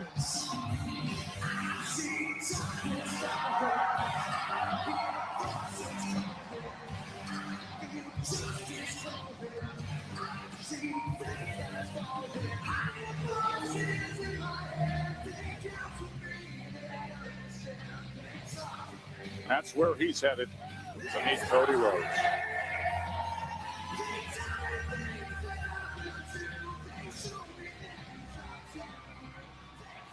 Tosh Simpson says he hates it. It's like farina and cream of wheat cereal. I don't know. I like that mushy stuff. I don't know why. Anything with like a mushy texture, I actually like. Like I like bread pudding. That's also mushy. Creme brulee. Well, no, not creme brulee. Creme brulee has the hard texture and then it gets soft underneath. I like that. And now, ladies and gentlemen, please welcome the WWE Champion, the American Nightmare. Jared Palmer says Cody this is how good SmackDown Rhodes. was. We sat here talking about cereal brands, and it was the most excited I got. Oh, Lindsay says porridge. Yeah, some porridge. That's nice. That kids are gonna remember forever. I would have died if something happened like that to me as a child. I would have told all my friends at school. It would have been on my MySpace bio. Like, forget it. I would have told every single person I ever met in my entire life if something like that happened to me as a kid.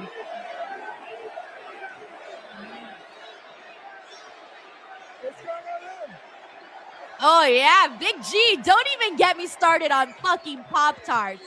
I'm a Pop-Tart freak.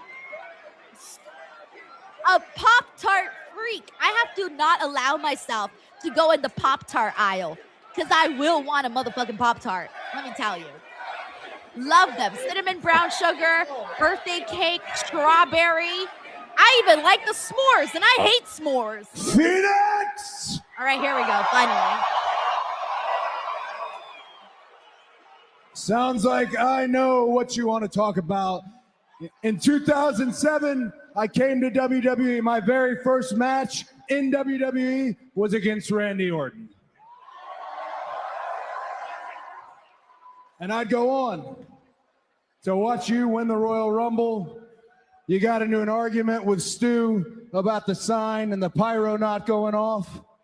I'd go on to watch you main event a WrestleMania. And I thought, if I could be like that. And then I left. And this was probably frowned on. You put out a post about how you thought I could become world champion. And when I came back to WWE, I came back alone. There was no Cody verse. My brother wasn't with me. My wife stayed at home with the babies. But I had you. Randy, I am... I'm feeling the bromance I'm here. Not your son and I'm not your brother, but I have always been Get the proud fanfic ready. to be your boy. Now kiss. Mwah. Right when I said that, Cody kisses the pen. At least there was one kiss.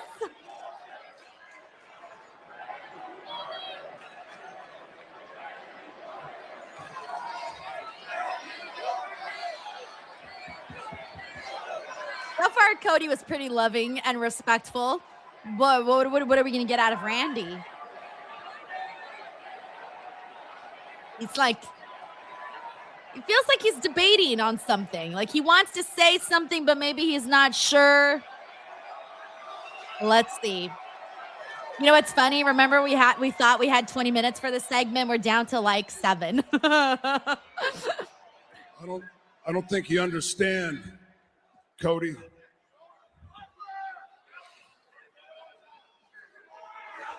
I need this. I need that. But this wasn't supposed to be hard. This was supposed to be easy. Drew was supposed to be out here. Randy, let me go Oh, ahead. he's a little conflicted. I see. Let me take this weight off your shoulders, because I'm sure you're hearing the voices in your head, and when the bell rings, that's what I expect. That's what they expect. We get to watch the best Randy Orton has ever been. Randy Orton, who just won a stacked Elimination Chamber. And I know when the bell rings that I get the legend killer, that I get the youngest world champion in company history, that I get the one that JBL said that if you built a wrestler from the ground up, he'd look like you, and he would still say that. I know that we get the master of the 3 most dangerous letters in all of WWE.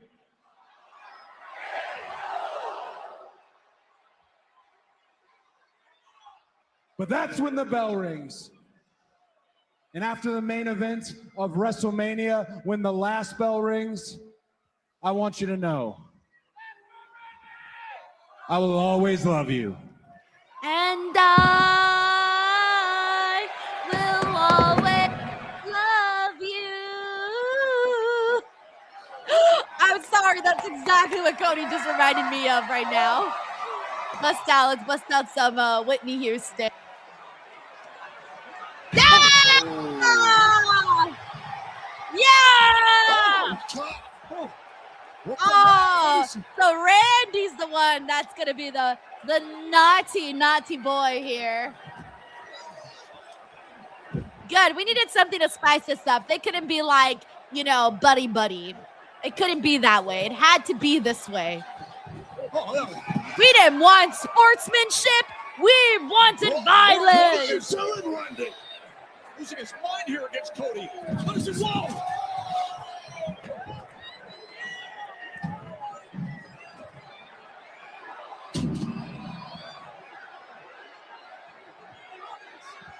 Oh! Damn, his shirt's all fucked up. Well, Cody is out cold here. The whole thing. The skull with the steel steps. Well, Randy is get out of here, Nick Aldis. Get out of here. Yeah, shove his ass, Randy. Thank you, Randy. Oh my God. I appreciate that, Randy. Oh, Cody's busted open. Those voices that Cody wants at WrestleMania have been heard, and he is. This visual's kind of brutal. That is brutal. There's blood everywhere. And there is malice in the eyes of Randy Orton. Oof. Oof. Cody takes a good beating every time. Like, you always just garner so much sympathy for him. When's the last time we saw heel Randy? Someone reminds me. We need some serious help down here immediately. Cody is a bad one. And Randy Orton is not slowing down. Randy Orton has absolutely snapped. WrestleMania has gotten a whole lot different right now. What is it lining up his head in the midst of the steel? What has he got planned here? I don't think we're gonna end up seeing, because all the corporate goofs are coming out to ruin this.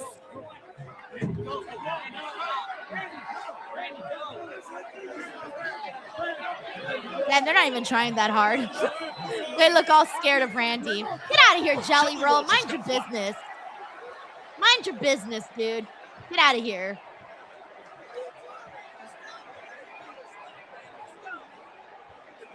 I mean, this is nothing short of appalling at this point.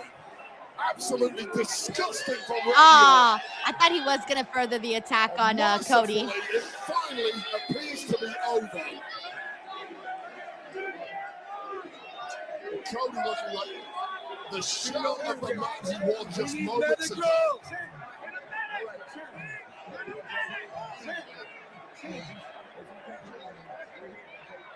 Yo, this visual's crazy though, of Cody just out there like bleeding with all the light colors and his blonde hair. It just pops out so much more.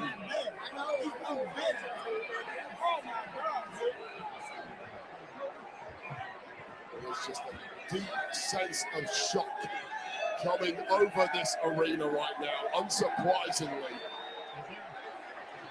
We got Bobster Mania here. Says Cody looks like it's a traffic accident. Oh, look, he came back. He had to come back. I was sensing it. I was like, something's got to happen here, and he did. He hit him with the chair. Yeah, I like that. I like that. That was a good attack. It looks gnarly.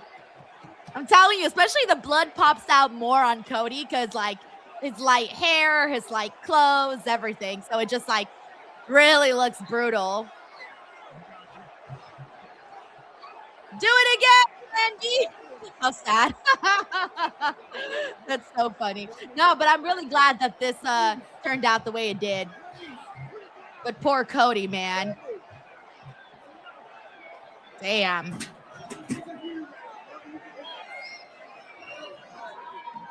We got Alonzo R who said, we needed this. We got Ray Santiago who says, way more pumped and hyped for this match. We got Eric Scott here who says, Orton is back. We got Bobby Means who says, holy shit, I thought Cody was back turning, but Orton.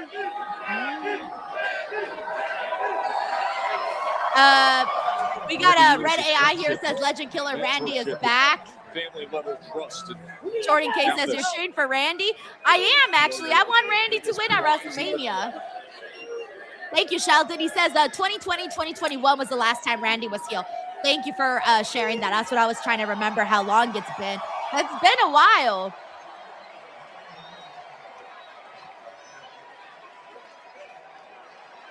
Sheldon. Yeah, this was fun. We got King Pope who says, man, I wanted to heel Cody, but hell, Randy makes better sense, I guess. Yeah, I just had a feeling WWE was not ready.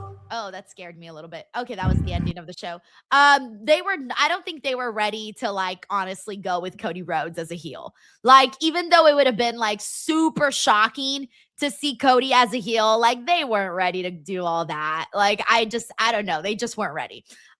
Okay, in the meantime, give me a second, guys. We're going to wait for Santi. Once Santi gets in here, we'll go ahead and officially start our post show. We got a couple of major topics, really, the Cody being the big one. Randy turning on Cody is really the driving force of this post show today, as well as a couple of little items that also went down on SmackDown. But before we get into all of that, though, you guys know what time it is. We got to shout out and promote our sponsor. So let's give some love over to Blue Chew before Santi gets in here. So let me get my Blue Chew voice ready. You know, got to make it a little naughty. We got to get a little hyped here. We got to get a little hard here to do this Blue Chew read. Here we go, everybody. Fellas, you already know what time it is. It's time for you to level up, and Blue Chew just dropped something crazy. I'm talking next level championship belt, gold-plated energy, legend killer status. Blue Chew Gold is the newest innovation from the #1 chewable ED brand. This ain't your grandpa's little blue pill. This is the 4-in-1 beast that's setting the gold standard for performance. We're talking 2 ingredients for blood flow to keep that rocket pumping, turn up the arousal in connection in your brain and body. You'll be out there like Ilya Dragunov. You'll be bringing the energy like Jacob Fatu. You name it. Blue Chew Gold dissolves under your tongue and works in as little as 15 minutes. No ad breaks. You're going to be getting right to the action. That means you can get it on quicker and stay in the game longer. This will be your WrestleMania main event. Elevation without hesitation. This is peak passion and peak performance in a single tablet. Blue Chew's turning bedroom performance into an Olympic sport. Go for gold. Make life easier by getting harder and discover your options at BlueChew.com. And of course, we've got a special deal for our listeners. Get 10% off your first month of Blue Chew Gold with promo code Denise. That's promo code Denise. Visit BlueChew.com for more details and important safety information. And we thank Blue Chew for sponsoring the podcast. All righty. And we're still waiting for Santi here. So let me take a look and see what people are saying in the chat.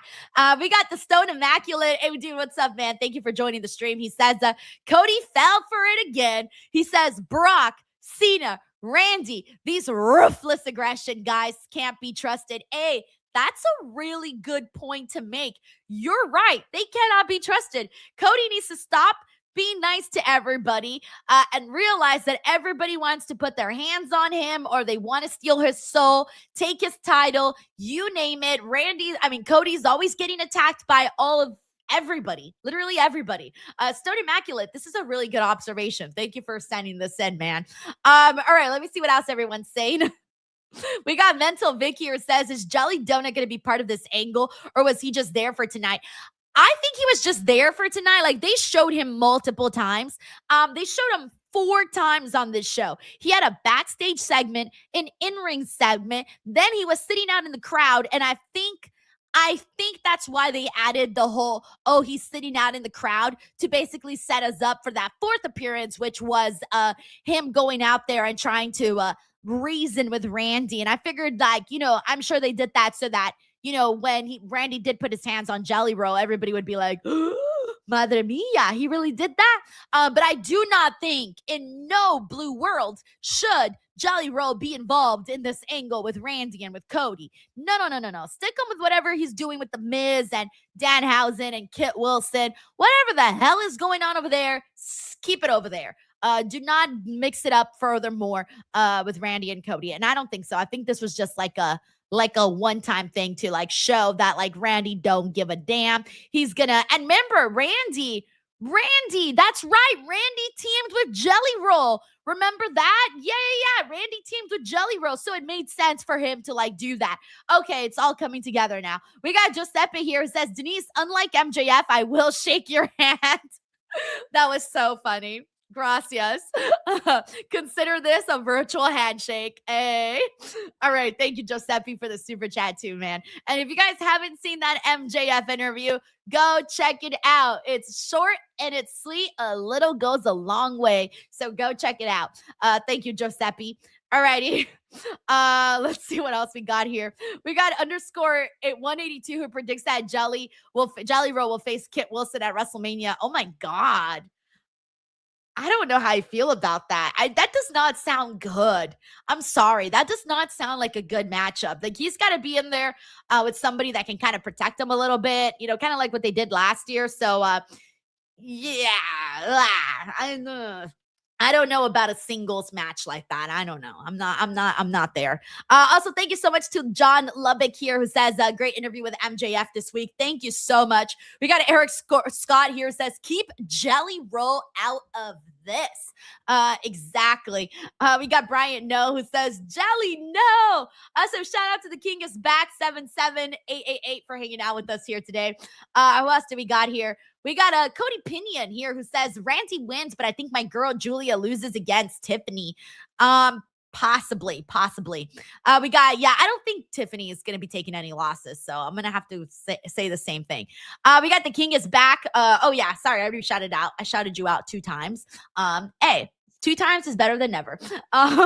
Let's see what else we got here. I'm still stalling till Santi gets in here. We got Jay Tafila who says Cody's heel turn would have been better. We know this side of Orton. Super predictable. Here's the thing, though. I know people wanted the Cody heel turn, but Randy's Randy. Randy does heal very, very well. And it's been a while.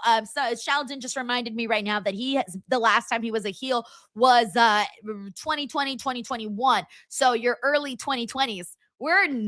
we're deep into 2026 now. So it's been a good amount of time. So in a way, like, this is something that isn't like, we just saw this last month or anything. No, it's not like that. So I do think that even though it is maybe a little bit more on the predictable side, and I know some people may have wanted WWE to like just do it already and have Cody turn heel, but I think they're afraid. I think they're holding back. I really think they're afraid to go that direction. Eventually, they might have to. It felt like they were. I felt the teases coming in. But now I'm thinking they, chickened out a little bit. And they were like, let's go with Randy. But I also do think Randy should win at WrestleMania, even as a heel. Honestly, even as a heel. All right, let's see what else we got here. Thank you so much, Daisy Loomis. I appreciate that. I did the rainbow look today. I always love seeing like Instagram influencers do it, and I'm like, let me give it a try. Let's see if I can pull it off. I like it. It makes my eyeballs look like candy, and now all I want to do is eat my own eyeballs. I did not just say that. It was supposed to be a joke, and it just sounded awful. Anyways, thank you. Let's see what else we got here. We got Eric Scott here. Says this is going to be personal because of the history between Cody and Randy, which is exactly what we needed this to be. I'm sorry. We love Randy and Cody, but let's be real. Nobody here wanted to be seen only I love you, sportsmanship, bromance angle. No, people want to see violence. People want to see other people hate each other. And that's what we were waiting for this angle. And yes, because there is so much history with Randy, with Cody, they got a lot to pull from this bag of what we can get. So thank you so much here. We got Van the Man here who says Legend Killer Randy Orton versus Career Killer Gunther must be down the line. Oh Lord, I don't think Randy's going to retire anytime soon. So I don't think that they would do Gunther and Randy yet, because I don't think Randy's retiring soon. I hope not. I'd be mortified. By the way, we got Mark OAG96. Mark, thank you so much for the super chat. He says, Denise, loved your interview with Vikingo. Love to see more interviews conducted in Spanish. Thank you, Mark. Yeah, I've been trying to do more interviews in Spanish, but I haven't had too much luck. I'm going to keep trying because I really feel like there are very few people that have like a big audience, English speaking audience that can speak Spanish and have, the Spanish wrestlers, get some limelight, some spotlight with, an English speaking audience. Cause that's my primary, language here on YouTube, and what my listeners do, even though I have a lot of people who are bilingual, but still.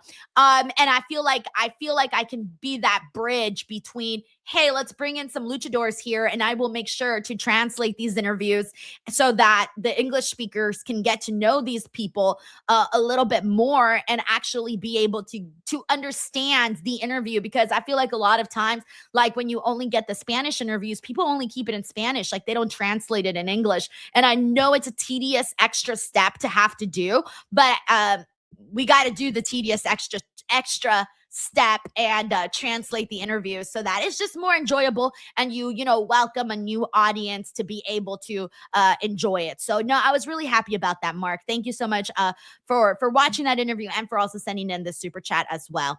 Let's see what else we got here. Also, thank you so much for the kind comment, Timothy. That's very nice of you. We still don't got Santi in here, so I'm sure he's a little bit backed up on his stream. So as soon as he gets in here, we will start the post show. I'm kind of just going through comments right now, seeing what all of you guys think. It's going to steal your guys' ideas and implement them as my own ideas once we get to the actual show. I'm going to be like, oh yeah, I think all of these things stolen. All right, let's see what else we got here. We got Tube Man 316 who says that Randy heel turn is way better than the John Cena heel turn with The Rock. And where is The Rock? I do not know where The Rock is at. It's probably somewhere in Hollywood doing something really sick. I don't know. But here's the thing though, the heel turn with John Cena, the actual moments, the actual heel turn was better. I don't think the Randy one was better. I think the the John Cena one was better because no one imagined that it would actually happen. Whereas like with Randy, a lot of people expected it to happen. Now, of course, the follow-up to that, the aftermath of John Cena's heel turn, that's an entirely different story. That didn't go too great. But for Randy, for the specific moment, though, John Cena's was still much bigger, and it really crossed over, and a lot of people literally everywhere were talking about it. Like every single social media account was posting about it. Even people that don't traditionally post about wrestling, brands, you name it. Like everybody was talking about that John Cena heel turn. Like that one was it went on and took a whole entire new life of its own. So I don't feel like we can compare those two moments, but in the world though of Randy and Cody and their relationship, that is huge. That is here within the confines of their world and their personal relationship with each other. Whereas John Cena's, it was more of like, oh fuck, he turned heel, I can't believe it, never thought I'd see it, etc., etc. Thank you, Tube Man. All right, let me go through some more, see what everyone's talking about here. We got Betty Blanco here. It says, Gunther versus Brock Lesnar or Rey Mysterio at WrestleMania 42. Please make it happen. For Brock, I either want to see Brock versus Obafemi or Brock versus Gunther. Those to me are like the two best options. Personally, I would much like it more. I would much appreciate it if they did Brock versus Oba at WrestleMania, and if they did Brock and Gunther at SummerSlam with maybe Gunther retiring Brock. Somebody reminded me that SummerSlam is in Minneapolis, so I can see that being, you know, the place to do it in, and a big selling point for SummerSlam, you know, if you were to do that match. So we'll see. I do not know. All right, let's see what else we got here. We got Chris Spires here with a super chat. Thank you so much, Chris. He says, Super Cody will beat Randy. See, the reason why I want Randy to actually get the win here is because I want them to tease the possibility that he might actually hit that 17 number. I think they need to do that. They need to make people think that it's a possibility. And that's why I do want to see Randy win. And then also because I want to kind of get some like new matches, some new feuds, some new stories with Randy. Because we've kind of, I feel like, you know, we've seen Cody now as champion quite multiple times, three times. And I feel like we've seen a lot out of those 3 times. And we don't always have to be there. We can kind of try out some new things for a little bit. And I think it's been such a long time since Randy has held the title, since he's been in that spot. And that's why I kind of want to see that, because it would feel a little bit more refreshing for the time period that we're in right now. Thank you so much, Chris Spires. Let's see what else we got here. We got B Meister 316. Hey, what's up, dude? He says the whole Orton segment did nothing to motivate me for WrestleMania. What? No way. Did it really not do anything for you? No way. Let's see what else we got here. Make Economics. I've interviewed Beast Mortos before. It's on the channel. I think I've interviewed him twice. I think just not recently. I haven't gotten to interview him since he's been with AEW though. We got Luis Pineda, excuse me, who says, you're doing good work, Denise. Hey, thank you so much, man, for saying that, Luis. All right, let me go through some more comments here. Thank you so much to WWEDBZ guy for the super chat, who says, hey, Denise, I just wanted to say I appreciate everything you do and your smile brightens my day. Thank you so much, man. I really get happy when people support this channel because I put a lot of investment into this channel. I really, really do. And whenever people like actually enjoy it, it's just it's like getting that gold star at the end of the day. You know, when your teacher is like, you did a good job, A+, gold star. That's what that feels like whenever someone says they truly enjoy the channel. So thank you so much, WWE DBZ guy. Thank you. All right, let's go through some more comments and see what else everybody is talking about. We got Jared Palmer, who says, I told you there'd be a lot to talk about after the contract signing, and that shit was gonna go down. Yes, I'm so thankful. We got Danny Lewis here, who says 2009 Randy version is back. OMG. Also, shout out to Francesco, who's here hanging out with us in the stream. We got Andrew Cool 9177. Thank you for the super chat, man. Says should have been Cody, long overdue for a heel run. You know what? Maybe next year, guys. Maybe next year. I I think that WWE just really, really loves Cody as a babyface, and he's still, moving merch, and he's got a big fan base, and people love him, and he's like the golden boy, right? I think they're just not ready yet. I think they're gonna really, really like savor it till like they're going to stretch this as far as they possibly can until Cody finally turns heel. Thank you, Andrew Cool, because there was a real big opportunity to do it tonight. They could have done it tonight. And if they did it tonight, let me tell you, this place right now, like if you think people it's lit right now, forget about it. It would be that fucking meme where you walk in and the whole place is on fire. That's how it would be if Cody Rhodes turned heel. So I think that's why they know that, and they're stretching it out, trying to see how far they can take us until they can finally do it. Thank you, Andrew Cool. So it'll be interesting to see who Cody finally turns heel with. Like whoever he's feuding with whenever that happens. We got Nightwolf in the building. What's up, Nightwolf? He says, I believe CM Punk is slowly turning heel in this feud with Roman. They can't have Cody turn heel too. Can't have both their top baby faces turn heel. I feel like we have seen shades of a heel CM Punk in this feud with Roman. But granted, we've also seen shades of a heel Roman Reigns in the feud with CM Punk. So I feel like they're both towing the lines here, and we're seeing kind of both versions in both of them. But if we went full throttle and got full on heel CM Punk, I would love that. Love it. And that whole line about Roman Reigns' father and all of that, like that to me felt like, okay, you're trying to tell me like there's a nod that this may actually be happening with CM Punk. But the people aren't booing him though. Like they're not booing CM Punk. Like he went out there and he said he thought he was going to get booed, and he did not get booed. So they're going to have to think of a lot more to get this man booed. Thank you, Nightwolf 1357. And it's the same for Roman, man. Like he's so loved too. Like I don't know what he's got to do to like really, really get booed a lot more. Also, thank you so much to Jordan from Canada for the kind comment, by the way. I really thank you for that. All right, let's go through some more comments and see what everyone's thinking. I'm still waiting on SANTI, guys, so we'll just give him some more time to get in here. I'm sure he's kind of backed up on his stream. I haven't gotten a message from him, so I think he's probably a little bit backed up. But we do got John Taylor. Hey, John, who's at the show, by the way. John, you got to see Randy attack Cody Rhodes. What was your reaction to that? John says, your DWO Miss Mark reporting from SmackDown with some live thoughts. Crowd was pretty lively through the night. Danhausen is still over, and most people sitting around me wanted Cody to turn heel, TBH. Well, John, the people around you and also people here in the stream are kind of echoing those exact same sentiments that they wanted to see them, do it and have Cody finally turn heel.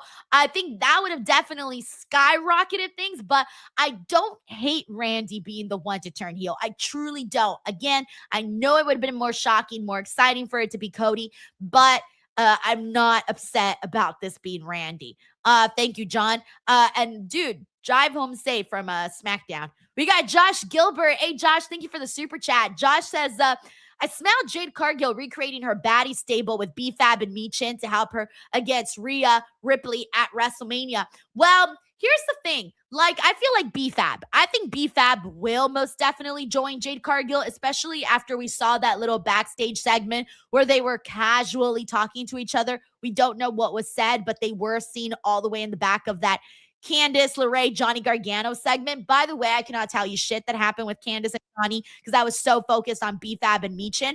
But yeah, I don't think Michin will. There's a possibility she might, though, because she did seem a little annoyed at Rhea. Thank you, Josh. All right, guys, we officially have SANTI in here. Hey, SANTI, what's up, dude?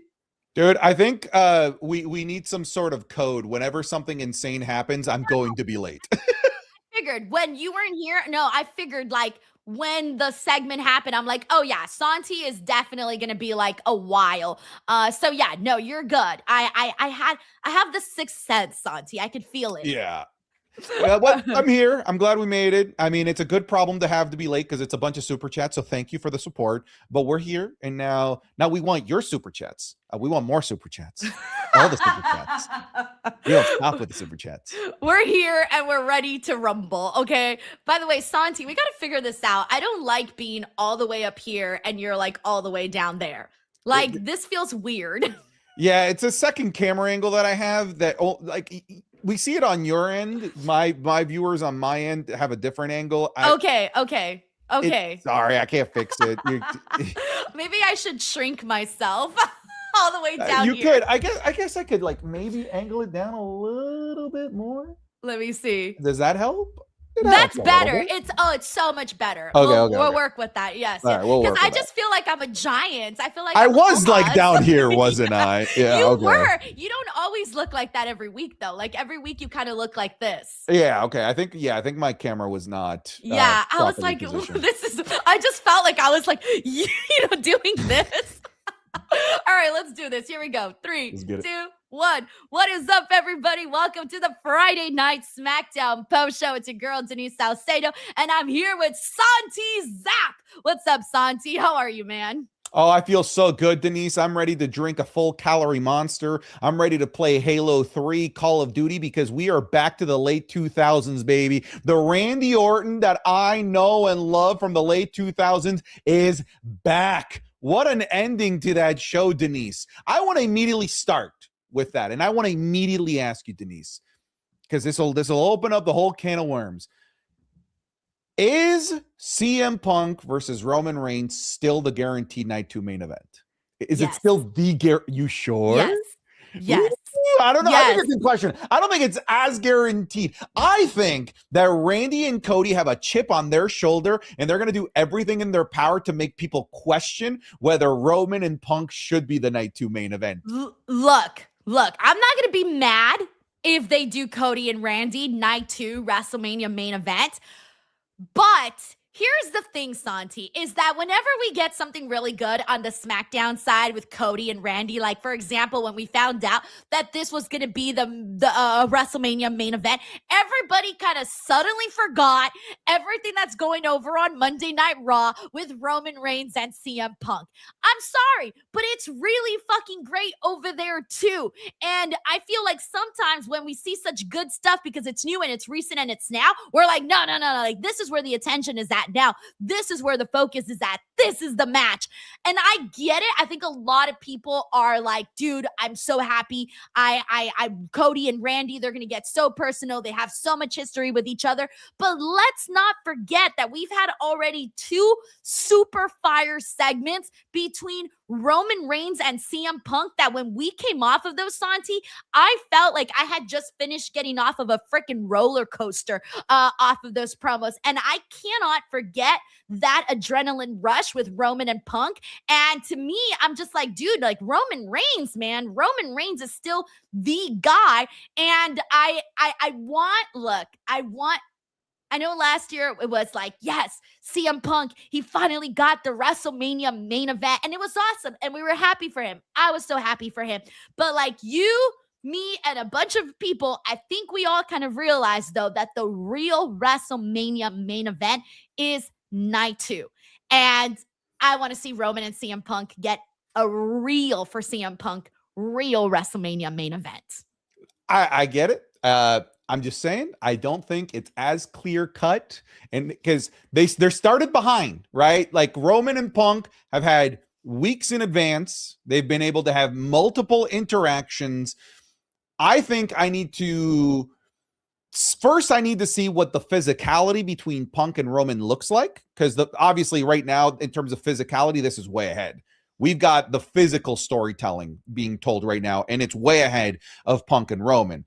Punk and Roman has the verbal storytelling significantly further ahead than Randy and Cody Rhodes. So now I need to hear the promos between Randy and Cody after what happened here, and I need to see what physicality looks like between Roman and Punk to really see, like, okay, how are these two edging out?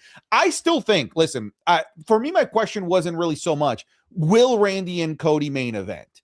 I think more so my question is, could it be considered by fans the one that should main event? Because I Yes. think a lot of people had this preconceived notion that it's for sure, Roman Punk, Cody Randy, there's nothing that they can do to be the night 2 main event. I think the conversation has sparked. Here's the thing, and this is what I'm a little worried about. I'm a little worried that once, like you said, that conversation has sparked, there are going to be people like once you said the physicality, it is ahead. That beatdown that Randy gave Nasty. Cody today, dude. Look, you know what? Okay, you know who my favorite person to watch bleed is in wrestling? It's Ric Flair. Because Ric Flair, with the white hair and he's light, and so the blood just looks like super, super like red, like extra red, and he bleeds so much. Today, Cody kind of reminded me of that. Like I got like flashbacks of seeing Ric Flair bleed through Cody Rhodes today. He's wearing the light suit. Obviously, he has the super bleach hair. So the all the blood and him just thrown out there with the shirt ripped apart.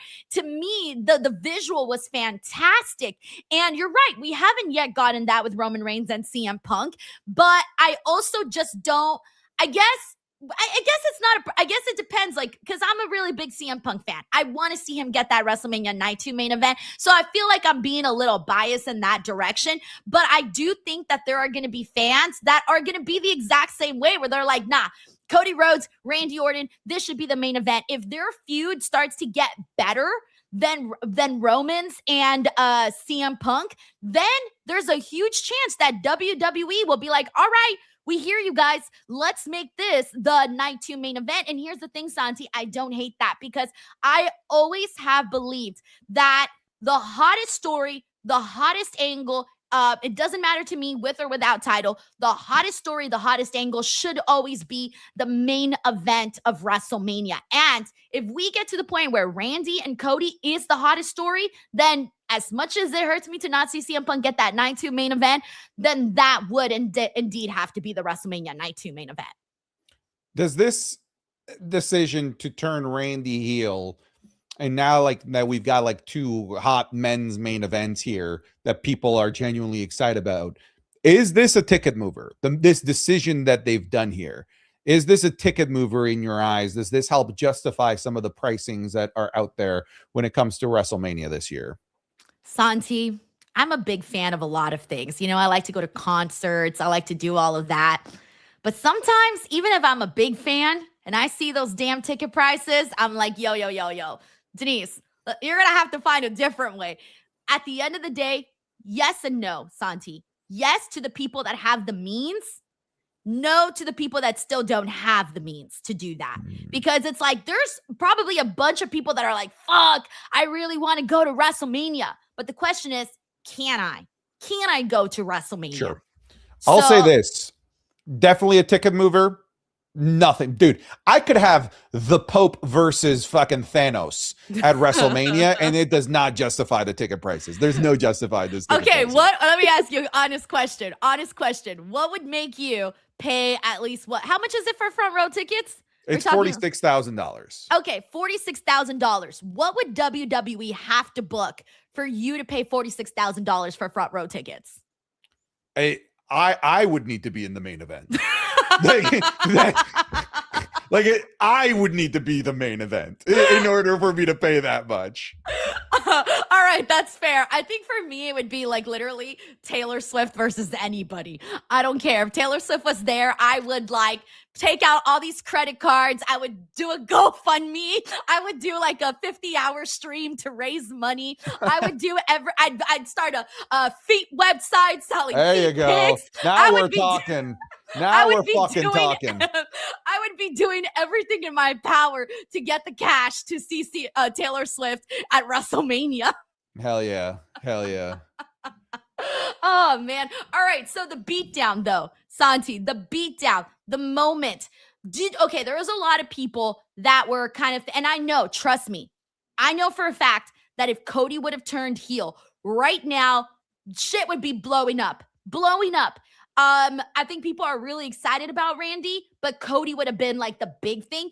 I know we're cool with Randy being the one to turn heel, but Do you think that this was the opportunity to have Cody be the one to do it? Or are you just like, nah, man, let's stretch it out, see how far we can take it? This is one of the things that I've said to the chat, because I've seen people say, this was the opportunity for Cody to turn heel. Cody turning heel would have been fucking landscape changing. Obviously, I don't disagree. What I've been saying is that Cody turning heel is actually so big that it's not something to build up a Mania match. It's something that happens at Mania. Cody turning heel is a WrestleMania moment. And this match, this feud, it didn't need help creating a Mania moment. It needed help creating a Mania build. And that's where turning Randy heel is actually the better choice, because turning Randy heel, that works to build the WrestleMania match. Now, I don't think you can have both unless they do the elusive double turn at WrestleMania somehow, some way. But I think that this feud needed help in the build, not help in creating the WrestleMania moment. That's my personal opinion. Obviously, Cody turning heel would have been bigger, more of a crazy, insane buzz that it would have created. It would have changed the game entirely. But I think for what they needed for this Mania, which was to build excitement and hype for this match, a match that a lot of people weirdly were really upset was even happening, this was the correct move, in my opinion. Let me ask you a question. I'm going to ask you the same question, but with a hypothetical. Had it been Cody that turned heel, would this bid have been the WrestleMania Night 2 main event? I without a doubt. Yeah. Same. I think without a doubt. Like that's the biggest lever that WWE could pull right now for a full-timer. Obviously, like they had the Cena lever of turning him heel, but that's not a full-timer. I'm talking about somebody that's there day in, day out, whose heel turn really would be landscape changing. Cena turning heel didn't change the landscape of wrestling. It changed the landscape of his retirement tour, exclusively just the retirement tour. But Cody turning heel, that changes fucking everything.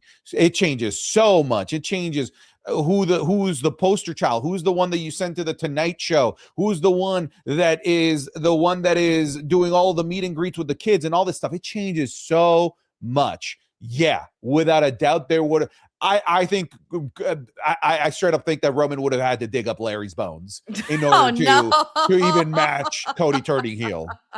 I think he would have needed to dig up Larry and turn him into a taxidermy and marionette him around like Weekend at Bernie's or something. No, just come It's the out only every thing they could have time. done. Oh hell no! I think I would have shown up myself to try to like fight Roman Reigns if he did something like that.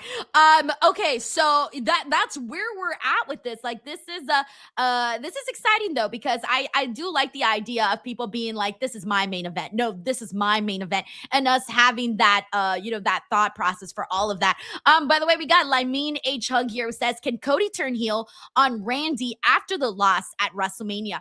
I'm under the belief that Randy will win at WrestleMania. I think it makes for a much better story to have him tease that he could possibly go for that 17th world title. I think it would be fresh to have some new feuds, some new matches with Randy as the champion. We've seen it been there, done that with Cody. So that's why I want to see Randy. But at this point, I almost feel, Santi, that WWE's kind of scared to turn Cody heel, because you just mentioned it right now. He's the one that's, doing all of the big babyface stuff that the company needs. And without that, I don't know what to say. It would be massive. So that's why I think that WWE kind of held back, and I feel like they're going to stretch it to where they can't stretch it anymore. There's going to come a day where people are like, fuck it, like Cody really needs to turn heel, or hell, the crowd might do it themselves. We've seen shades of that a little bit here and there, where it seems like the crowd is trying to turn Cody heel, but not the company necessarily. But they have been teasing it though. Like, I mean, come on, we've talked about those Sammy moments backstage, other ways in which he's acted with GMs where he has shown shimmers of him being a heel a little bit, but hasn't gone all the way yet. Thank you, Limeen. We got Trevero Armenta here who says, great show tonight. We are finally seeing the storylines develop with the great green segment today. Can we see 3 triple threats between Tiffy, Chelsea, and Julia for the U.S. title? Also, Jelly teased that top rope today. You know what that means. Oh my God, there's a lot here. Okay, so with the women's, I guess there's I guess a lot of people are expecting Tiffany and Julia here to happen. They haven't made anything like that official yet, though, right? Like, this is just speculation. But Chelsea Green has been lurking in the back. She's been kind of having her moments with Tiffany Stratton, but I don't know how much longer Chelsea Green is going to be in that boot for. So I'm not really entirely sure what is going to end up happening there. But do you think Tiffany Stratton versus Julia is a big enough match for Tiffany Stratton at WrestleMania? I mean, Tiffany is somebody that could be in the main event, right? I think this is more of a beggars can't be choosers situation. You know, we can't find a main event program for her, but we got to find a way to get her on the Mania card. She's literally in the dinner commercial, right? Same thing goes with Io Sky, by the way, on the other side over on Monday Night Raw. They're kind of like two sides of the same coin, two people that you absolutely want to see on the WrestleMania card. Let's also not forget as well that there is a pair of hour of pre-shows that should have matches, I presume, this year at WrestleMania, with them being on ESPN. So there's plenty of room for this year, for everybody at this year's WrestleMania. I say everybody, I mean the names that should be on the Mania card. All of them will probably get on the Mania card, Tiffany included. What I will say, I feel like they just made this up. Julia started off the show like, oh, yeah, I heard what you've been saying, that you're going to be a U.S. champion. I was like, she's never fucking said anything. Has she? I've never heard her say that. I've never heard anything about them two going after about Tiffany wanting the U.S. title. I feel like they just made it up. My whole chat was just like, yeah, we have no memory of them I don't have a memory of that. Yeah. That's why I'm just like, okay, I'm going to take your word for that. But also I have a shitty memory, so I'm not entirely too sure. But it did feel sprung out of nowhere. When I saw everybody talking about it, I was like, fuck, what did I miss? Was I dead? Was I asleep? When you didn't miss anything. I said it like in the live stream and in my reaction. I'm like, they just made that up. Well, I saw made that up. I don't know if you saw, but I guess somewhere online, I don't remember who, because I wasn't really like in a moment where I could stop and look, but I saw like it was going around that apparently WWE is trying to have more women's matches for WrestleMania. And there were some like reports and rumors of some of the WrestleMania matches that were going to be happening for the women. I didn't look at the list, but I'm wondering if that was on there. And that's why everybody's suddenly like, okay, like this is where we're going in regards with Julia and with Tiffany. I personally think that in order to do Julia versus Tiffany, they got to book Julia way better, because Tiffany to me is on a whole other level. So this doesn't feel like a WrestleMania caliber matchup for Tiffany Stratton unless they truly, really built it up in the next 6 weeks and they really let the girls go, like let them go and actually have a physical matchup. If not, this doesn't feel big enough for me for Tiffany Stratton. I don't disagree. Like I said, there's pre-show, so it doesn't even have to feel WrestleMania big. We just need a reason to get these two in the ring, I think. That's crazy, because she's a former champ. She was wrestling Charlotte last year. That's too crazy for me. Thank you, Shavero. We got nothing happened. Nothing happened in '96 here. It says, before you roast me, I truly believe Randy is only the heel for the build. Cody stands tall at Mania as a definitive heel because Randy will hesitate. Now it's a fight for tonight too. Cody versus Randy. Hell in a Cell. Is that what you're saying? HIC? Yeah. Hell in a Cell. Yeah. Okay. I would love that, actually. Wait, what in the fucking world makes you think Randy will hesitate after he murdered Cody? Where would the hesitation come from? That's true. He bashed his head with a chair while he's bleeding against a metal step. What's there left to hesitate on? I don't know. Maybe that day he's gonna be in a better mood because WrestleMania season. Can I give you my headcanon on this whole thing? Yeah, go for it. I think Randy was planning on doing that to whoever it was across from him, because he said a line where he said, was conflicted. Yeah, where he said, this was supposed to be easy. It was supposed to be Drew. And I think a lot of people interpreted like, oh, he's going to hesitate in the match. And I think I interpreted that initially like that. But then he goes and does that almost like unprovoked out of nowhere. I think it didn't matter who was in that position. Randy was going to listen to the voice. I think he was going to do that to anyone and everyone that was in that contract signing. And that's why he said this was supposed to be easy. You're right. He went in there. He was going to have a strategy. He was going to have a plan to take out whoever was across from him. And yeah, when he said that, it wasn't supposed to be Cody. It should have been Drew, and it would have been easier to do that to Drew. But instead, he had to do what he had to do. Desperate people do desperate things, and that's what he had to do. No, I think you're right on that. Honestly, it feels like this wasn't unless Randy kind of starts like saying like, oh, you know, you came in. I know, I was trying to get somewhere. Powerhouse Hobbs. All right. By the way, where is Hobbs? Anyways, Royce Keys, excuse me. I think now I forgot what the fuck I was going to say. Thanks, Santi. Not bad. I think Randy. Oh, yeah. What was I going to say? No! Thanks, Santi. Damn it. My gist that I'm trying to get at, though, is that Randy wants the fucking bout, and he's going to do whatever it takes to get there, to get the damn bout. So, Drew, it didn't matter who, but I also do kind of want Randy to bring out another element to this. I want him to maybe talk about Cody stepping away, Cody coming back, maybe kind of echoing some of those same things that people like Drew and Sammy have said about Cody and him getting all of these opportunities. Maybe him kind of saying that he's too caught up in his own self.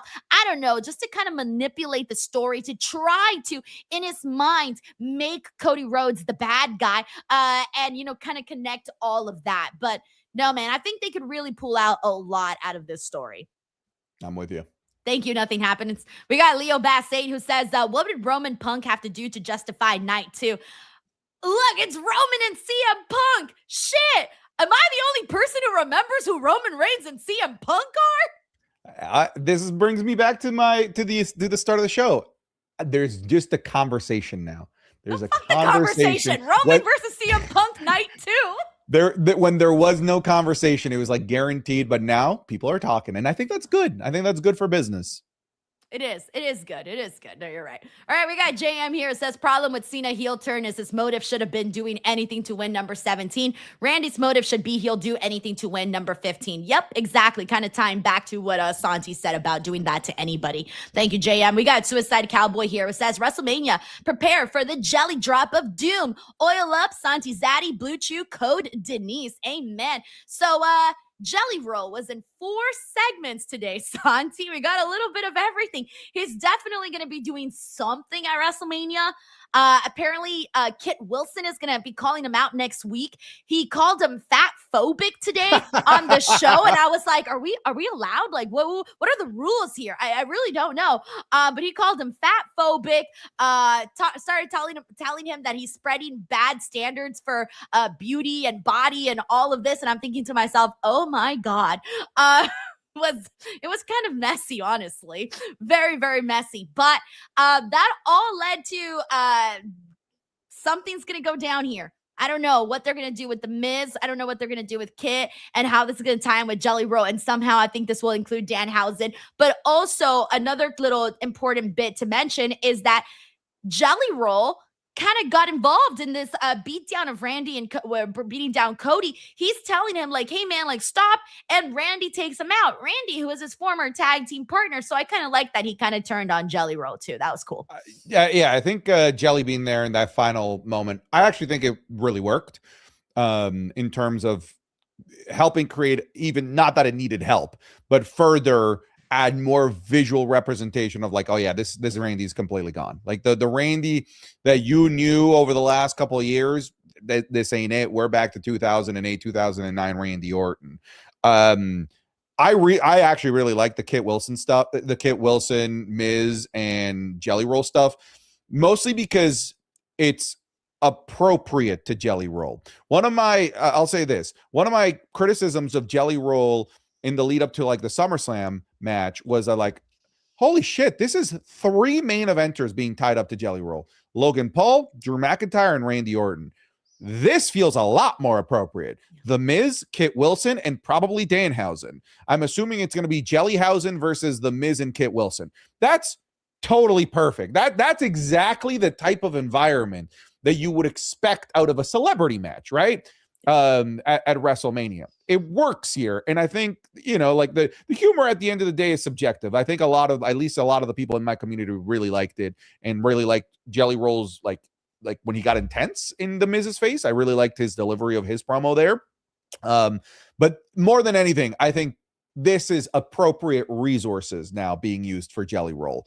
Unlike before, when I thought we're kind of giving him the house and the fucking barn and everything here for his match at SummerSlam. Yeah, I remember that kind of being like an annoying factor during that time period. So you're right. It is more appropriate. It's going to be hella goofy, like all these crazy guys that don't look like they have anything in common whatsoever in one match together will be interesting. I think for me, I'm just more excited about seeing like the Danhausen inclusion in all of this, because we know he's having those moments with the Miz, but I'm like, what's it going to look like when Danhausen and Kit Wilson are side by side? What's it going to look like when Danhausen is side by side with Jelly Roll? Like, what exactly are we doing here? How's this going to look? So I think the Danhausen part is the part that's got me, interested. Thank you, Suicide Cowboy. We got Steven Marchuli here who says Cody versus Orton ahead and physically. The story only needs to equal Roman versus Punk to get to night 2. Cody is Cena. Cody is Hogan. Cody is the QB1. That means night 2. Damn, Steven, you're locked in on Cody Rhodes. Do we not love Roman Reigns anymore? Do we not love CM Punk anymore? Listen, I think the problem is that I don't know that Roman Reigns loves us because he doesn't show up. Come on. He'll be here starting next Monday, every Monday till WrestleMania. Every Monday we'll get a graphic saying Roman Reigns returns. Great. No, he is. They put out his schedule. He's scheduled to be on these upcoming shows. Cool. And then what happens after WrestleMania? I don't know. Maybe CM Punk defeats him at WrestleMania. You really think that's going to happen? Continues. It might. I don't know. You really think you really think Roman's going to lose? A little bit. Just a little bit. You got to plant a little seed of doubt in there. And then we're going to have a part-time champion. Nah. Well, I mean, then that's why you have your other champion over on SmackDown. Well, you might as well let that champion name it main event night 2 then, if they're the one that's actually going to be there on a regular basis. You know what, Santi? I'm just saying there's a conversation. I'm a little upset right now. There's a conversation. But see, here's the thing is that I don't want to have the conversation. We got Metalik 1984 here who says WWE played it safe again. We've seen a heel Orton before, nothing new. Turning Cody heel probably would have helped their ticket sales, but rehashing old story ain't going to do it. Again, I know it would have been more exciting, but I do think they've got something here with Randy. Thank you, Metalik. He also says they won't turn Cody heel tonight, proved it. If Orton wins, they'll have Cody choose Orton for the rest of 2026. A Cody heel turn can't happen until there's a face big enough to stand opposite of him. Well, let's see when eventually that person comes through. We got Gavin Wilbur. Hey, Gavin, thank you for the super chat. He says, what would hit harder? Randy RKO's Mama Rhodes, or Roman versus Punk is for the Larry Fala, Ula Fala made of Larry Bones. Oh my God. I'm going to say the Larry Bones. That's just worse. I hate to say I don't want, Cody Rhodes' mom to be RKO'd. Of course not. But putting a dead pet's bones on the line? That's fucked up. Exactly. The Larry Fala. The fact that he had a name for it. What's worse? The Larry Fala is definitely worse. Oh, man. Thank you, Gavin. We got SRT Bad Brains 90 here who says Bad Bunny versus Jelly Roll for WrestleMania. I'm sure the discussions online will be smart and mature.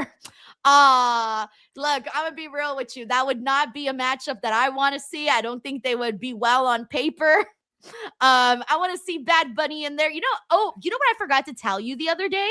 I remember we were discussing or a couple weeks ago. I've been meaning to say this for fucking forever, actually, and I'm just thinking about it right now that I haven't said this.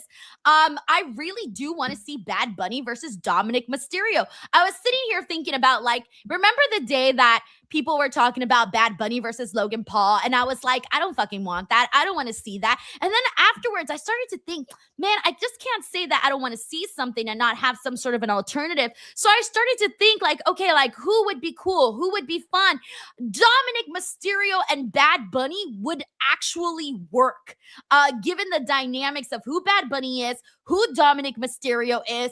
And I definitely think that Dominic Mysterio would not lose anything by taking taking a loss to Bad Bunny, and Bad Bunny defeating Dominic Mysterio is not that serious. So I feel like that all could be very, very possible, and it would be actually really freaking fun. So no, whenever Bad Bunny does come back to WWE to do anything, I don't want to see Bad Bunny versus Logan Paul. I want to see Bad Bunny versus Dominic Mysterio. I agree. I think that's the play. I don't think it's going to happen at this year's Mania. I think Dominic's busy probably with Finn or whatever. But down the line, the next yeah, one, I mean, or let's not whenever. forget Mania 39. You had Bad Bunny interfere and cost Dominic his match against his dad at WrestleMania 39. So yeah, I mean, to me, that's a natural next step for Bad Bunny if he does return. By the way, we got Free Holla 3313 who says, feels like I ate a honey pack after that Orton turn. Thank you, Free Holla. We also got Envy the Engineer, by the way, who gifted 10 DWO memberships. Damn, Envy the Engineer, that's so freaking cool of you to do. Thank you so much for that, man. Sending you good karma. Alrighty. The other thing that we really got to get into, I guess, is the big thing between Drew McIntyre calling out Nick Aldis. I don't know if we're still sensing something going on between there, but let me tell you, Jacob Fatu is not letting that happen without him, getting involved in this too. But Drew McIntyre quit, and then he came back out during the matchup with Trick Williams and Jacob Fatu. An absolute shocker. Also, a reminder that Drew McIntyre has quit in a previous storyline before too. So this is starting to be Drew McIntyre's MO. What did this do for you, Santi? I thought it was okay. I was more so, I don't know what this says about the feud, but I was more excited about everything that was going on between McIntyre and Aldis than McIntyre and Fatu. Oh, I knew it. A lot of people have been saying that. It breaks my heart because I want the attention to be on Fatu, but I get it because I found myself going, I wonder if they're going to do it. But then I'm like, no, Denise, you know better than that. Come on, wait for it. Could they be, considering they've decided to do Drew versus Fatu next week? Do you see that they announced that? When did they announce that? Oh, Right he announced it in the ring. Yeah. You're right. They announced that match. So like if they're burning it already before WrestleMania, I don't think it's impossible that we might be looking at Nick Aldis here versus McIntyre. Oh, but then what does that mean for Fatu? No, I'm sorry, no. I still like, I could see a world where the match doesn't even happen, right? There's a brawl, whatever. I like that. Yeah. I think that's very likely, but it seems to be the motto of this episode. There's a conversation. There's a conversation happening, and the conversation seems to be people wanting Magnus versus McIntyre. And look, I will eventually want to see that, but I do want to see Jacob Fatu get his due. But the fact that they're doing it next week, I'm sorry, I kind of forgot to register that. I don't know. That's kind of a little nerve-wracking. I'm starting to get Gunther Jey Uso vibes. Although they did do that match, but who knows? We got Metalik 1984 who says, you streaming tomorrow at the Improv. Can't wait for AEW. Metalik, thank you so much for asking, by the way. So I'm going to be recording my show at the Hollywood Improv tomorrow, but it's going to go up afterwards because I don't know what the dynamics are with the audio and everything. So I got to make sure it looks good before I post it up. And then I will be streaming AEW Revolution on Sunday. Thank you so much for asking, Metalik. Alrighty. We also got, let's talk about the women. Jade Cargill and Michin had a quick little matchup there. Of course, Jade Cargill got the win. But the big thing, two big things. Jade Cargill and Ria Ripley, another very quick confrontation. Jade Cargill now stealing the always on top line that Mommy uses, that Rhea uses. So kind of taking a play out of what Rhea did last week. However, Rhea did call Jade Cargill her little bitch. Says she's going to make her that after their WrestleMania match. Backstage, we had B-Fab and Jade Cargill kind of having a conversation. And I think we might see her start to form a baddies group. I do think B-Fab will link up with Jade Cargill. That's the vibe I'm getting. Whether or not Michin joins too, maybe if I can't beat them, join them kind of thing. Possibly. She did give Rhea a little attitude. I don't know. What's piquing your interest here? All right, let's break it down. All right. So we'll start with B-Fab talking to Jade Cargill. All right, my thoughts. don't care. The next one was damn, not even a little bit, Santi? not a singular fuck is given You don't about want that. the baddies? Come on, the baddies. Zero care. Zero care. Maybe we'll talk again in a couple of weeks. Right now, don't care. I weirdly liked Michin and Jade Cargill as a match, especially there, like the final 4 minutes. It really showed Michin being crafty. I saw some dominance there from Jade. These are the matches she should have just been having this whole time. It's like they were hiding our champion for some reason or another. She should have been having more of these matches on a regular, consistent basis, as opposed to having only Michin matches 3 months apart. We should have seen a lot more of Jade Cargill here in this style of match. Not too long, not overly complicated. The match was fine. I'm glad it wasn't the squash match, because I don't think a squash here does anything for Jade. Squashing Michin does absolutely nothing, in my opinion. The promo between Jade and Ria, it was simple, surface level, and it was way better than last week, because it doesn't need to be deep. You know, last week, like, my muscles, your muscles. My muscles are meant for wrestling. Yeah. Everyone hated it. Everyone, I think you were looking deeper into it, thinking it was like a shots and call outs. For like, I don't think it was any of that. I think it was just trash. I think this week they kept it simple, surface level, and it worked. It wasn't amazing. It didn't move a needle, but it didn't ruin it. You know, to me, it felt like it did exactly the necessary amount that it needed to do to just get us to the next week. They need to do a brawl, like a deep brawl. Go to the back, go in the crowd, go somewhere. Really get physical like the men. That's what I want to see, that kind of physicality. We got Soul Killer 256 here. Thank you so much for the super chat. He says, no wrestling question, but just curious, how do you guys manage all your social media accounts? Santi, I don't know about you, but I'm a freak. Okay? This is how I manage things. I'm a freak. This is this week, by the way. This is 1 week. I'm a freak. This is my secret, obsessive, shame, weird thing that I do. I mean, like my social medias are very complicated. There's a lot of moving pieces, but it's just all here. It's all here. Yeah. I actually operate worse when I jot things down and I try to organize things. Yeah. How? Straight up, like, even in college, I worked best in chaos, like trying to find things, piece things together in my brain. Like, if I had things like overly neat and overly organized, I think for me, it prevented me from, like, I don't know, having more of a expansive thoughts. It kind of I think my brain relegated to only using what was jotted down and what was organized. When I don't have things organized, I think I'm more willing to shoot from the hip and experiment and try different things.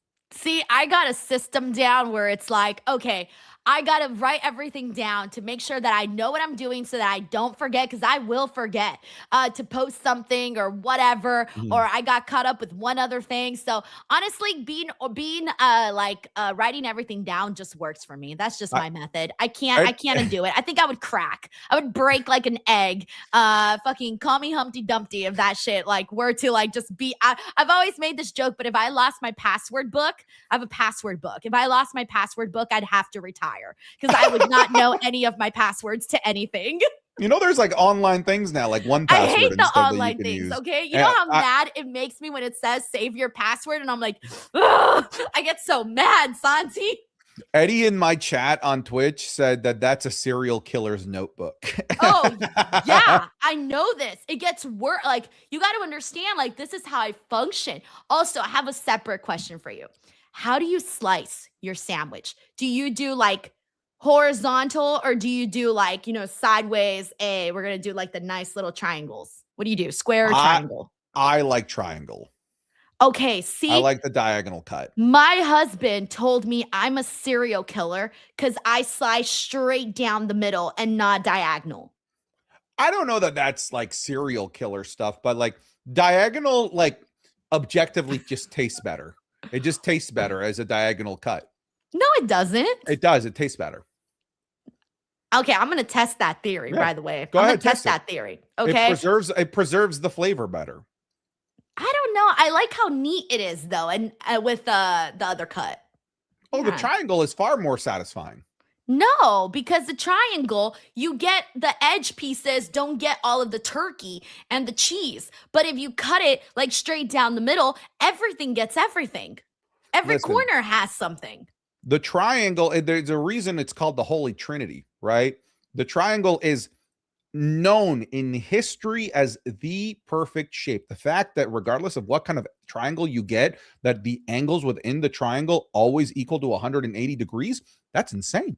That should blow your mind. Doesn't matter what type of triangle you have, it's always 180 degrees. It is a perfect, harmonious shape, and thus the elite way to eat your sandwich. All right. Well, you know what? I'm going to keep eating my serial killer sandwich. Okay. Thank you, Soul Killer. All right. Let's see what we got here. We got the women's stuff too. Hey, the Bellas are back and they're automatically getting a championship shot next week. It is happening After interfering in an existing championship. That makes But no they sense. had even before they even like got involved, they had already said we're next in line. That was it. They were like, we're next in line. This is happening. So we already knew it before the match even started. Yeah. Did this do anything for you?